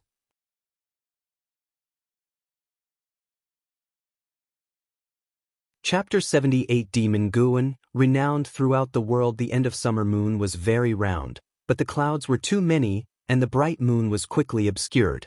Guan and Zhang Chuanqiu sat inside the house, chatting leisurely. Zhang Chuanqiu spoke of his experiences over the years while Guan listened attentively. Zhang Chunqius' story was like one written by a scholar. He left the Supreme Sect for a woman he loved, only that woman was a demon. Years ago, Zhang Chuanqiu went to the Supreme Sect seeking immortality. On the way, he was attacked by demons, and was luckily saved by a female demon named Lotus. Eventually, he safely entered the Supreme Sect. He always remembered Lotus' kindness. Every year, he would go out to visit her. Their feelings for each other grew rapidly. Many years later, having no hope of reaching the Foundation establishment realm, he chose to descend the mountain and spend the rest of his life with Lotus. After they met again, they came to this town, bought a mansion, got married, and had a son. After being with a demon for a long time, Zhang Chunqia's spiritual power was drained, along with his chi blood. Lotus couldn't bear to drag him down, so one morning, she left without saying goodbye. Hearing the story up to this point, Guan wanted to say something but held back. You might think I was deceived by her, but that's not the case. A human and a demon together end up this way. The reason I came down the mountain was also because there was no hope on the path of immortality. I do not regret it. Her lifespan is longer than mine. I don't have many years left. It's better she left earlier to avoid the pain of parting. Zhang Chuanxiu said with a smile, appearing kind. His cloudy eyes seemed to have seen through the vicissitudes of life in the mortal world. Looking at him, Guan couldn't help but think back to when he first entered the Mystic Valley. How young was Zhang Chuanxiu then? Truly things had changed. He detected that Zhang Chuanxiu only had 3 years left to live, which made him feel a bit sad. An hour later, the demon energy that Guan had previously sensed entered the courtyard. It was Zhang Chunqia's son. Zhang Buku, Foundation Establishment Realm 2nd Layer 22/460/2300. At 22 years old and in the Foundation Establishment Realm 2nd Layer, he was absolutely a genius. Could it be easier to give birth to geniuses from the union of humans and demons? Guan suspected it might be because Lotus' aptitude was exceedingly high. Buku, this is your martial uncle, Guan. Zhang Chuanxiu called out to Zhang Buku, who had climbed over the wall. Zhang Buku looked like a boy of 16 or 17, with rather dense hair on his cheeks. Greetings, martial uncle Gu. Zhang Buku walked over, greeting shyly. Guan smiled and nodded, then took out a bottle of elixirs from his storage bag, saying, "This is a top-grade spirit energy elixir, just a little gift for our first meeting. How can we accept this?" "Senior brother, are you refusing out of disdain?" "How could I? I just think it's too precious." After pushing back and forth for a long time, Zhang Chuanxiu couldn't argue against Guan and had no choice but to let Zhang Buku accept it. Zhang Buku curiously observed Guan. It was the first time he had received a gift from someone other than his parents. Making him feel good about Guan, Zhang Chuanxiu began asking about the situation in Mystic Valley, and Guan did not hide anything. Upon hearing that Cheng Xiandan and Meng Lang had died, Zhang Chuanxiu was not sad but rather a bit emotional and reminded Guan to be careful in the future. Then, Guan mentioned that Liya had already reached core formation.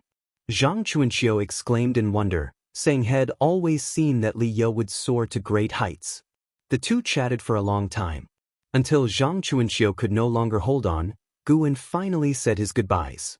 Before leaving, supported by Zhang Buku, Zhang Chuanxiu turned around and said, "Junior brother Gu, you've already reached Foundation Establishment, which means your aptitude isn't terrible. Keep cultivating diligently. See how the world changes after hundreds of years for me." Guan stood at the door, looking back at him and nodding slightly. From beginning to end, Zhang Chuanxiu did not ask him for anything, just reminisced.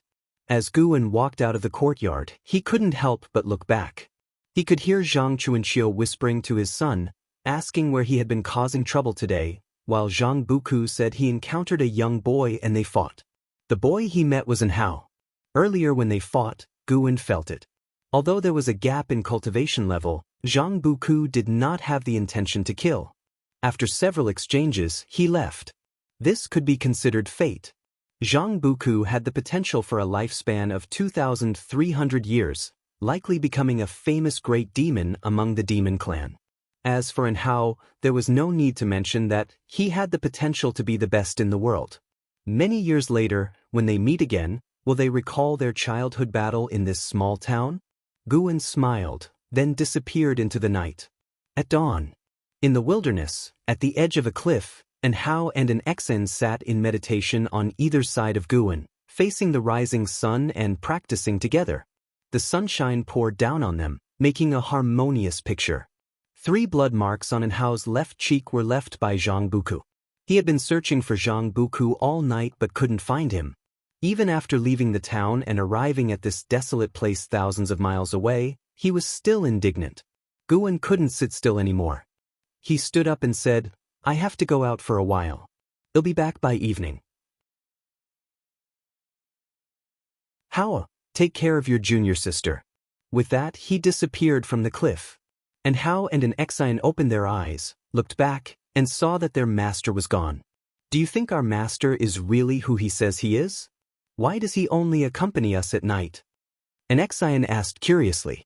Touching his chin, and Hao thought.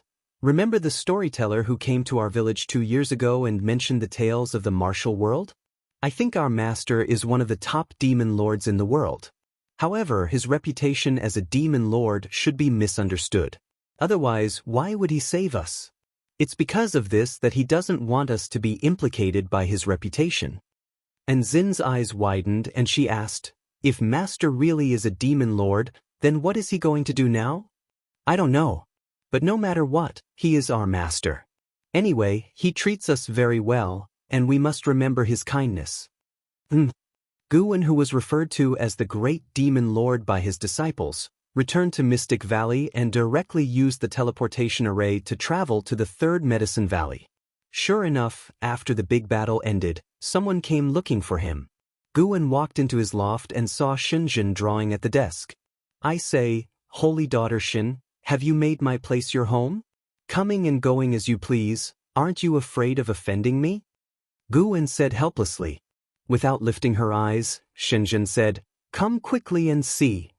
Guwen immediately walked over, looked at her drawing and frowned. Is this Han Ming? Yes, how is it? Did I draw well? Aren't you afraid he'll hold a grudge against you? Would he dare? My father isn't someone to be trifled with. Xinjin huffed, making Guwen fall silent. Having backers is indeed impressive. Guwen took a closer look. He had to admit that Xinjin's painting skills were extraordinary. The scene of Han Ming being nailed to the city wall was depicted very clearly, including the cracks on the wall. How is it, what do you think? Xinjin asked proudly. Guwen grabbed her brush and added a few strokes to the paper. Xinjin squinted at it, then her eyes widened. Guwen had added some wind and shadow effects, making the scene more dynamic. This was a drawing technique from Earth's comics. Such a technique did not necessarily mean it was better than Xinjin's, but the key was that Xinjin had never seen this style before. Although it was just a piece of paper, it made her feel the movements, as if painting the process of Han Ming smashing against the wall. She turned to Guwen and couldn't help but say, you know how to draw? A little. What about poetry and song? I know a bit of everything. There was admiration in Xinjin's eyes, which made Guwen lift his chin slightly. Showing off, are we? Well, after all, you did write Investiture of the Gods. Xinjin sighed. Guwen then asked, why did you draw this picture? Could it be that Xinjin had a grudge against Han Ming? To tell the truth, I'm very interested in sword Venerable Fudao. I always felt he would be a handsome and aloof swordsman. So many people came to watch the battle, yet he didn't show himself. He really has charisma. Xinjin's eyes revealed a look of admiration. Gu and his lips twitched. What if he isn't a handsome young man, but an old man? That's not impossible. Besides writing books, he'll be investigating sword Venerable Fudao. I must find him. Why? To become Taoist friends, of course. Pan, and don't think I keep coming here because I like you. Even though I don't love cultivating, my Taoist friend must be the top great cultivator in the world. Just in case I offend someone while writing or drawing, he should be able to handle it. Xinjin rolled her eyes at Guwen, then tidied up her drawing and walked towards the door. Guwen shook his head with a smile, not following her. After Xinjin left the Medicine Valley, he went downstairs to check on the medicinal herbs. The servant disciples were still discussing sword Venerable Fudao, each with a look of fanaticism on their faces. Listening to their praises, Guwen felt very happy. Despite his recent display of power, Guwen couldn't afford to be complacent. He still had to accumulate his lifespan steadily and diligently. The 9 layers of the unification realm were not enough to satisfy him. In the blink of an eye, a year passed and another summer arrived. By now, Guwen did not visit an Hao and an Exine daily, but only twice a month. And Hao's cultivation had reached the 9th layer of the energy cultivation realm and could protect an Exine well. Last month, and Hao passed the test Guwen arranged, personally killing the wolf demon that had previously chased them. Guwen had let the wolf demon go to leave it for Enhao to kill. Alright, he admitted, upon first seeing Enhao's aptitude, he had already thought of a plan to nurture him extensively. The reason they hadn't gone to the Supreme Sect was that Enzin's cultivation level wasn't sufficient yet. Besides, the two were still young and could learn more from Guwen. One day at noon, Guwen went alone to the outer sect, first heading to the Heavenly Repair Platform. There were more and more sword cultivators on the Heavenly Repair Platform, and many were not from the Supreme Sect. The news of Sword Venerable Fudao severely injuring the mad swordsman of Great Yu with 2 leaves swept the immortal cultivation world. Now, Sword Venerable Fudao had become the most revered figure among the Supreme Sect disciples. Even though a year had passed, every time Guwen came to the Outer Gate City, he could hear the disciples talking about it. After the fame of that battle spread, more and more sword cultivators came to visit. The Supreme Sect did not refuse them but increased the defensive forces in this part of the Outer Gate City. This also resulted in Jianghu's authority rising significantly since she was the great elder of the city. Guwen looked from afar and saw Han Ming standing by Zuolin, scolding him impatiently, while Zuolin sat on the ground with a sullen face. Guwen laughed. He wanted to see this scene, which was why he recommended Han Ming to take Zuolin as a disciple. Zuolin was a genius in every aspect, except for his exceedingly poor understanding of Sword Dao. Yet he loved Sword Dao the most. Guwen chuckled to himself, then shifted his gaze to the others on the platform, looking for any unfamiliar great cultivators. As he scanned, he really found one.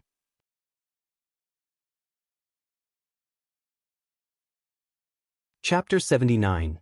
Ghost Mother of Ephemera, LV Xian returns. Ghost Mother of Ephemera, second level of Unification Realm 3750/8090/54000, second level of Unification Realm.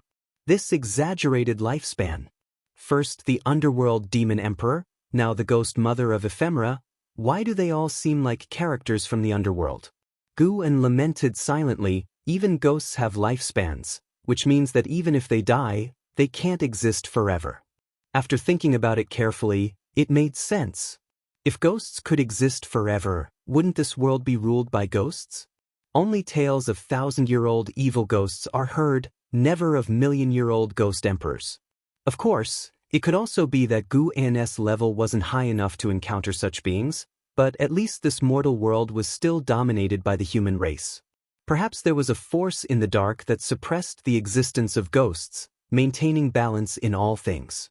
The lifespan of the human race might be short, but they cultivated quickly, each had its pros and cons. The Ghost Mother of Ephemera disguised herself as a female disciple of the Supreme Sect, looking very young, her cultivation level suppressed to Foundation Establishment Realm, making it difficult for others to detect her abnormality. Guwen didn't look any further, afraid of drawing her attention. The Supreme Sect had countless demons and monsters. As long as they didn't threaten him, he didn't bother. Little friend Gu. Han Ming suddenly walked over, with a smile on his face. Despite experiencing a crushing defeat, he didn't feel humiliated. Instead, he felt fortunate. Sword Venerable Fudao had pinned him to the city wall with a leaf, and the sword intent contained in that leaf benefited him greatly, indicating a lesson in disguise. With Fudao's ability, had he wanted to kill him, he definitely wouldn't have survived. Guwen looked at the approaching Han Ming, and immediately saluted. Han Ming came forward, warmly grabbing his hand, and said, "Little friend Gu, since you're here, you must practice swordsmanship with me. The disciple you recommended to me is really too dull. It's driving my Taoist heart restless with anger." As he spoke, Han Ming pulled Guwen in the direction of Zuolin. Guwen, unable to break free from his hand while hiding his cultivation level, could only walk helplessly. Han Ming had Guwen sit next to Zuolin, then started teaching swordsmanship techniques. Zuolin, seeing Guwen, was very pleased and kept pulling him to talk endlessly, making Han Ming very irritable and scold Zuolin again. Zuijian sat on one side, smiling as he watched his son being scolded, while also scrutinizing Guwen. Besides being good-looking, his cultivation level seemed ordinary, and Zuijian couldn't understand what caught Han Ming's eye about this child. Zhuijian closed his eyes, while feeling the sword intent within the words, righteous path. And thinking back to the scene of Han Ming being defeated, he seemed to catch something in the dark, yet it felt like an illusion. This complex feeling made him bewildered. After a full ancient hour, Guan finally managed to escape Han Ming's entreaties. Han Ming's swordsmanship, Guan had memorized it after hearing it once, but to keep a low profile, he had listened to it 6 times, really exhausting himself. Guan hastily left under Han Ming's disappointed gaze. From now on, he had to avoid Han Ming when visiting the heavenly repair platform. This guy was too troublesome, Guan thought to himself, and then went to the Elixir Hall and the Book Collection Hall in sequence to report in, and finally visited Jiang Qiong at the Great Elder's residence. In the main hall, Jiang Qiong threw a storage bag to Guan and said, "These are all high-rank medical herbs I have collected. Once they mature, you can take 20%. Hasn't your martial master treated you well?" Guan scanned it with his divine sense and was elated. So many seeds, and the lowest grade was 4th rank. "Thank you, martial master," Guan said sincerely. Jiang Qiong could have asked someone else to nurture them. She was the great elder now, holding significant power. Hearing this, Jiang Qiong smiled contentedly. She enjoyed seeing Guan's gratitude towards her. Try not to sell the green vine fruit. It greatly enhances qi blood and root bones, making it a treasure beyond the measure of spirit stones, Jiang Qiong said earnestly. Clearly, she had found out about Guan's record of selling green vine fruit. Guan nodded. He no longer needed spirit stones to buy seeds, so naturally, he wouldn't sell them. "Next, I plan to strive further upward. Your medicine valley can partly be credited to me, cultivate it well. In the future, I will find a golden core from a core formation realm cultivator and use secret techniques to help you become a core formation realm cultivator," Jiang Qiong continued. Guan quickly thanked her again. Then, Jiang Qiong waved her hand, indicating he could leave. Guan turned to leave. After taking a few steps, Jiang Qiong's voice floated from behind, "Guan, do you write books?" This statement made Guan's heart tremble. What did that mean? Was he discovered by Jiang Qiong? Or was it a test? Guan turned back and asked confusedly, "Write books about what?" Jiang Qiong looked at his face, which didn't appear guilty, and then shook her head. "Nothing. Go back." Guan scratched his head and left with a puzzled expression. Jiang Qiong sat in her chair in thought. After a while, she took a book out of her storage bag and started flipping through it. The cover had 4 words, Supreme Secret Records. Summer was blistering hot. The 13-year-old Hao lay by the river, facing the sky, his head immersed in the water, bubbling as he blew bubbles. Not far away, an Xen was sitting under a tree, meditating and cultivating. Her brows were furrowed, obviously finding her cultivation difficult. A figure covered Hao's body, making him open his eyes subconsciously. When he saw who it was, he quickly got up. "Master!" Hao quickly got up, rubbed his wet hair, and then cultivated energy to dry his hair with spiritual power, causing wisps of white smoke to rise from his head. Guan wore a mask and spoke in a hoarse, low voice, "I won't teach you swordsmanship today, I'll teach you leg techniques." Hearing this, Hao's eyes lit up, and he became excited. Finally, he didn't have to learn swordsmanship. Hao was not only strong in spirit root qualification, but also had exceptional comprehension. After practicing the Taitsong Divine Shocking Sword for a year, he had fully mastered its moves and mental methods. Now, he only needed to cultivate his own sword intent. Guan lifted his leg, standing on one leg. This posture immediately stunned Hao, and even an Xin, who was absorbing energy, got drawn in. This leg technique is called Gale Shadowless Leg. Watch carefully, Guan said with a deep voice.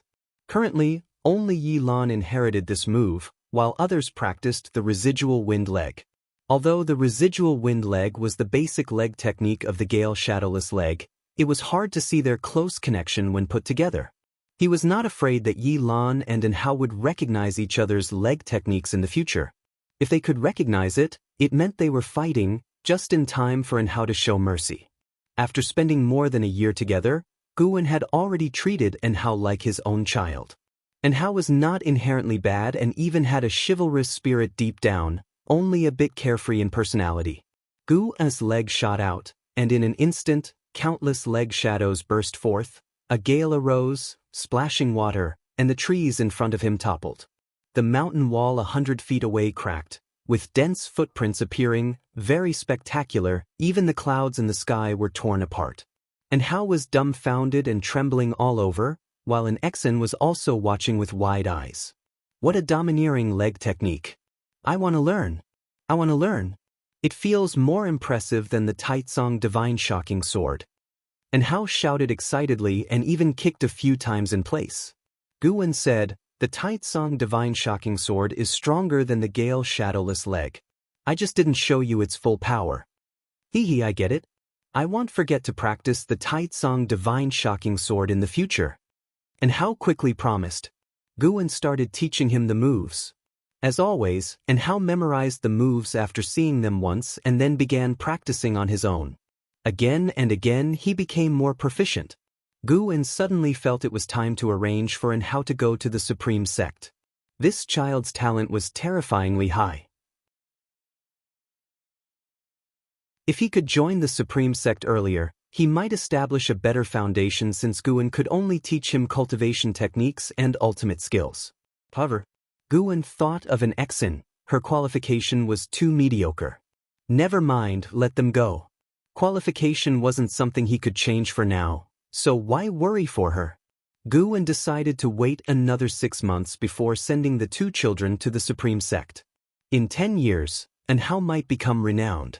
He wondered how long it would take for him to catch up with Li Ye and Ji Xiaoyu. Guwen even began to look forward to the duel between Li Ye and An Hao. Li Ye, being naturally competitive, would certainly clash with An Hao one day. There were internal combats within the Supreme Sect. Although the two were over 30 years apart, they could be considered the same generation. The summer heat was intense, and Hao soon became drenched in sweat, yet he continued practicing legs tirelessly. Despite his young age, once his clothes were soaked with sweat, his body showed strong muscle lines, full of strength. Guwen just stood there, quietly watching. Tianya Valley. Guwen was planting seeds, with Sun San following close behind, carrying a basket. To prevent being seen through, Guwen didn't just harvest. Occasionally he did other tasks. I'm back.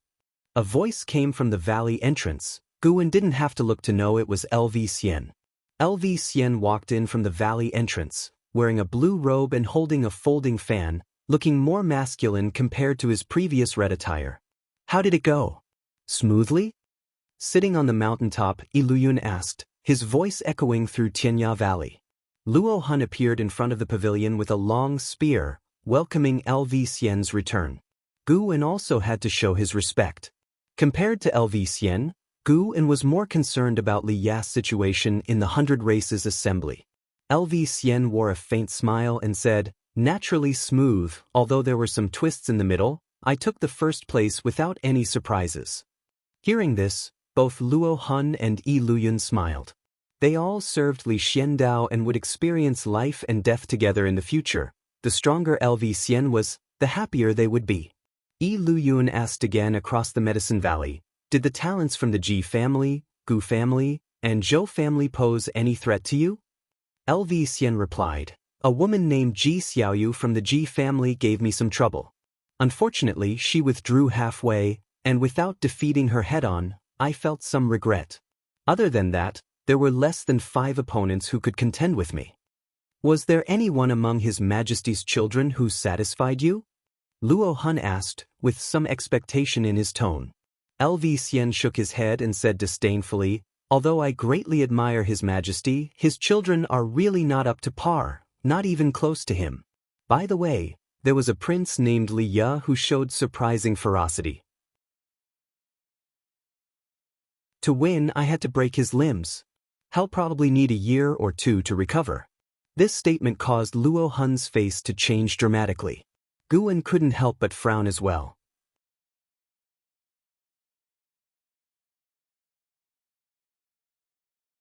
Chapter 80, Mystic Tortoise Surging Wave Palm, shockingly revealed heavenly spirit root. Guwen felt annoyed when he heard about Li Ya's injury.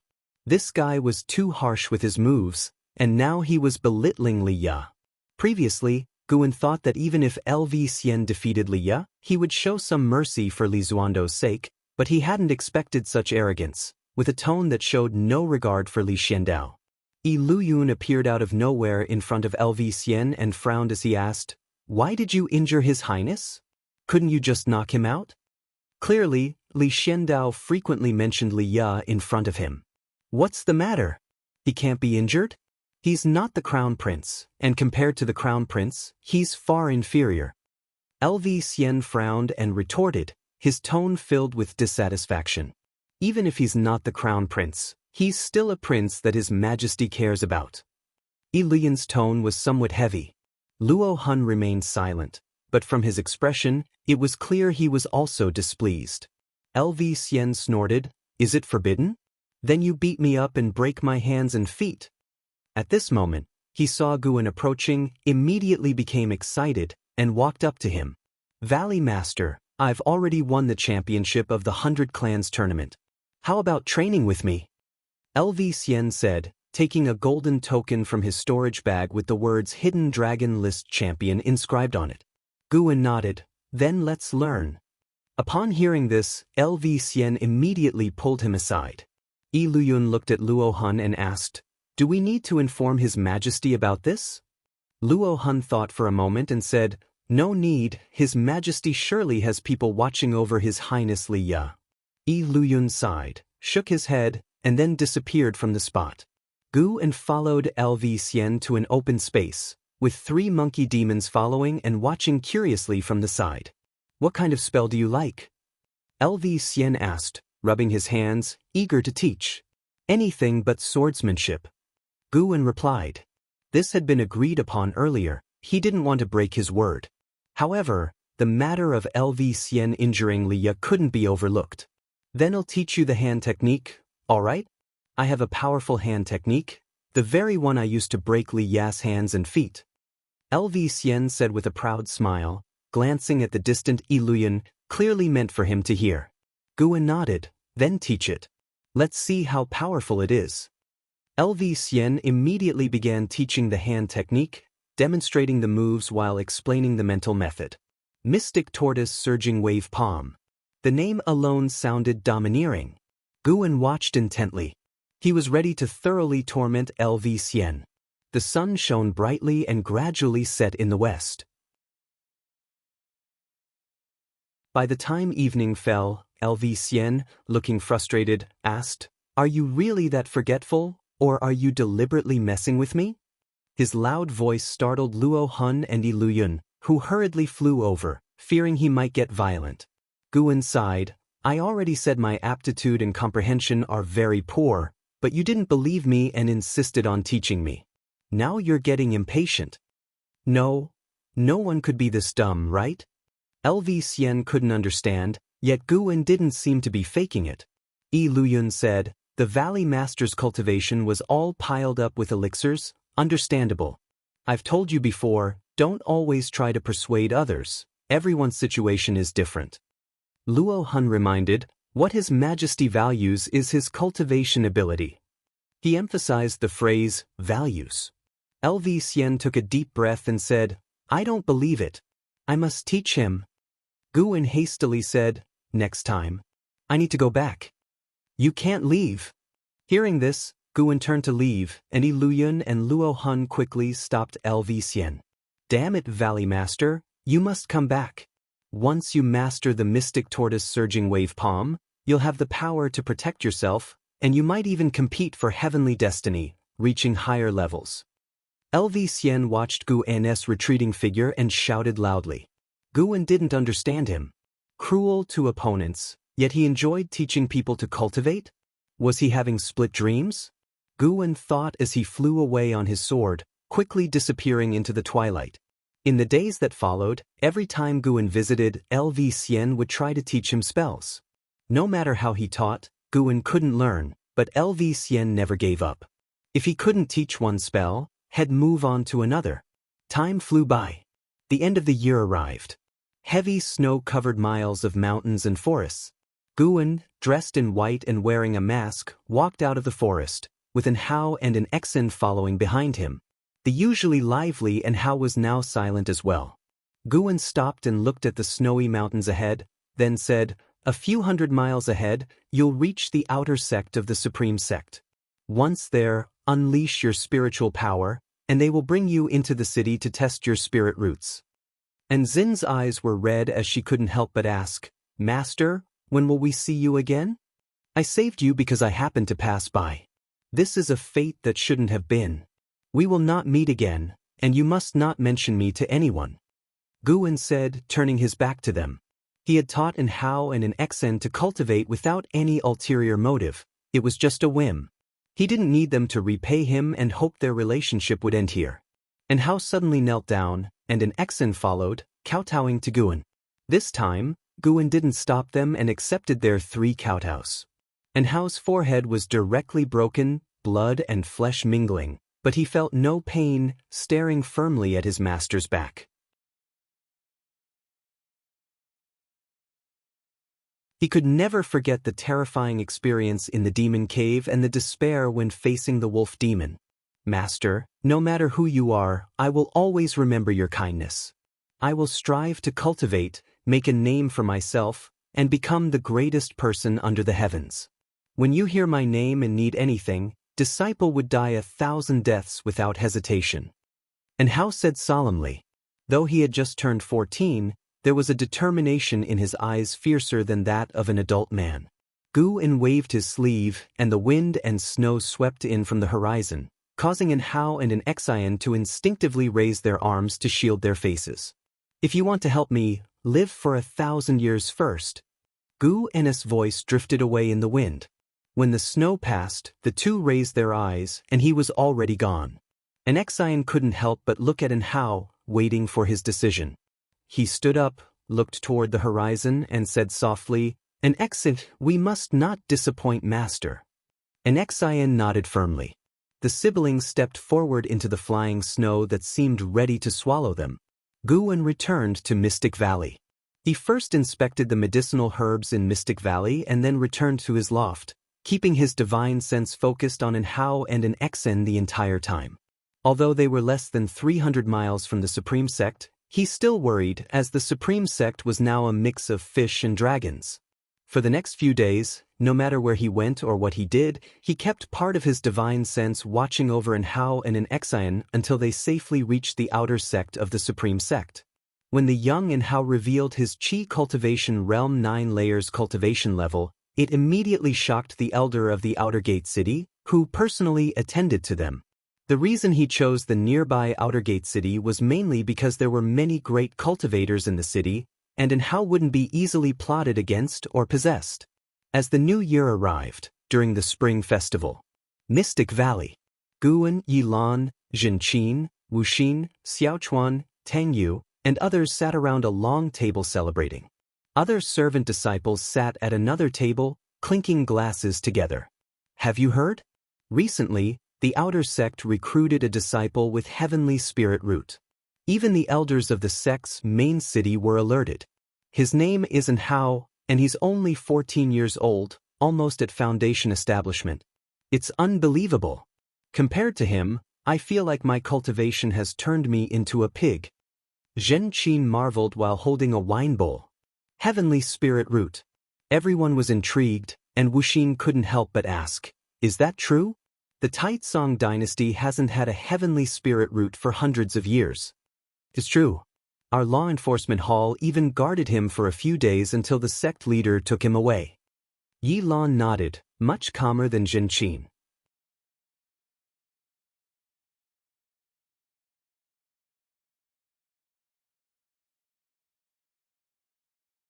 Chapter 81 Ancient Gold, Swallowing Insect. Demon Path besieges Supreme Sect. Guan looked at Liya, who climbed in through the window, and said helplessly, "What treasure could be better than my windowsill?" Liya, dressed in green, walked to the table, took a bag from his waist, placed it on the table, and said with a smug smile, "This treasure you will definitely like." Guan probed with his divine sense, frowned, and asked, "Why are they just bugs?" "These are ancient gold-swallowing insects. Their jaws can bite through any gold, iron, or in the world. If fed with golden attribute spirit energy, they can grow even stronger. There are 16 in total here, one of them is a queen. They are quite good for guarding the house and can also help you dig the ground, Leah said with a smile. Upon hearing this, Guwen became interested and asked curiously, how do you make them recognize their master? There is a special recognition ritual. You have to drip your blood essence onto the queen insect to establish a soul connection, Leah said, following by handing Guwen a thin secret book from his storage bag. Guwen took it but did not open it immediately. Instead, he asked, how did the 100 clan assembly go? Leah pulled over a chair from the side, sat opposite Guwen, and sighed. It wasn't smooth, but it was enlightening. The world is truly full of experts and talents. My talent was nothing at the assembly of the 9 dynasties and 100 clans. I barely made it into the top 100, and Zhou Tongyu only made it into the top 10. Seeing how optimistic he seemed, Guwen felt slightly less worried. Leah began to recount what he had seen and heard at the 100 clan assembly, and Guwen listened attentively. Halfway through, Guwen even got up to pour some wine, listening while drinking. Leah kept talking until dusk and still had more to say. Guwen lamented, so it seems only our family's third miss can pose a threat to LV Xian? Her Qilin step is indeed formidable. She was the only one able to wound LV Xian. Unfortunately, she encountered a heavenly tribulation after taking 9 steps, temporarily halting the combat. She hasn't been seen since, Leah nodded. Heavenly tribulation? What does that mean? Is the Qilin step that powerful? Guwen was surprised. He had taken countless steps over the past 2 years and hadn't encountered any heavenly tribulations. Leah shook his head. How would I know? Maybe she has some hidden secret within her body. Innate Taoist talisman. Guwen sighed in his heart. Is she cheating? Compared to Ji Xiaoyu, LV Xian's strength was what shocked me the most. He is my next target and I will challenge him and win next time, Leah said with fighting spirit. Guwen asked, didn't you just say he broke all your limbs? Don't you hate him? Leah shook his head. It was a normal sparring match, nothing to hate. Besides, I refused to admit defeat at the time. I heard from a senior that he's also a pitiful person. He has other remnant souls within him that want to seize his body. That's why he sometimes acts friendly, sometimes violent. Other remnant souls? Guwen breathed a sigh of relief. If that's the case, then he was reassured. He had been worried that LV Xian was an immortal reincarnated. Now it seemed that wasn't the case. What do you mean by other remnant souls? Guwen asked in confusion. Not sure. It might be related to some treasure or maybe he was possessed. Anyway, he will be tormented until he clears those souls. No wonder he was never mentioned in the Supreme Sect before. Perhaps the LV family kept him protected.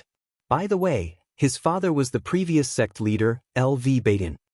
LV Baitin went into deviation while cultivating, and his son is tormented by residual souls. Is it just a coincidence?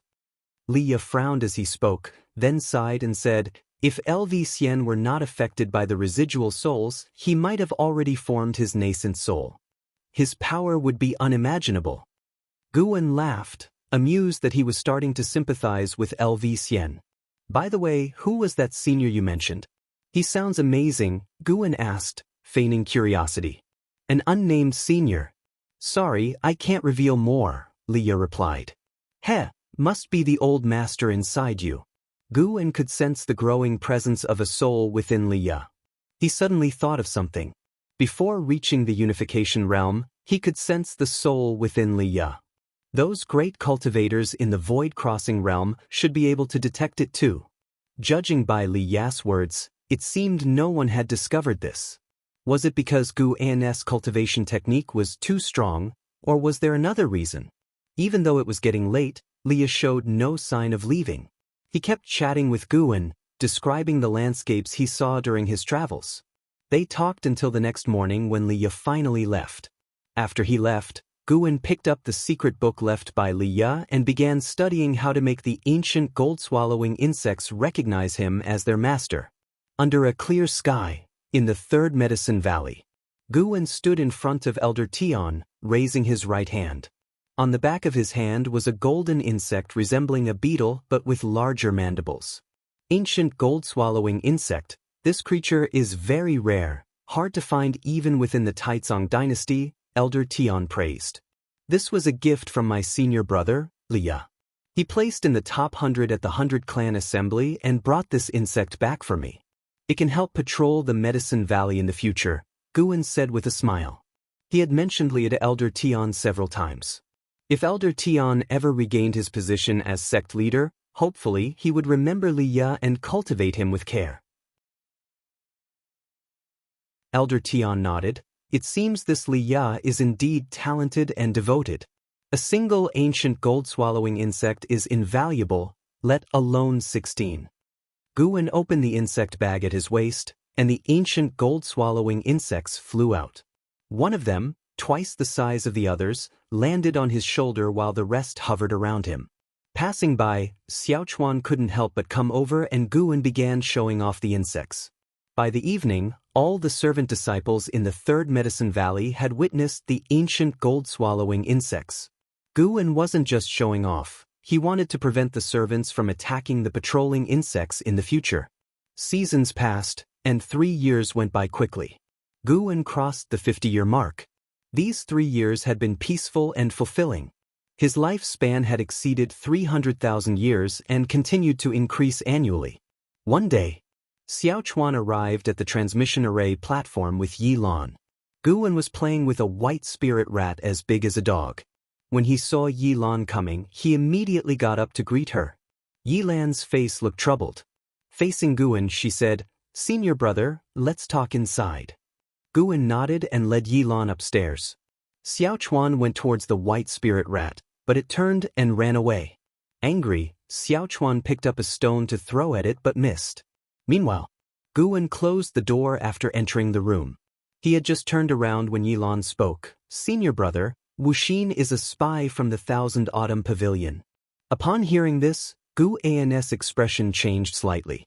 He frowned and asked, "Nonsense, what evidence do you have?" Yilan took out several sheets of paper and said, "These are all records left by the Demon Extermination Hall of the Disciples. The person who brought Wuxin into the sect was not a demonic spy, but his subsequent connections were all demonic spies. Besides, the Thousand Autumn Pavilion has been searching for the son of a pavilion master, who happens to be a monk with indelible scars on his head." Guwen took the papers and examined them closely. The papers outlined the interactions of the spies, including visits Wuxin had made to the Outer Gate City to see them. Careless. Why didn't he act more prudently? Guwen silently cursed but didn't panic, as Yilan was the one who discovered this. After reading, Guwen looked up at Yilan and asked, "How many people know about this?" "Just me for now. The law enforcement hall usually doesn't investigate servant disciples. We discovered that there's a valley master in the outer sect's Medicine Valley working for the Thousand Autumn Pavilion, but we haven't identified who it is yet. We wanted to investigate further, but someone above us ordered us to stop," Yilan said angrily. "Who ordered you to stop?" "Outer sect Great Elder, Jianghu, but her people said it was an order from the inner sect." Guwen suddenly thought that Jianghu being the outer sect Great Elder might actually be beneficial, as she could shield him. Although Guwen had never worked for the Thousand Autumn Pavilion, the green vine tree made it impossible to wash his hands clean, and he didn't want his peaceful farming life disturbed. Guwen stepped forward, grabbing Yilan's shoulders, and took a deep breath, saying, "Junior sister, this matter must be suppressed. Even if Wuxin is from the demonic path, after so many years together, I believe he is not a bad person." Blushing, Yilan lowered her eyes and said, "Senior brother, are you also from the Thousand Autumn Pavilion? If you are, I'm willing to go with you." "How could that be? I was born as a person of the Supreme Sect, and I will die as a ghost of the Supreme Sect. I don't care, wherever you go, take me with you." "Can you suppress this matter then?" "Yes, the other evidence has been destroyed, only what's in your hand remains." Guwen released her and threw the papers into his storage bag. "Better keep it just in case." Yilan then said, "This is actually a minor issue. I know you will protect him. I came to tell you something bigger." The demonic path is preparing to attack the Supreme Sect, and this time, it's real. Someone in the Hall of Elders in the main city has betrayed the Supreme Sect. This information came from a law enforcement hall spy within the Wanin sect and has been reported upwards. The 4 inner sect cities are preparing for war. There are many cultivators from other sects and dynasties in the outer sect. They have been there for years and can't be expelled easily. If the demonic path attacks, the outer gate city might be very dangerous, with demonic spies possibly aiding the enemy. Demonic path attack? Guan frowned and asked. The Supreme Sect's disciple count has skyrocketed over the years. How dare they attack? They've allied with the Demon Clan, planning to destroy the Supreme Sect and then divide up the Taizong dynasty, Yilan replied with a serious expression. Allied with the Demon Clan? Guan was puzzled. Didn't these demonic sects know about the upcoming 100-year demonic calamity? After sharing more information, Yilan left in a hurry. Guan personally escorted her to the transmission array platform to send her to the Mystic Valley and then the outer gate city to follow protocol. Returning to his room, Guan suddenly noticed Elder Tian sitting under an old tree. It had been a while since he last checked on Elder Tian. The old guy had his cultivation level increased by 2 layers at the heavenly repair platform, but had been quiet ever since, which was strange. As he thought about this, Guan cast a lifespan detection spell.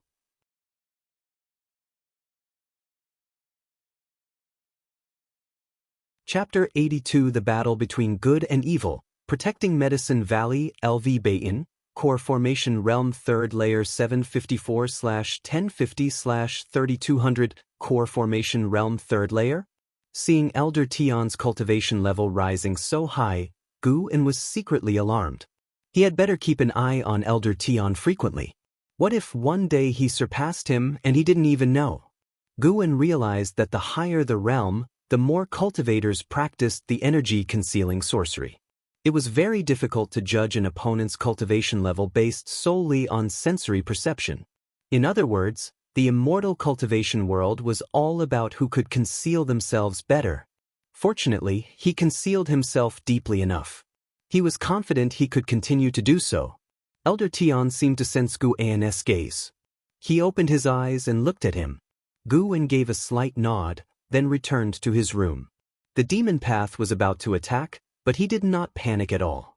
He went about his usual business. The Supreme Sect was not a soft target, especially with Elder Tian, this hidden sect leader, secretly gaining power. What Guan needed to do was protect his Medicine Valley. At the end of summer, the weather was cool. Guan walked within the outer gate city and found that the number of disciples from the law enforcement hall in the city had increased significantly.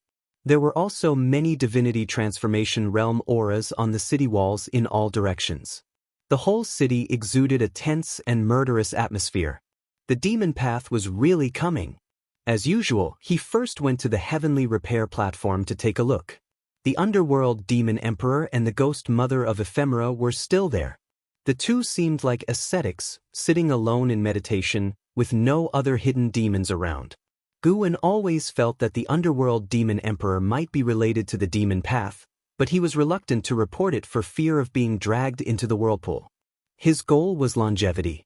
Would the Supreme Sect still exist after 10,000 years? He was never someone with great noble aspirations. He was just an ordinary person. After scanning the surroundings, Guan did not see any powerful unfamiliar faces. It seemed that the Supreme Sect had recently been strict in controlling outsiders, only permitting them to leave while barring them from entering. Afterward, Guan visited Jianghu. Jianghu was not in her residence. Her servant asked him to wait in the hall. Standing in the main hall, Guan observed the surroundings. He could feel the presence of very intricate restrictions here, which could not be seen with the naked eye. The Ziwei Array Chronicles Jianghu gave him, he had often read, and he had built a considerable understanding of formations. So now he could see some of it. While observing, Guan suddenly felt something, and his expression turned strange. There was a large space beneath this residence, just like the 8 scenic caves below the Mystic Valley. An ancient hour later, Jianghu finally returned. When she entered the hall, She waved her right hand, and the door closed with a bang. Guwen stood up and looked at her. She walked to the main seat and sat down, saying, "No need for formalities. Sit down." Her face looked somber, clearly having encountered unpleasant matters. Guwen took a storage bag from his waist and placed it on the table beside her, saying, "This is the first batch of mature medicinal herbs. Please check them." The grade and rank of Jianghu's medicinal herbs were all quite high, so the first batch of medicinal herbs had just matured now. Jianghu did not take the storage bag but instead asked, "You must have other matters. Otherwise, you could have let Huemo do the checking." Guwen nodded and said, "I have received news that the demon path plans to besiege the supreme sect. Is it true?"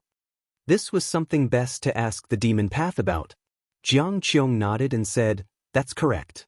Within half a year at most, the righteous and demonic war of the Taizong dynasty will break out. The reason is that the supreme sect has been continuously growing, making the demon path uneasy. Additionally, with the help of the demon clan, the two sides joining forces indeed have a chance to defeat the supreme sect." Guwen hesitated for a moment before speaking. "I heard that 100 years later, demons outside the 9 dynasties will invade the 9 dynasties. Shouldn't we be striving for peace and working hard on cultivation at this time?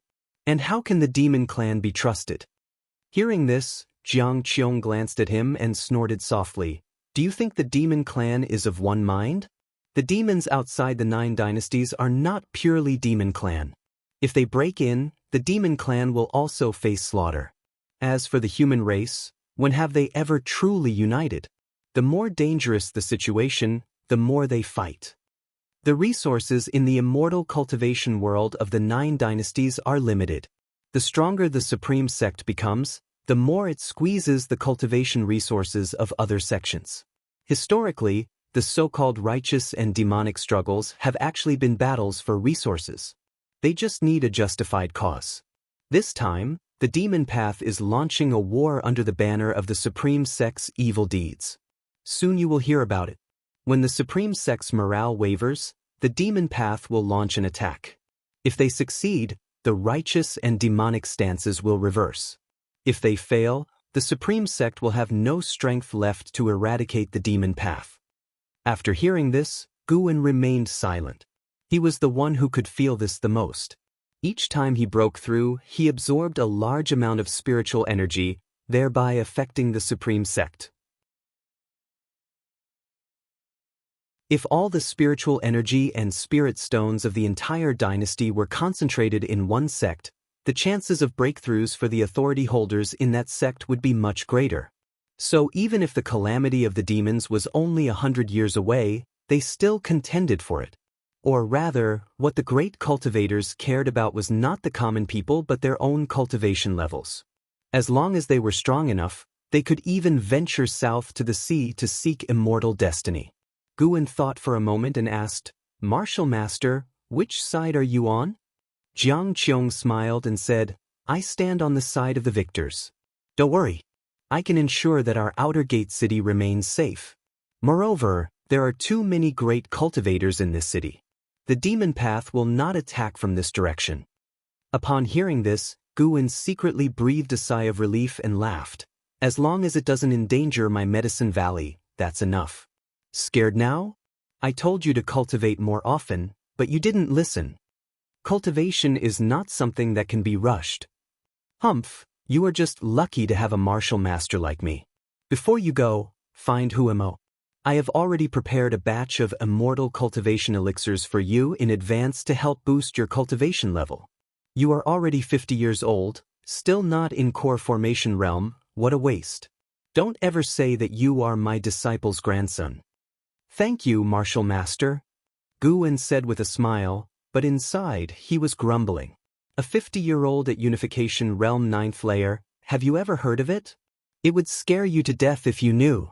Next, Guwen inquired about the cultivation level of the strongest member of the demon path, but Jianghu didn't know. She candidly said that if LV Beiyin were still present, the demon path would certainly not dare to invade. But now that the sect leader was Chu Tianqi, the battle between the strongest of the righteous and the demonic factions would be difficult to determine. These words made Guwen feel sympathy for the demon path. LV Badian was not dead yet. By the way, Martial Master, have you ever heard of the underworld demon emperor? Guwen suddenly asked. Jiang Qiong thought for a moment and shook her head. I've never heard of him. But it's nothing. I just read about him in a book. He's supposed to be very powerful. Since you don't know, then never mind. I should take my leave. Guwen answered, then stood up, saluted, and turned to leave. Jiang Qiong watched his back, lost in thought. After talking with Jiang Qiong, Guwen's worries about the righteous and demonic war eased significantly. His days returned to being as peaceful as before. 3 months later, at the end of autumn, the third Medicine Valley was still covered with many withered yellow leaves. In the early morning, Guwen was leading his disciples in exercises, with Elder Tian also participating. Only Guwen noticed that his body was sturdier than before. This guy's cultivation level had already reached core formation realm 9th layer. Guwen had no idea how he managed to cultivate. Whenever Guwen was around, he never caused a spiritual energy disturbance. After the exercises, Guwen dismissed the disciples and headed towards the pavilion. 16 ancient gold-swallowing insects circled him, making him appear surrounded by golden stars. Just as he reached the bottom of the building, he stopped. He saw 2 figures swiftly approaching from the horizon. It was Vice Sect Leader Ji Hantian and Elder Guzong. Checking the medicinal herbs in the garden, Elder Tian glanced back and then turned away. After Guzong and Ji Hantian landed, they called Guwen upstairs to talk. Upon entering the room, Guzong, as usual, laid down a restriction. Bang! Ji Hantian suddenly slammed the table, causing Guwen's heart to race. Damn it! Every time they came, they had to slam the table? Guwen really wanted to use the great yin-yang transformation, transform into a demon cultivator, and beat Ji Hantian violently. The furniture in this room was made of the finest wood. If it got damaged, he would feel a pang of heartache. Chu Tianqi has gone too far. I didn't expect the entire Chu family to be rotten to the core. Pan En, you must write a book about this and show it to the world. The Supreme Sect is the orthodox sect of the world and must be supervised by the world. Ji Hantian said furiously. Again? Guwen remained silent. He shouldn't have shown mercy back then. Guzong sat down and said impatiently, "What's the rush? It seems you are completely unaware of his actions. I think you just want to be the sect leader. This time, don't use Pan En as a tool. Pan En is the banner of the Supreme Sect's disciples. This banner cannot become a weapon in the sect's power struggle." Guwen looked at Guzong. At least he made sense. Ji Hantian sighed and said, "It's true, I want to be sect leader. I believe that if I become the sect leader, I can lead the Supreme Sect to greater heights. Look at the mess Chu Tianqi has made. His men are manufacturing demons of greed, and someone even plans to sacrifice an entire outer sect. I once thought he was the sword Venerable Fudao and trusted him, but he is not. Now the demon path is aggressive. Anti-Chu Tianqi sentiments have spread within the sect, morale is shaken, and the Supreme Sect is in grave danger. Manufacturing demons of greed? Guwen was astonished. He had thought it was the Chu family's enemies creating the demons of greed per Chu Jingfeng's words. It seemed there were deeper secrets. Was it a clan feud or a self-directed act? Chu Tianqi is indeed disappointing. When he punished Chu Xian's descendants back then, I thought he was sacrificing kin for the greater good. Now it seems it was just self-preservation. However, taking down Chu Tianqi is not easy. Many in the Hall of Elders were promoted by him, and he has good relations with the Daodan sect. Guzong shook his head as he spoke. Hearing this, Guwen was confused. What were these two playing at? What was the point of discussing such matters with an outer disciple? They were probably putting on an act to stir his feelings, trying to make him outraged and willing to expose the dark side of the Supreme Sect. The two continued to criticize Chu Tianqi, listing his various wrongdoing deeds. As Guwen listened, he couldn't help but feel a surge of anger. If Chu Tianqi had truly done all this, he was indeed unforgivable. However, Guan remained rational and unmoved. Gu Zong looked at Guan and said, "The Supreme Sect may face calamity soon. Your third medicine valley has too many medicinal herbs. It needs protection. We plan to send 50 core formation realm cultivators to guard the third medicine valley. What do you think?" Ji Hantian added, "The Gu and Ji families will each send 25 people. By the way, Xiaoyu is among them. This way, not only will she help you guard the medicine valley, but she will also stay away from the war."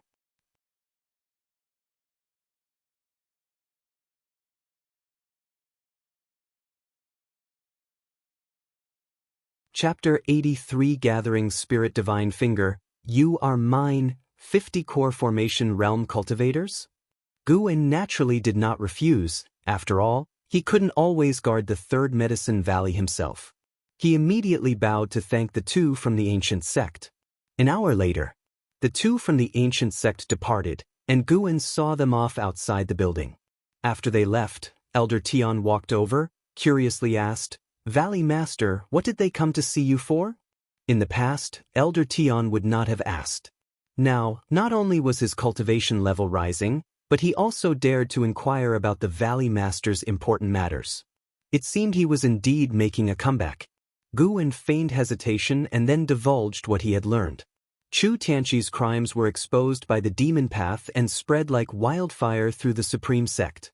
The 5 great sects of the demon path prepared to join forces with the demon clan to besiege the Supreme Sect.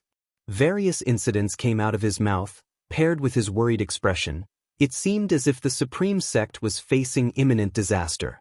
Elder Tian comforted him, "Valley Master, no need to worry. The Supreme Sect has stood on this land for thousands of years, enduring countless dynastic changes.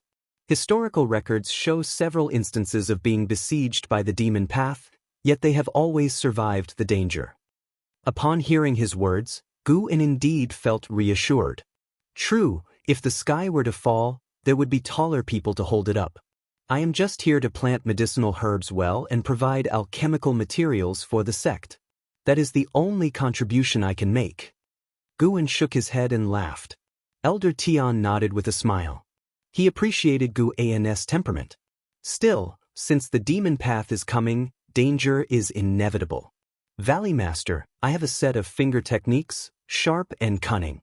If the enemy is careless, it may even allow you to kill opponents above your level. Let me teach you." Elder Tian continued. Guan had never learned any finger techniques before, so naturally, he was interested. He asked curiously, "Elder Tian, why do I feel like your background is not simple, knowing and capable of so much?" An old man who has lived long naturally has some knowledge." Elder Tian laughed heartily, no longer had the timid demeanor of the past. Guan felt a sense of authority from him, fit for the head of a sect. Then, Guan followed Elder Tian into the nearby forest. According to Elder Tian, this technique should not be transmitted. He was making an exception to teach it to Guan. After entering the woods, Elder Tian began to explain the prowess of this finger technique. Gathering Spirit Divine Finger. This finger technique could gather spiritual power and spiritual energy onto the fingertip, storing power to be released. The longer the compression time, the greater the destructive power. In theory, it had no limit. After listening, Guan became even more interested in the gathering Spirit Divine Finger. The ancient sect and Ji Hantian moved quickly. 2 days later, 50 core formation realm cultivators arrived, including Guan's son Guyu. Guyu was the first to come to Guan's pavilion to look for him. "Your connections are truly vast. Being able to have the Gu family and Ji family each send 25 core formation realm disciples to protect you. These people are not just Supreme Sect disciples, they're all noble family offspring." Guyu sat down, teasingly remarked. Guan replied, "It's probably not to protect me, but to protect this medicine valley. Is there another such large medicine valley in the Supreme Sect?" "There is, but not as large and definitely not in the outer or inner sections. Mainly, it's because your identity as Pan and makes the higher-ups take notice. If it's because of Pan-Ennis identity, such ostentation exposes me, doesn't it?" "True. In truth, Guan believed that the Supreme Sect was not protecting the Medicine Valley, but the 7th grade spirit tree within it, the Mystic Pure Tree. Guyu did not dwell on this. He mysteriously took out a book and said, "Guan, you must read this book, it's too wonderful, and even has illustrations." Guan glanced at it, feeling speechless. Supreme's Secret Records. Guyu had changed. He no longer pursued the latest updates on the Supreme Immortal Venerable. Guan felt a surge of frustration. Restraining his displeasure, he took the Supreme's Secret Records. After flipping through a few pages, he was captivated. Goodness, Shenzhen had actually stolen techniques. The illustrations used comic-like action strokes, allowing one to imagine an entire sequence of movements, sparking endless thoughts. He faked a cough, closed the Supreme Secret Records, and tucked it into his chest, saying, "I'll read it later. With the demon path about to invade, I don't have the mind to read right now." Guyu secretly despised him, but outwardly said, "True, but keep this book safe. The Supreme Sect has been conducting strict inspections lately, making it hard to get this book. Rest assured." After a few more words, they went downstairs. Guyu flew to his designated post, while Guan began patrolling the medicinal herbs along the way. The 3rd Medicine Valley was vast, and now he could harvest almost every day, but he preferred to collect once a week. After all, even if the herbs matured, leaving them for a week wouldn't affect them much. An hour later, as Guan walked through the forest path, he sensed Ji Xiaoyu's presence. After some hesitation, he decided to pay a visit. Ji Xiaoyu had saved him, given him talisman treasures, formations, and a batch of medicinal herbs. It wouldn't be right not to greet her. After another half-hour of wandering, Guan arrived at a mountaintop. Ji Xiaoyu, in a purple robe, was meditating at the edge of the cliff, facing away from the 3rd Medicine Valley, with formations set around her, making Guan hesitant to cross the boundary. "Greetings, 3rd Mississippi." Guan cupped his hands in salute. He directly cast a lifespan detection. Ji Xiaoyu, Core Formation Realm 5th Layer 50/1400/8900, Core Formation Realm 5th Layer. Truly quick. With her back to him, Ji Xiaoyu said, "No need to come visit me in the future, you are the Valley Master of this Medicine Valley, formalities are unnecessary. If 3rd Miss needs anything, you can always find me, or tell the disciples in the valley," Guan replied. Ji Xiaoyu responded. Guan suddenly didn't know what to say, so he prepared to take his leave. Ji Xiaoyu suddenly said, "Ji Han Tian is my great-grandfather. If he makes unreasonable demands on you, you can come to me. After all, you belong to me." Guan hurriedly replied, "The vice sect leader hasn't troubled me. I know him too well. Since childhood, he used me to build momentum. Knowing you are Panin, he certainly won't miss the chance to use you. In the Supreme Sect, you can use my name to refuse any request you find difficult to turn down." Ji Xiaoyu's words brought a smile to Guan's face. "Another patron. Right, another investiture of the gods. I find your writings the most enjoyable."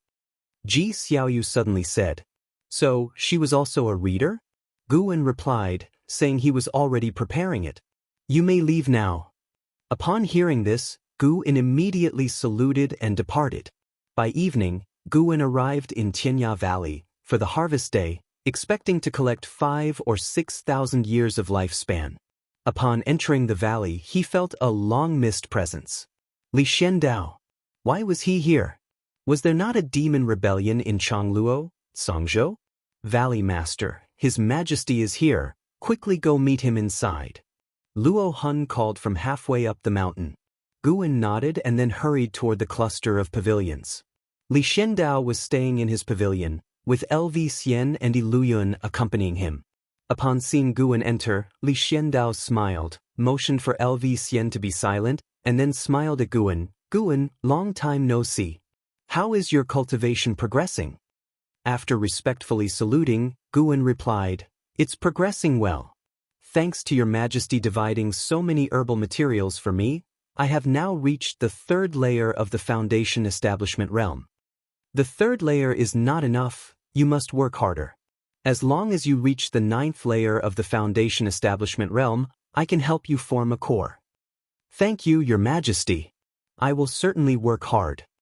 As Guan answered, he deliberately avoided looking at LV Xian. LV Xian glared at him, as if wanting to devour him, his expression both angry and resentful. Having taught Guan for so long, Guan had learned nothing. If it were not for Guan only coming once or twice a month, he would have suspected Guan was deliberately messing with him. Li Xiandao gestured for Guan to sit at the table, and Guan did so without hesitation. LV Xian and Yi Luyan remained standing, making LV Xian even more dissatisfied. Li Xiandao looked at Guan, examined him briefly, and softly asked, "Has anything significant happened in the Supreme Sect recently?" Guan frowned, hesitated, and said, "I heard the Demon Path plans to besiege the Supreme Sect, and there are unfavorable rumors about the sect leader within the sect." He recounted what he had heard in detail, but did not mention his third Medicine Valley. After Guan finished, Li Zuando's smile deepened. He laughed. Chu Tianqi is proud and arrogant, looks down on everyone, even his kin are seen as pawns. It's not surprising he did these things. My informant in the Demon Path also sent word. At the end of the year, the Demon Path will launch a full-scale attack on the Supreme Sect. Guan began to ponder Li Zuando's attitude toward the Supreme Sect. He asked confusedly, "Doesn't the Demon Path fear Sword Venerable Fudao? They say Sword Venerable Fudao is the world's foremost sword cultivator." Li Xiandao shook his head. "Of course they fear him, that's why they have waited until now to act. The true identity of Sword Venerable Fudao has been revealed within the Demon Path. While that person is strong, he is not invincible." That person? Guan was astonished. Someone was impersonating Lao Zi's fame? Li Xiandao again looked at Guan, earnestly said, "A great battle between righteous and demonic forces is about to erupt. By rights, I should have you withdraw, but with Li Yi still there, I need you to keep an eye on the Supreme Sect for me. I will arrange for a nascent soul realm cultivator to protect you. How about that?" Guan thanked him repeatedly, then said, "Uncle, there's no need. I am just an outer sect disciple, unknown to the Demon Path. Assigning me a nascent soul realm cultivator would instead attract high-level attention from the Demon Path. Don't worry. This person is adept at concealing their energy. Even if their cultivation level is far above, they won't be detected." Li Xiandao waved his hand dismissively. "Can't refuse?" Guan looked at Li Xiandao, weighing his options. Li Xiandao continued, "You are my man, I naturally can't let anything happen to you. Besides, this person has a very good relationship with Li Yi. You could introduce them to Li Yi later." With it said to such an extent, Guan certainly couldn't refuse. Half an hour later, Guan took his leave and began to harvest the mature medicinal herbs. Li Xiandao, from within the pavilion, could see Guan working diligently. He sighed, "This youngster is steady in his work, very much to my liking. You must take good care of him." LV Xian couldn't help but say, "Your Majesty, are you hinting at me? I just want to ask, who is more important to you among Li Yi and the Crown Prince?" Yi Luyan frowned but did not stop LV Xian. Li Xiandao chuckled, "They are both important. What are you worried about? Li Yi isn't staying in Changluo. He poses no threat to the Crown Prince, unless what? Unless Li Yi masters the Emperor-level sword technique."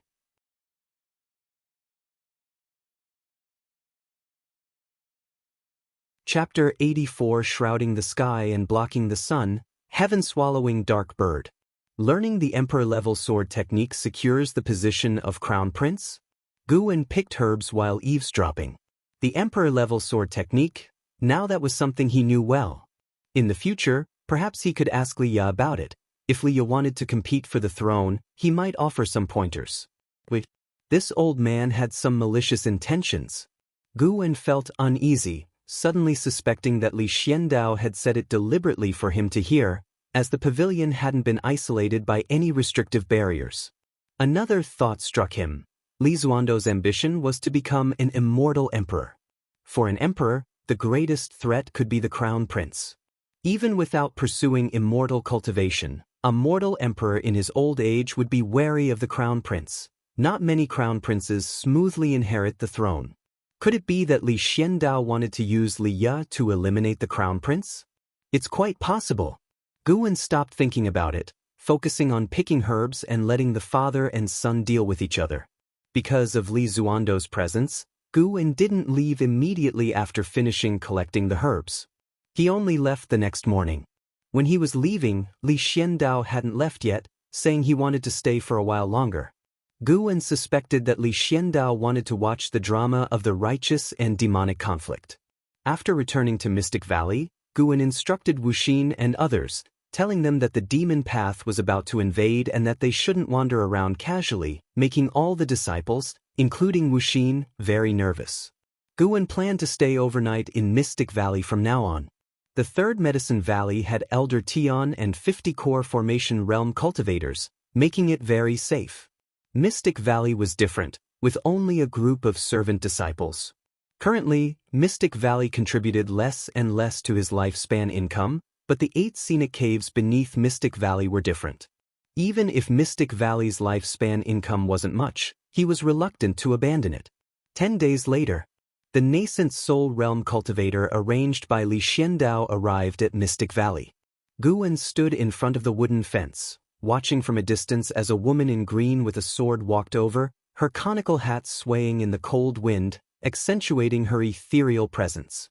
Yang and I, Nascent Soul Realm, 9 layers 214/780/1360, a Nascent Soul Realm cultivator at 200 years old, quite impressive quality. Guwen thought silently, then stepped towards Yang and I. I am Guwen, the Valley Master of this Medicine Valley.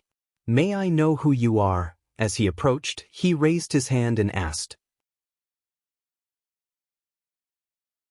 Yang and I suddenly appeared in front of him, so he pretended to be startled and took a step back. Let me see your other Valley Master token. Yang and I transmitted her voice, her tone cold yet melodious. Just by the sound, one could tell she was a beauty. Guwen immediately produced the token from Tianya Valley. Yang and I snatched it, inspected it, and then returned it to him. I was sent by His Majesty to protect you. I will be your outer disciple from now on. Yang and I transmitted her voice again. Guwen nodded and said, You must have been recommended by Elder Han. I have been waiting for you for a long time. After saying this, he turned and led Yang and I towards the pavilion.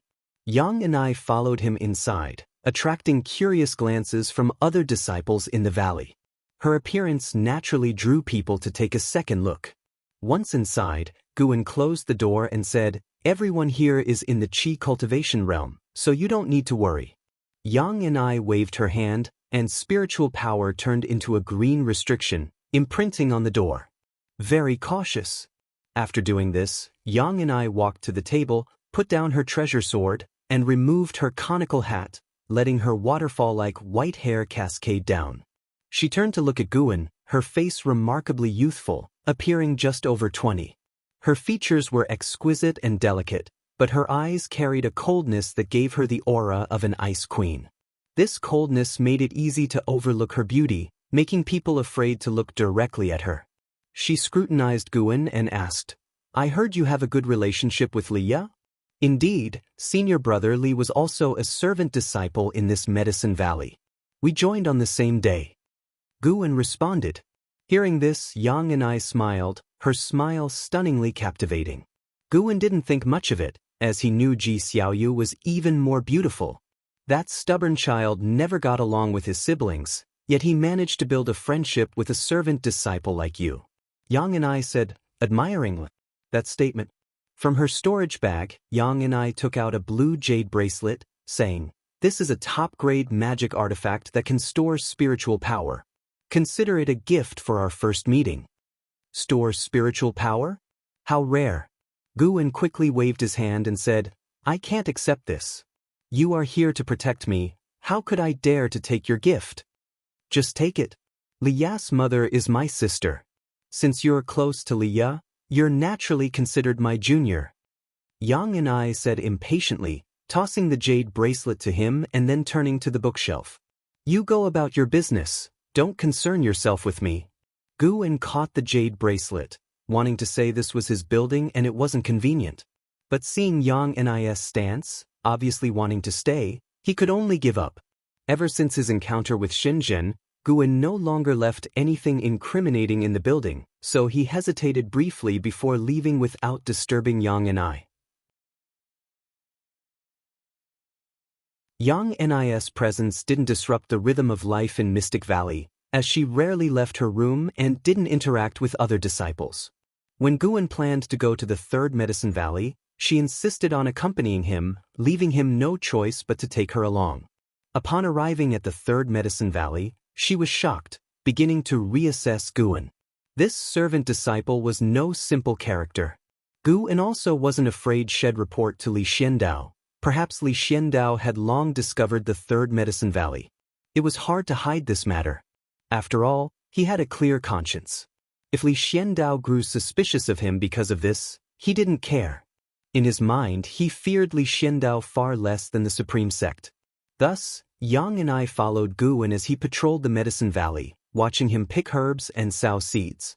A month later, Yang Ni developed some goodwill towards Guan. Guan was too honest and treated the servant disciples very kindly. Such a person posed no threat to anyone. She also understood why Li Ya could favor Guan. Days passed one after another. Snowflakes flew, covering every part of Guan's Medicine Valley. Li Xiandao had said that the demon path would invade the Supreme Sect at the end of the year, making Guan worry about this every day. Perhaps any day now, the demon path would attack. On this day, Mystic Valley, Guan and Wuxia led the disciples in shoveling snow, with Yang Ni standing at a distance by the wooden fence, holding her sword. "Senior brother, what realm is that outer disciple in?" Wuxia whispered to Guan, very curious. Yang Ni's stance alone looked very strong. "What's it to you? She's my disciple, don't get any ideas," Guan said in a bad mood. Wuxia chuckled, "Senior brother, you know me so well. When are you going to get me a Foundation Establishment Realm disciple as an assistant? I would be so impressive wherever I go. If I really arranged it, would you dare accept?" Hearing this, Wuxia seemed to remember something, grinning awkwardly and falling silent.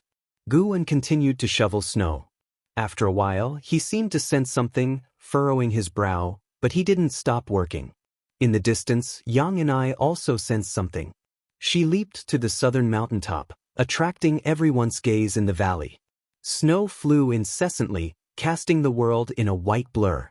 From within the valley, Yang Ni's silhouette on the mountaintop appeared faint, as if she might be swallowed by the violent snowstorm at any moment. "What's wrong with her?" Wuxia couldn't help but ask Guan. Guan looked up and said, "I don't know either, well ask her when she comes down." "Goo goo," a light bird cry echoed, reverberating through the world, even masking the sound of the wind. The sudden bird cry made everyone frown, looking around, trying to find the source of the sound. Wuxia seemed to remember something, his face changing dramatically. He hurriedly shouted, "Everyone back to the rooms! Quick!" As he spoke, he pulled Guan towards the pavilion group. Guan shook off his hand and said, "You all head inside, I need to watch the Medicine Valley." Wuxia turned and said urgently, "That's the heaven-swallowing dark bird of the Thousand Autumn Pavilion, a demonic beast that Foundation Establishment Realm cultivators can't deal with. You go inside first. I'm not going to fight it. Don't forget your identity," Guan said sternly. Hearing this, Wuxia could only grit his teeth and run inside. Soon, only Guan remained in the valley, while the disciples all leaned out of their windows, watching the sky in extreme tension. Guan already sensed the presence of the heaven-swallowing dark bird. Very strong, comparable to the void-crossing realm. Whoosh! A fierce wind came from the south, stirring up a snowstorm that swept through the Medicine Valley. Guan, watching the swaying herbs, felt distressed but couldn't expose his cultivation level in front of Yang Ni and the other disciples. He could only go to the section with the highest grade herbs and use his Foundation Establishment Realm spiritual power to protect them. At this moment, Yang Ni suddenly appeared beside him, taking out a large flag and planting it in the ground. She raised her palm to infuse spiritual power into the flagpole. The flag fluttered, forming a light screen that enveloped them, blocking the wind and snow. Yang and I breathed a sigh of relief, turning to Guan and scolding, "Are you crazy? What do these herbs have to do with you? Can't you sense the demonic qi?" Guan replied, "I sensed it, but if I can sense it, the great cultivators from the Supreme Sect will definitely..." Boom, a terrifying pressure descended suddenly. Guan looked up, as did Wuxia and the other disciples. Everyone's eyes widened. The vast snowy mist was dispersed, revealing an enormous bird covering the sky. It flew over Mystic Valley, plunging the valley into darkness that wouldn't dissipate for some time. Even someone as calm as Guan was stunned by the heaven-swallowing dark bird's size. In his view, its wingspan exceeded 100 miles, extremely exaggerated.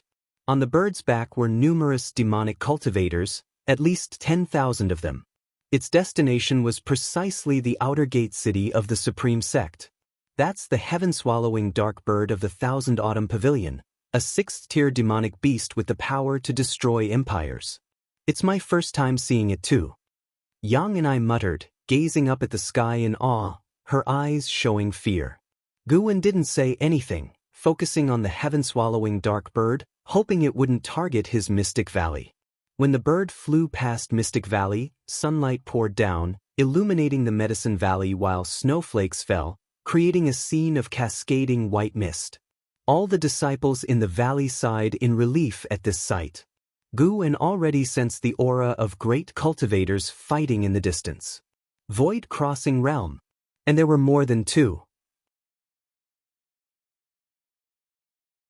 The battle was quite far away, likely occurring at another outer gate city.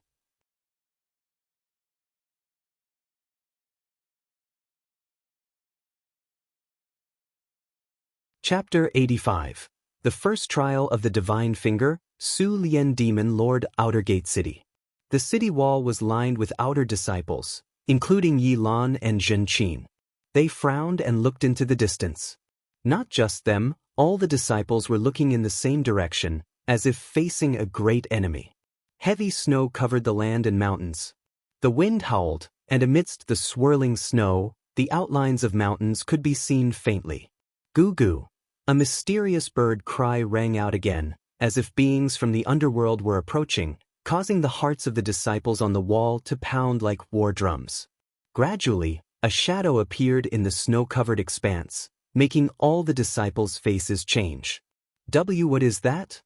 Zhen Qin stammered, her voice low as if asking herself.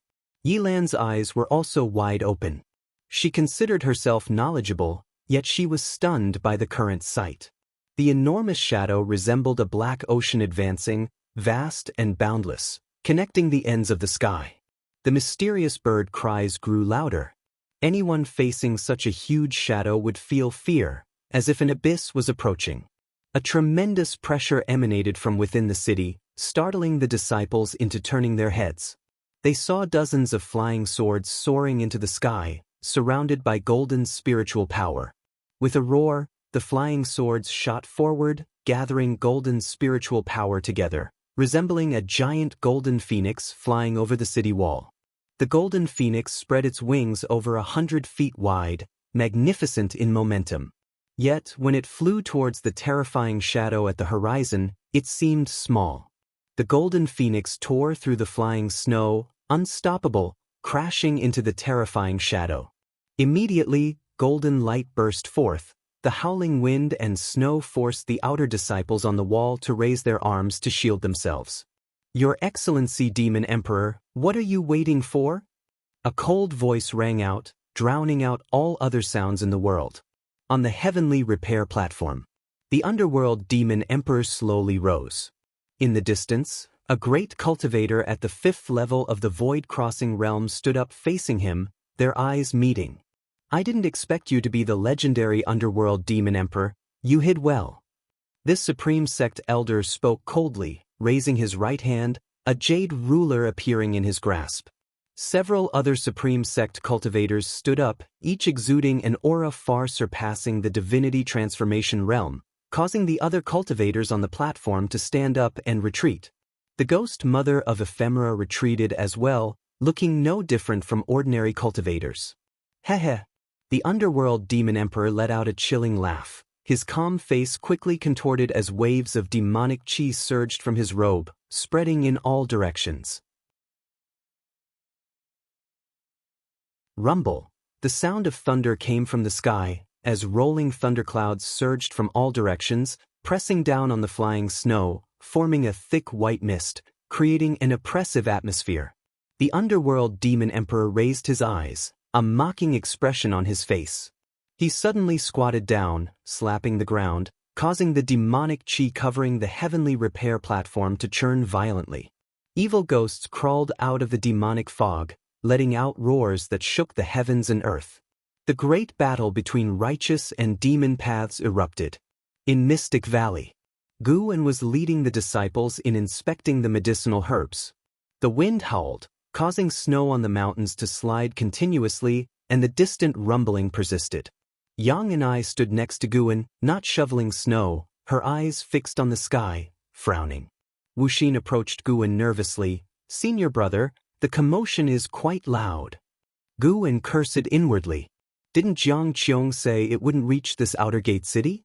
Why did it feel like the demon path was invading from here? Don't worry, the supreme sect won't be easily breached. Guan consoled. He felt the intense demonic chi in the outer gate city but didn't know where it came from. Wuxia was worried, but his hands didn't stop moving, a result of Guan's years of teaching. As thunderclouds gradually covered the sky, the snow began to weaken, which was good for Mystic Valley. After clearing the snow from various gardens, Guan had Wuxia gather the disciples together while he and Yang and I stood far away. Can the supreme sect really hold out? What is that sound? It's terrifying. I don't know what the situation is in the outer gate city. It's a good thing we're in the Medicine Valley. Who knows, maybe a demon cultivator will target us. Shut up, you jinx. The disciples were tense and fearful, unable to calm down. The pressure from the great cultivator's battle, the demonic chi, the demonic pressure, and various other conditions stimulated their senses. They had never experienced such feelings before. Guan glanced at the disciples 100 feet away, then looked at Yang and I beside him, asking via voice transmission, "With your strength, how strong an enemy can you deal with?" "As long as it's not a divinity transformation realm, I can kill as many as come." Yang and I's response was confident, but Guan wasn't pleased, because it was certain there would be divinity transformation realm enemies. At this moment, a figure flew in from the distance at high speed, landing quickly in the valley. Who else but Leah? "Senior brother Li," Wuxia called out in surprise. Leah was an inner sect disciple, a genuine core formation realm expert. His arrival was enough to excite Wuxia.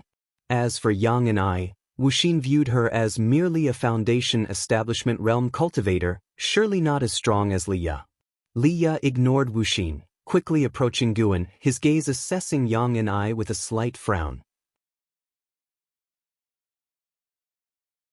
He then looked at Guan, urgently saying, "Junior brother Gu, evacuate. It's too dangerous here. Now all the outer gate cities and inner gate cities are in a great battle. There's a traitor in the supreme sect, using a teleportation array to send enemies in." Li didn't recognize Yang and I. Gu and his face turned serious. "I can't abandon the Medicine Valley, and even if we escape, where can we go?" Honestly, Li Ya's arrival both moved and troubled him. Guan wasn't actually panicked about the demon path invasion. He just didn't like having people around, making it inconvenient to take action. "Isn't it easy to hide? We can't stay in the Medicine Valley," Li said gravely.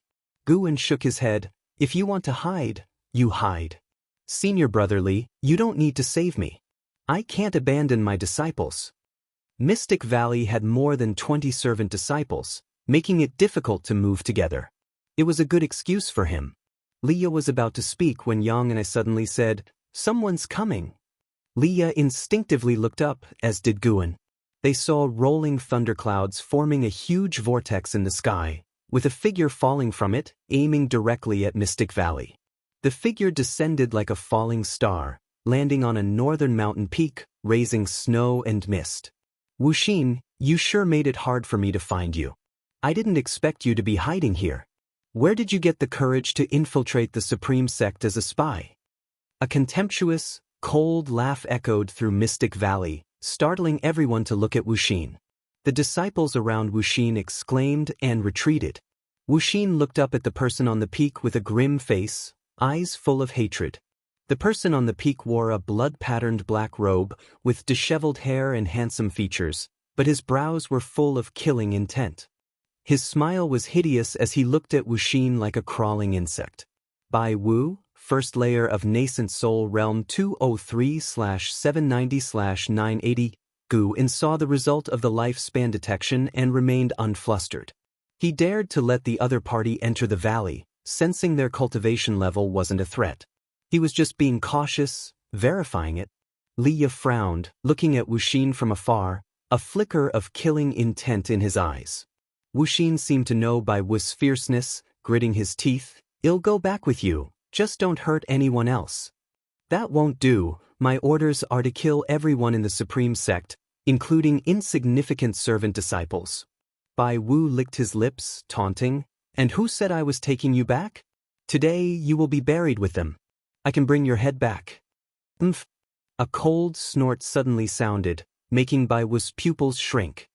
He glanced over reflexively to see a woman in green appear next to him out of thin air, drawing her sword to slash. It was Yang. He leaped aside but still got slashed on the arm, blood splattering. Yang continued her assault, the two battling on the peak. Sword chi surged, and demonic chi spread like mist. They quickly flew into the sky to fight. Liya couldn't help but look at Guan, asking, "Who is she?" "Your mother's sister, Yang. Don't you recognize her?" Guan replied quietly. Liya's expression became bewildered, mumbling, "Why is it her?" Guan noted his expression, feeling puzzled. What did that mean? Could it be they didn't get along? Guan didn't ask and said, "I'll check the forest, there's a lot of medicinal herbs planted in there." Saying that, he ran towards the woods. Liya wanted to stop him, but Yang's battle captured his attention. "Damn it!" Liya cursed, leaping to support Yang. In truth, Yang didn't need his help. She was already overwhelming Bai Wu. Within 10 breaths, Bai Wu was covered in blood. Despite his wide and aggressive spells, Yang's movement technique was too exquisite, allowing her to dodge easily. Seeing Bai Wu so miserable, Wuxia's eyes widened. He hadn't expected Yang to be so formidable. Where did senior brother find such a powerful great cultivator? On another side, Guan reached the forest's edge, turning his back to Mystic Valley, looking at the distant mountains. He raised his right hand, thumb pressing on middle finger, aiming into the distance. He sensed a void-crossing realm presence hundreds of miles away, lingering suspiciously. Too close to his medicine valley, it must be killed. Just the right time to test Elder Tian's Gathering Spirit Divine Finger. He had mastered Gathering Spirit Divine Finger. Though not proficient, it should be enough to kill a void-crossing realm demon cultivator. Spiritual power compressed at his middle finger. He didn't gather surrounding spiritual energy, fearing it would alert Yang and the others. Hundreds of miles away, on a flat land between the mountains, a group of demon cultivators was assembling an array platform. A formidable demon cultivator stood nearby, watching quietly. He was named Su Lian, one of the demon lords of the Heavenly Extinction Sect, at the 4th level of Void-Crossing Realm, toying with a white flame in his right hand, his expression indifferent. A Heavenly Extinction Sect disciple approached softly. "Master, the array should be completed in half an hour." Su Lian Demon Lord replied indifferently, "Finish it immediately, prepare." Before he could finish, his face suddenly changed, instinctively looking aside.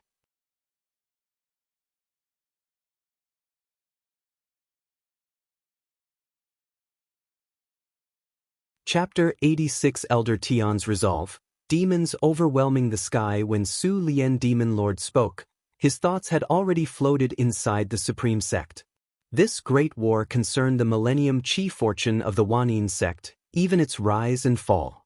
He could not wait to join the battle. However, before he could finish his sentence, he instinctively sensed the terrifying aura of danger and glanced sideways. Everything happened too quickly. Even he, a great cultivator with a void-crossing realm 4th layer cultivation level, had no time to react. In his eyes, a semi-transparent airflow was killing its way forward at an inconceivable speed, passing through the mountains and causing the heavens and the earth to appear distorted. His disciple standing in front of him was still looking at him, and all disciples who were building the array platform stopped. Everything fell into stillness. Only the aura of death approached rapidly. Boom! A mass of airflow tore through the sky and struck the plain between the mountains. Su Lian Demon Lord and a group of demon cultivators were directly pulverized into flying ash. A strong light burst forth, engulfing the surrounding mountains and devouring everything in its path. Above Mystic Valley, Yang and I, Li Ya, Bai Wu, and others who were fighting were startled, all pulling back and turning around to see. An impressive brilliance appeared on the horizon, and they felt a horrifying pressure coming, their faces changing dramatically. Li Ya hurriedly flew toward the forest below, quickly finding Gu and was hiding behind a tree, pretending to shiver. Seeing him safe, Li Ya sighed in relief and was about to speak when a terrible gale blew from the distance, pushing the trees backward and causing the peaks to tremble violently. Li Ya hurried to Gu's side, shielding with his spiritual power. "What's happening?"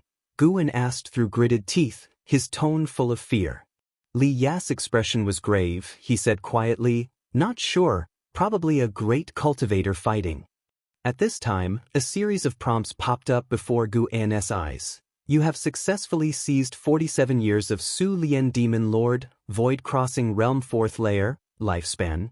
You have successfully seized 35 years of Zhang Zhongchong, Core Formation Realm 2nd Layer, Lifespan. You have successfully seized 42 years of Chen Duan, Core Formation Realm 6th Layer, Lifespan. Altogether 26 people. The lowest cultivation was also in the Core Formation Realm, including 2 nascent Soul Realm cultivators. Sin. Guan secretly repented not because he wanted to go on a killing spree but because this group approached his Medicine Valley. The gale pressed on, lasting for a long time. After the storm calmed, Li Ya stood up straight. He whispered, "It seems we can only hide in Medicine Valley for now. There's danger everywhere. I told you." "First, follow me into the valley." Li Ya pulled Guan and walked into Mystic Valley. Just as they entered the valley, Yang and I descended from the sky, carrying a bloody head and Bai Wu's nascent soul hanging on her sword blade. At this moment, she was full of killing intent, making the disciples in the valley dare not approach. Yang and I threw Bai Wu's head in front of Wuxin, then shook her sword, shattering Bai Wu's nascent soul. She raised her sword toward Wuxin, coldly asking, "Do you have any last words?" Wuxin turned pale, trembling all over. "Stop!" Guan quickly rushed over to stand in front of Wuxin. Yang Ni's eyes were cold. She said, "He is from the 1000 Autumn Pavilion. But he's been with us for decades and has never harmed us. He probably has no choice. Once this is over, it'll make him leave the Supreme Sect." Guan said through gritted teeth, determined. His words made Yang and I frown. Wuxin was very moved. He dared not look at the other disciples, wishing he could find a hole to hide in at that moment. Yang and I took a step forward, her sword tip almost reaching Guan's throat. Guan glanced at Li Ya, shouting, "Senior brother Li, say something." Li Ya frowned and walked over, pushing Yang's sword away, saying, "Let's give him that." Clearly, those demon cultivators had a grudge against Wuxin. Yang and I sheathed her sword and turned away. Guan turned to Wuxin and said, "Sorry, senior brother, we won't be able to keep you here in the future. Returning to the 1000 Autumn Pavilion will surely bring you torment. Find a place to hide and live under a different name. As long as you have goodness in your heart, no matter where you come from, you can be a good person." His sincere words made Wuxin tear up. He knelt with a thud, kowtowing to him. Li Ya's frown relaxed, sighing slightly. Yang and I glanced at Guan, her eyes showing surprise. Listening to Guan's words, it was evident that he had long known Wuxin's identity. And Wuxin seemed unwilling to be a cultivator of the 1000 Autumn Pavilion. Guan pulled Wuxin up and had him hide inside the house to avoid being recognized by other disciples from the Thousand Autumn Pavilion. Leah looked at Yang and I and transmitted a message. Why are you here? Do you need to ask? Tell him, I don't want to fight for the throne. But he said he owed your mother and had to pass the throne to you. The Crown Prince is virtuous, talented, and has a 3-spirit root qualification. He is the ideal Crown Prince. It's useless to tell me this. The two communicated through voice transmission. Yang and I kept her eyes fixed on Guan, her thoughts unknown. Leah reminded through voice transmission, do not harm my junior brother, or I won't recognize anyone. Yang and I ignored him. After Bai Wu's attack, Mystic Valley fell silent. The disciples gathered in the courtyard, murmuring, all discussing Wuxia's identity. The calamity of the Supreme Sect continued, more battles erupted, and the pressure of battle increased. Guan kept an eye on the Qinghong sword at his waist. Fortunately, it did not show any signs of encountering danger like the white spirit sword would. An ancient hour later, no more demon cultivators came to Mystic Valley. Guan could not remain still any longer. He found Leah and told him he was going to another medicine valley, leaving Leah and Yang and I to guard Mystic Valley.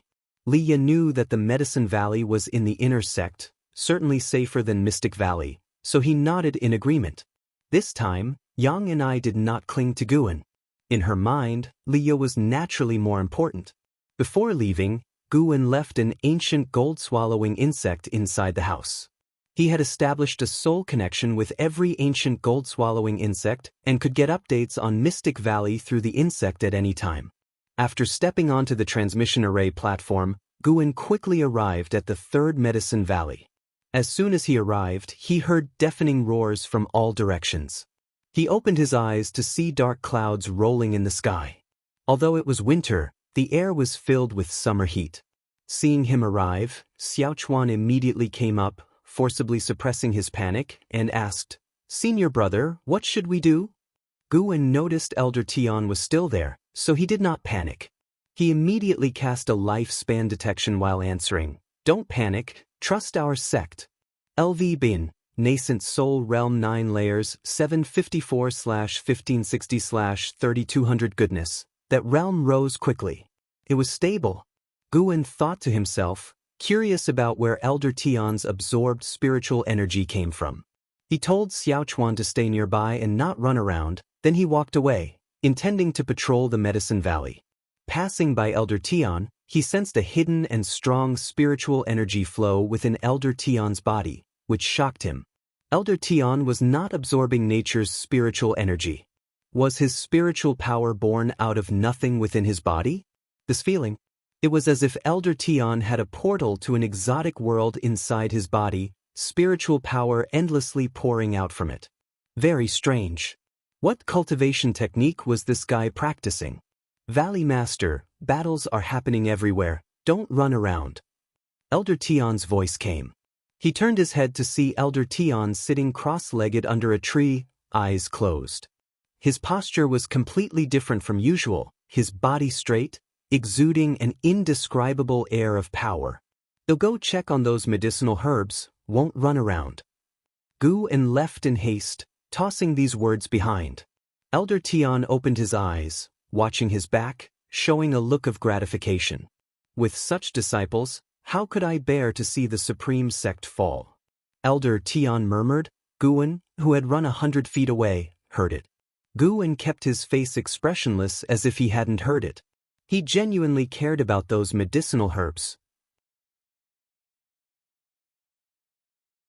The 50 Foundation Establishment Realm disciples guarding Medicine Valley were all in battle, including Ji Xiaoyu and Gu Yu, each fighting multiple enemies with a dire situation. Along the way, Guan quickly checked the medicinal herbs. He picked any that were about to mature to prevent them from being damaged in the battle, a real loss if that happened. While advancing, Guan heard a cry. Looking up, he saw fiery Qilins appearing on the horizon, with a figure hidden in the leading Qilin. It was Ji Xiaoyu. Qilin's step. She took a step, her figure like a ghost. The fiery Qilin collided with a demon cultivator in the core formation realm, smashing him to pieces, and the golden core melted, displaying overwhelming power. Guwen felt her aura and speed were on par with low-level nascent soul realm cultivators. Ji Xiaoyu seemed to sense his gaze and glanced back during the battle. She practiced Qilin's step, casting spells with her sword, unmatched by anyone. Gradually, more demon cultivators swarmed toward her, with various spells attacking her from all directions, grandly. Ji Xiaoyu's eyes sharpened, and a powerful wave burst from her body, blasting away the surrounding demon cultivators by miles. Foundation Establishment realm cultivators exploded on the spot. She raised the treasure sword in her right hand and thrust it skyward. Spiritual power surged up the blade and shot into the sky, forming a golden disc 10 miles in diameter, containing profound and mysterious runes. Gu N's keen eyes easily recognized that the wave Ji Xiaoyu had just released was a divine skill, Heaven and Earth Path Gang. Previously, Jiang Qiong had stolen the divine power collection containing Heaven and Earth Path Gang from the Ji family's birthday banquet, which Guwen often contemplated. As for the divine skill after Heaven and Earth Path Gang, he hadn't seen it but could sense a power beyond core formation realm.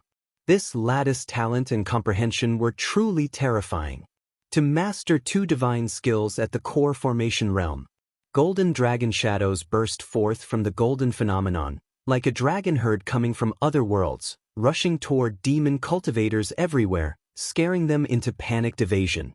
Some cast spells to resist, but their spiritual power was shredded by the golden dragons. Then they were hit and swallowed into the dragons' mouths. As they were mere shadows, Guwen could see the demon cultivators swallowed, burned alive by mysterious golden flames until nothing remained. After moving forward 10 miles, Guwen found no demon cultivators within 5 miles of Ji Xiaoyu. In one breath, she had killed over 100 core formation realm cultivators and more than 300 foundation establishment realm cultivators. That was just what Guwen saw. She had fought for a long time before he arrived. Ji Xiaoyu hovered in midair, holding her sword, breathing slightly, with sweat beading on her snow-white forehead. She suddenly turned around, her brows furrowed. Following her gaze, countless monsters and evil ghosts like a black ocean approached from the horizon, densely packed, impossible to count. In front of the monster army was a black-robed man standing on a bone sword, holding a large black flag. Ji family's Qilin's Step, Heaven and Earth Path Gang, and Heavenly Dragon demon-suppressing form. At such a young age you have mastered so many powerful techniques. If you grow further, you will dominate the world single-handedly. The black-robed man's icy voice rang out, followed by a terrifying pressure enveloping all the world. You're tuning in to the Han Li's Immortal Journey YouTube channel. Don't forget to subscribe and join us on this journey to catch the most captivating stories.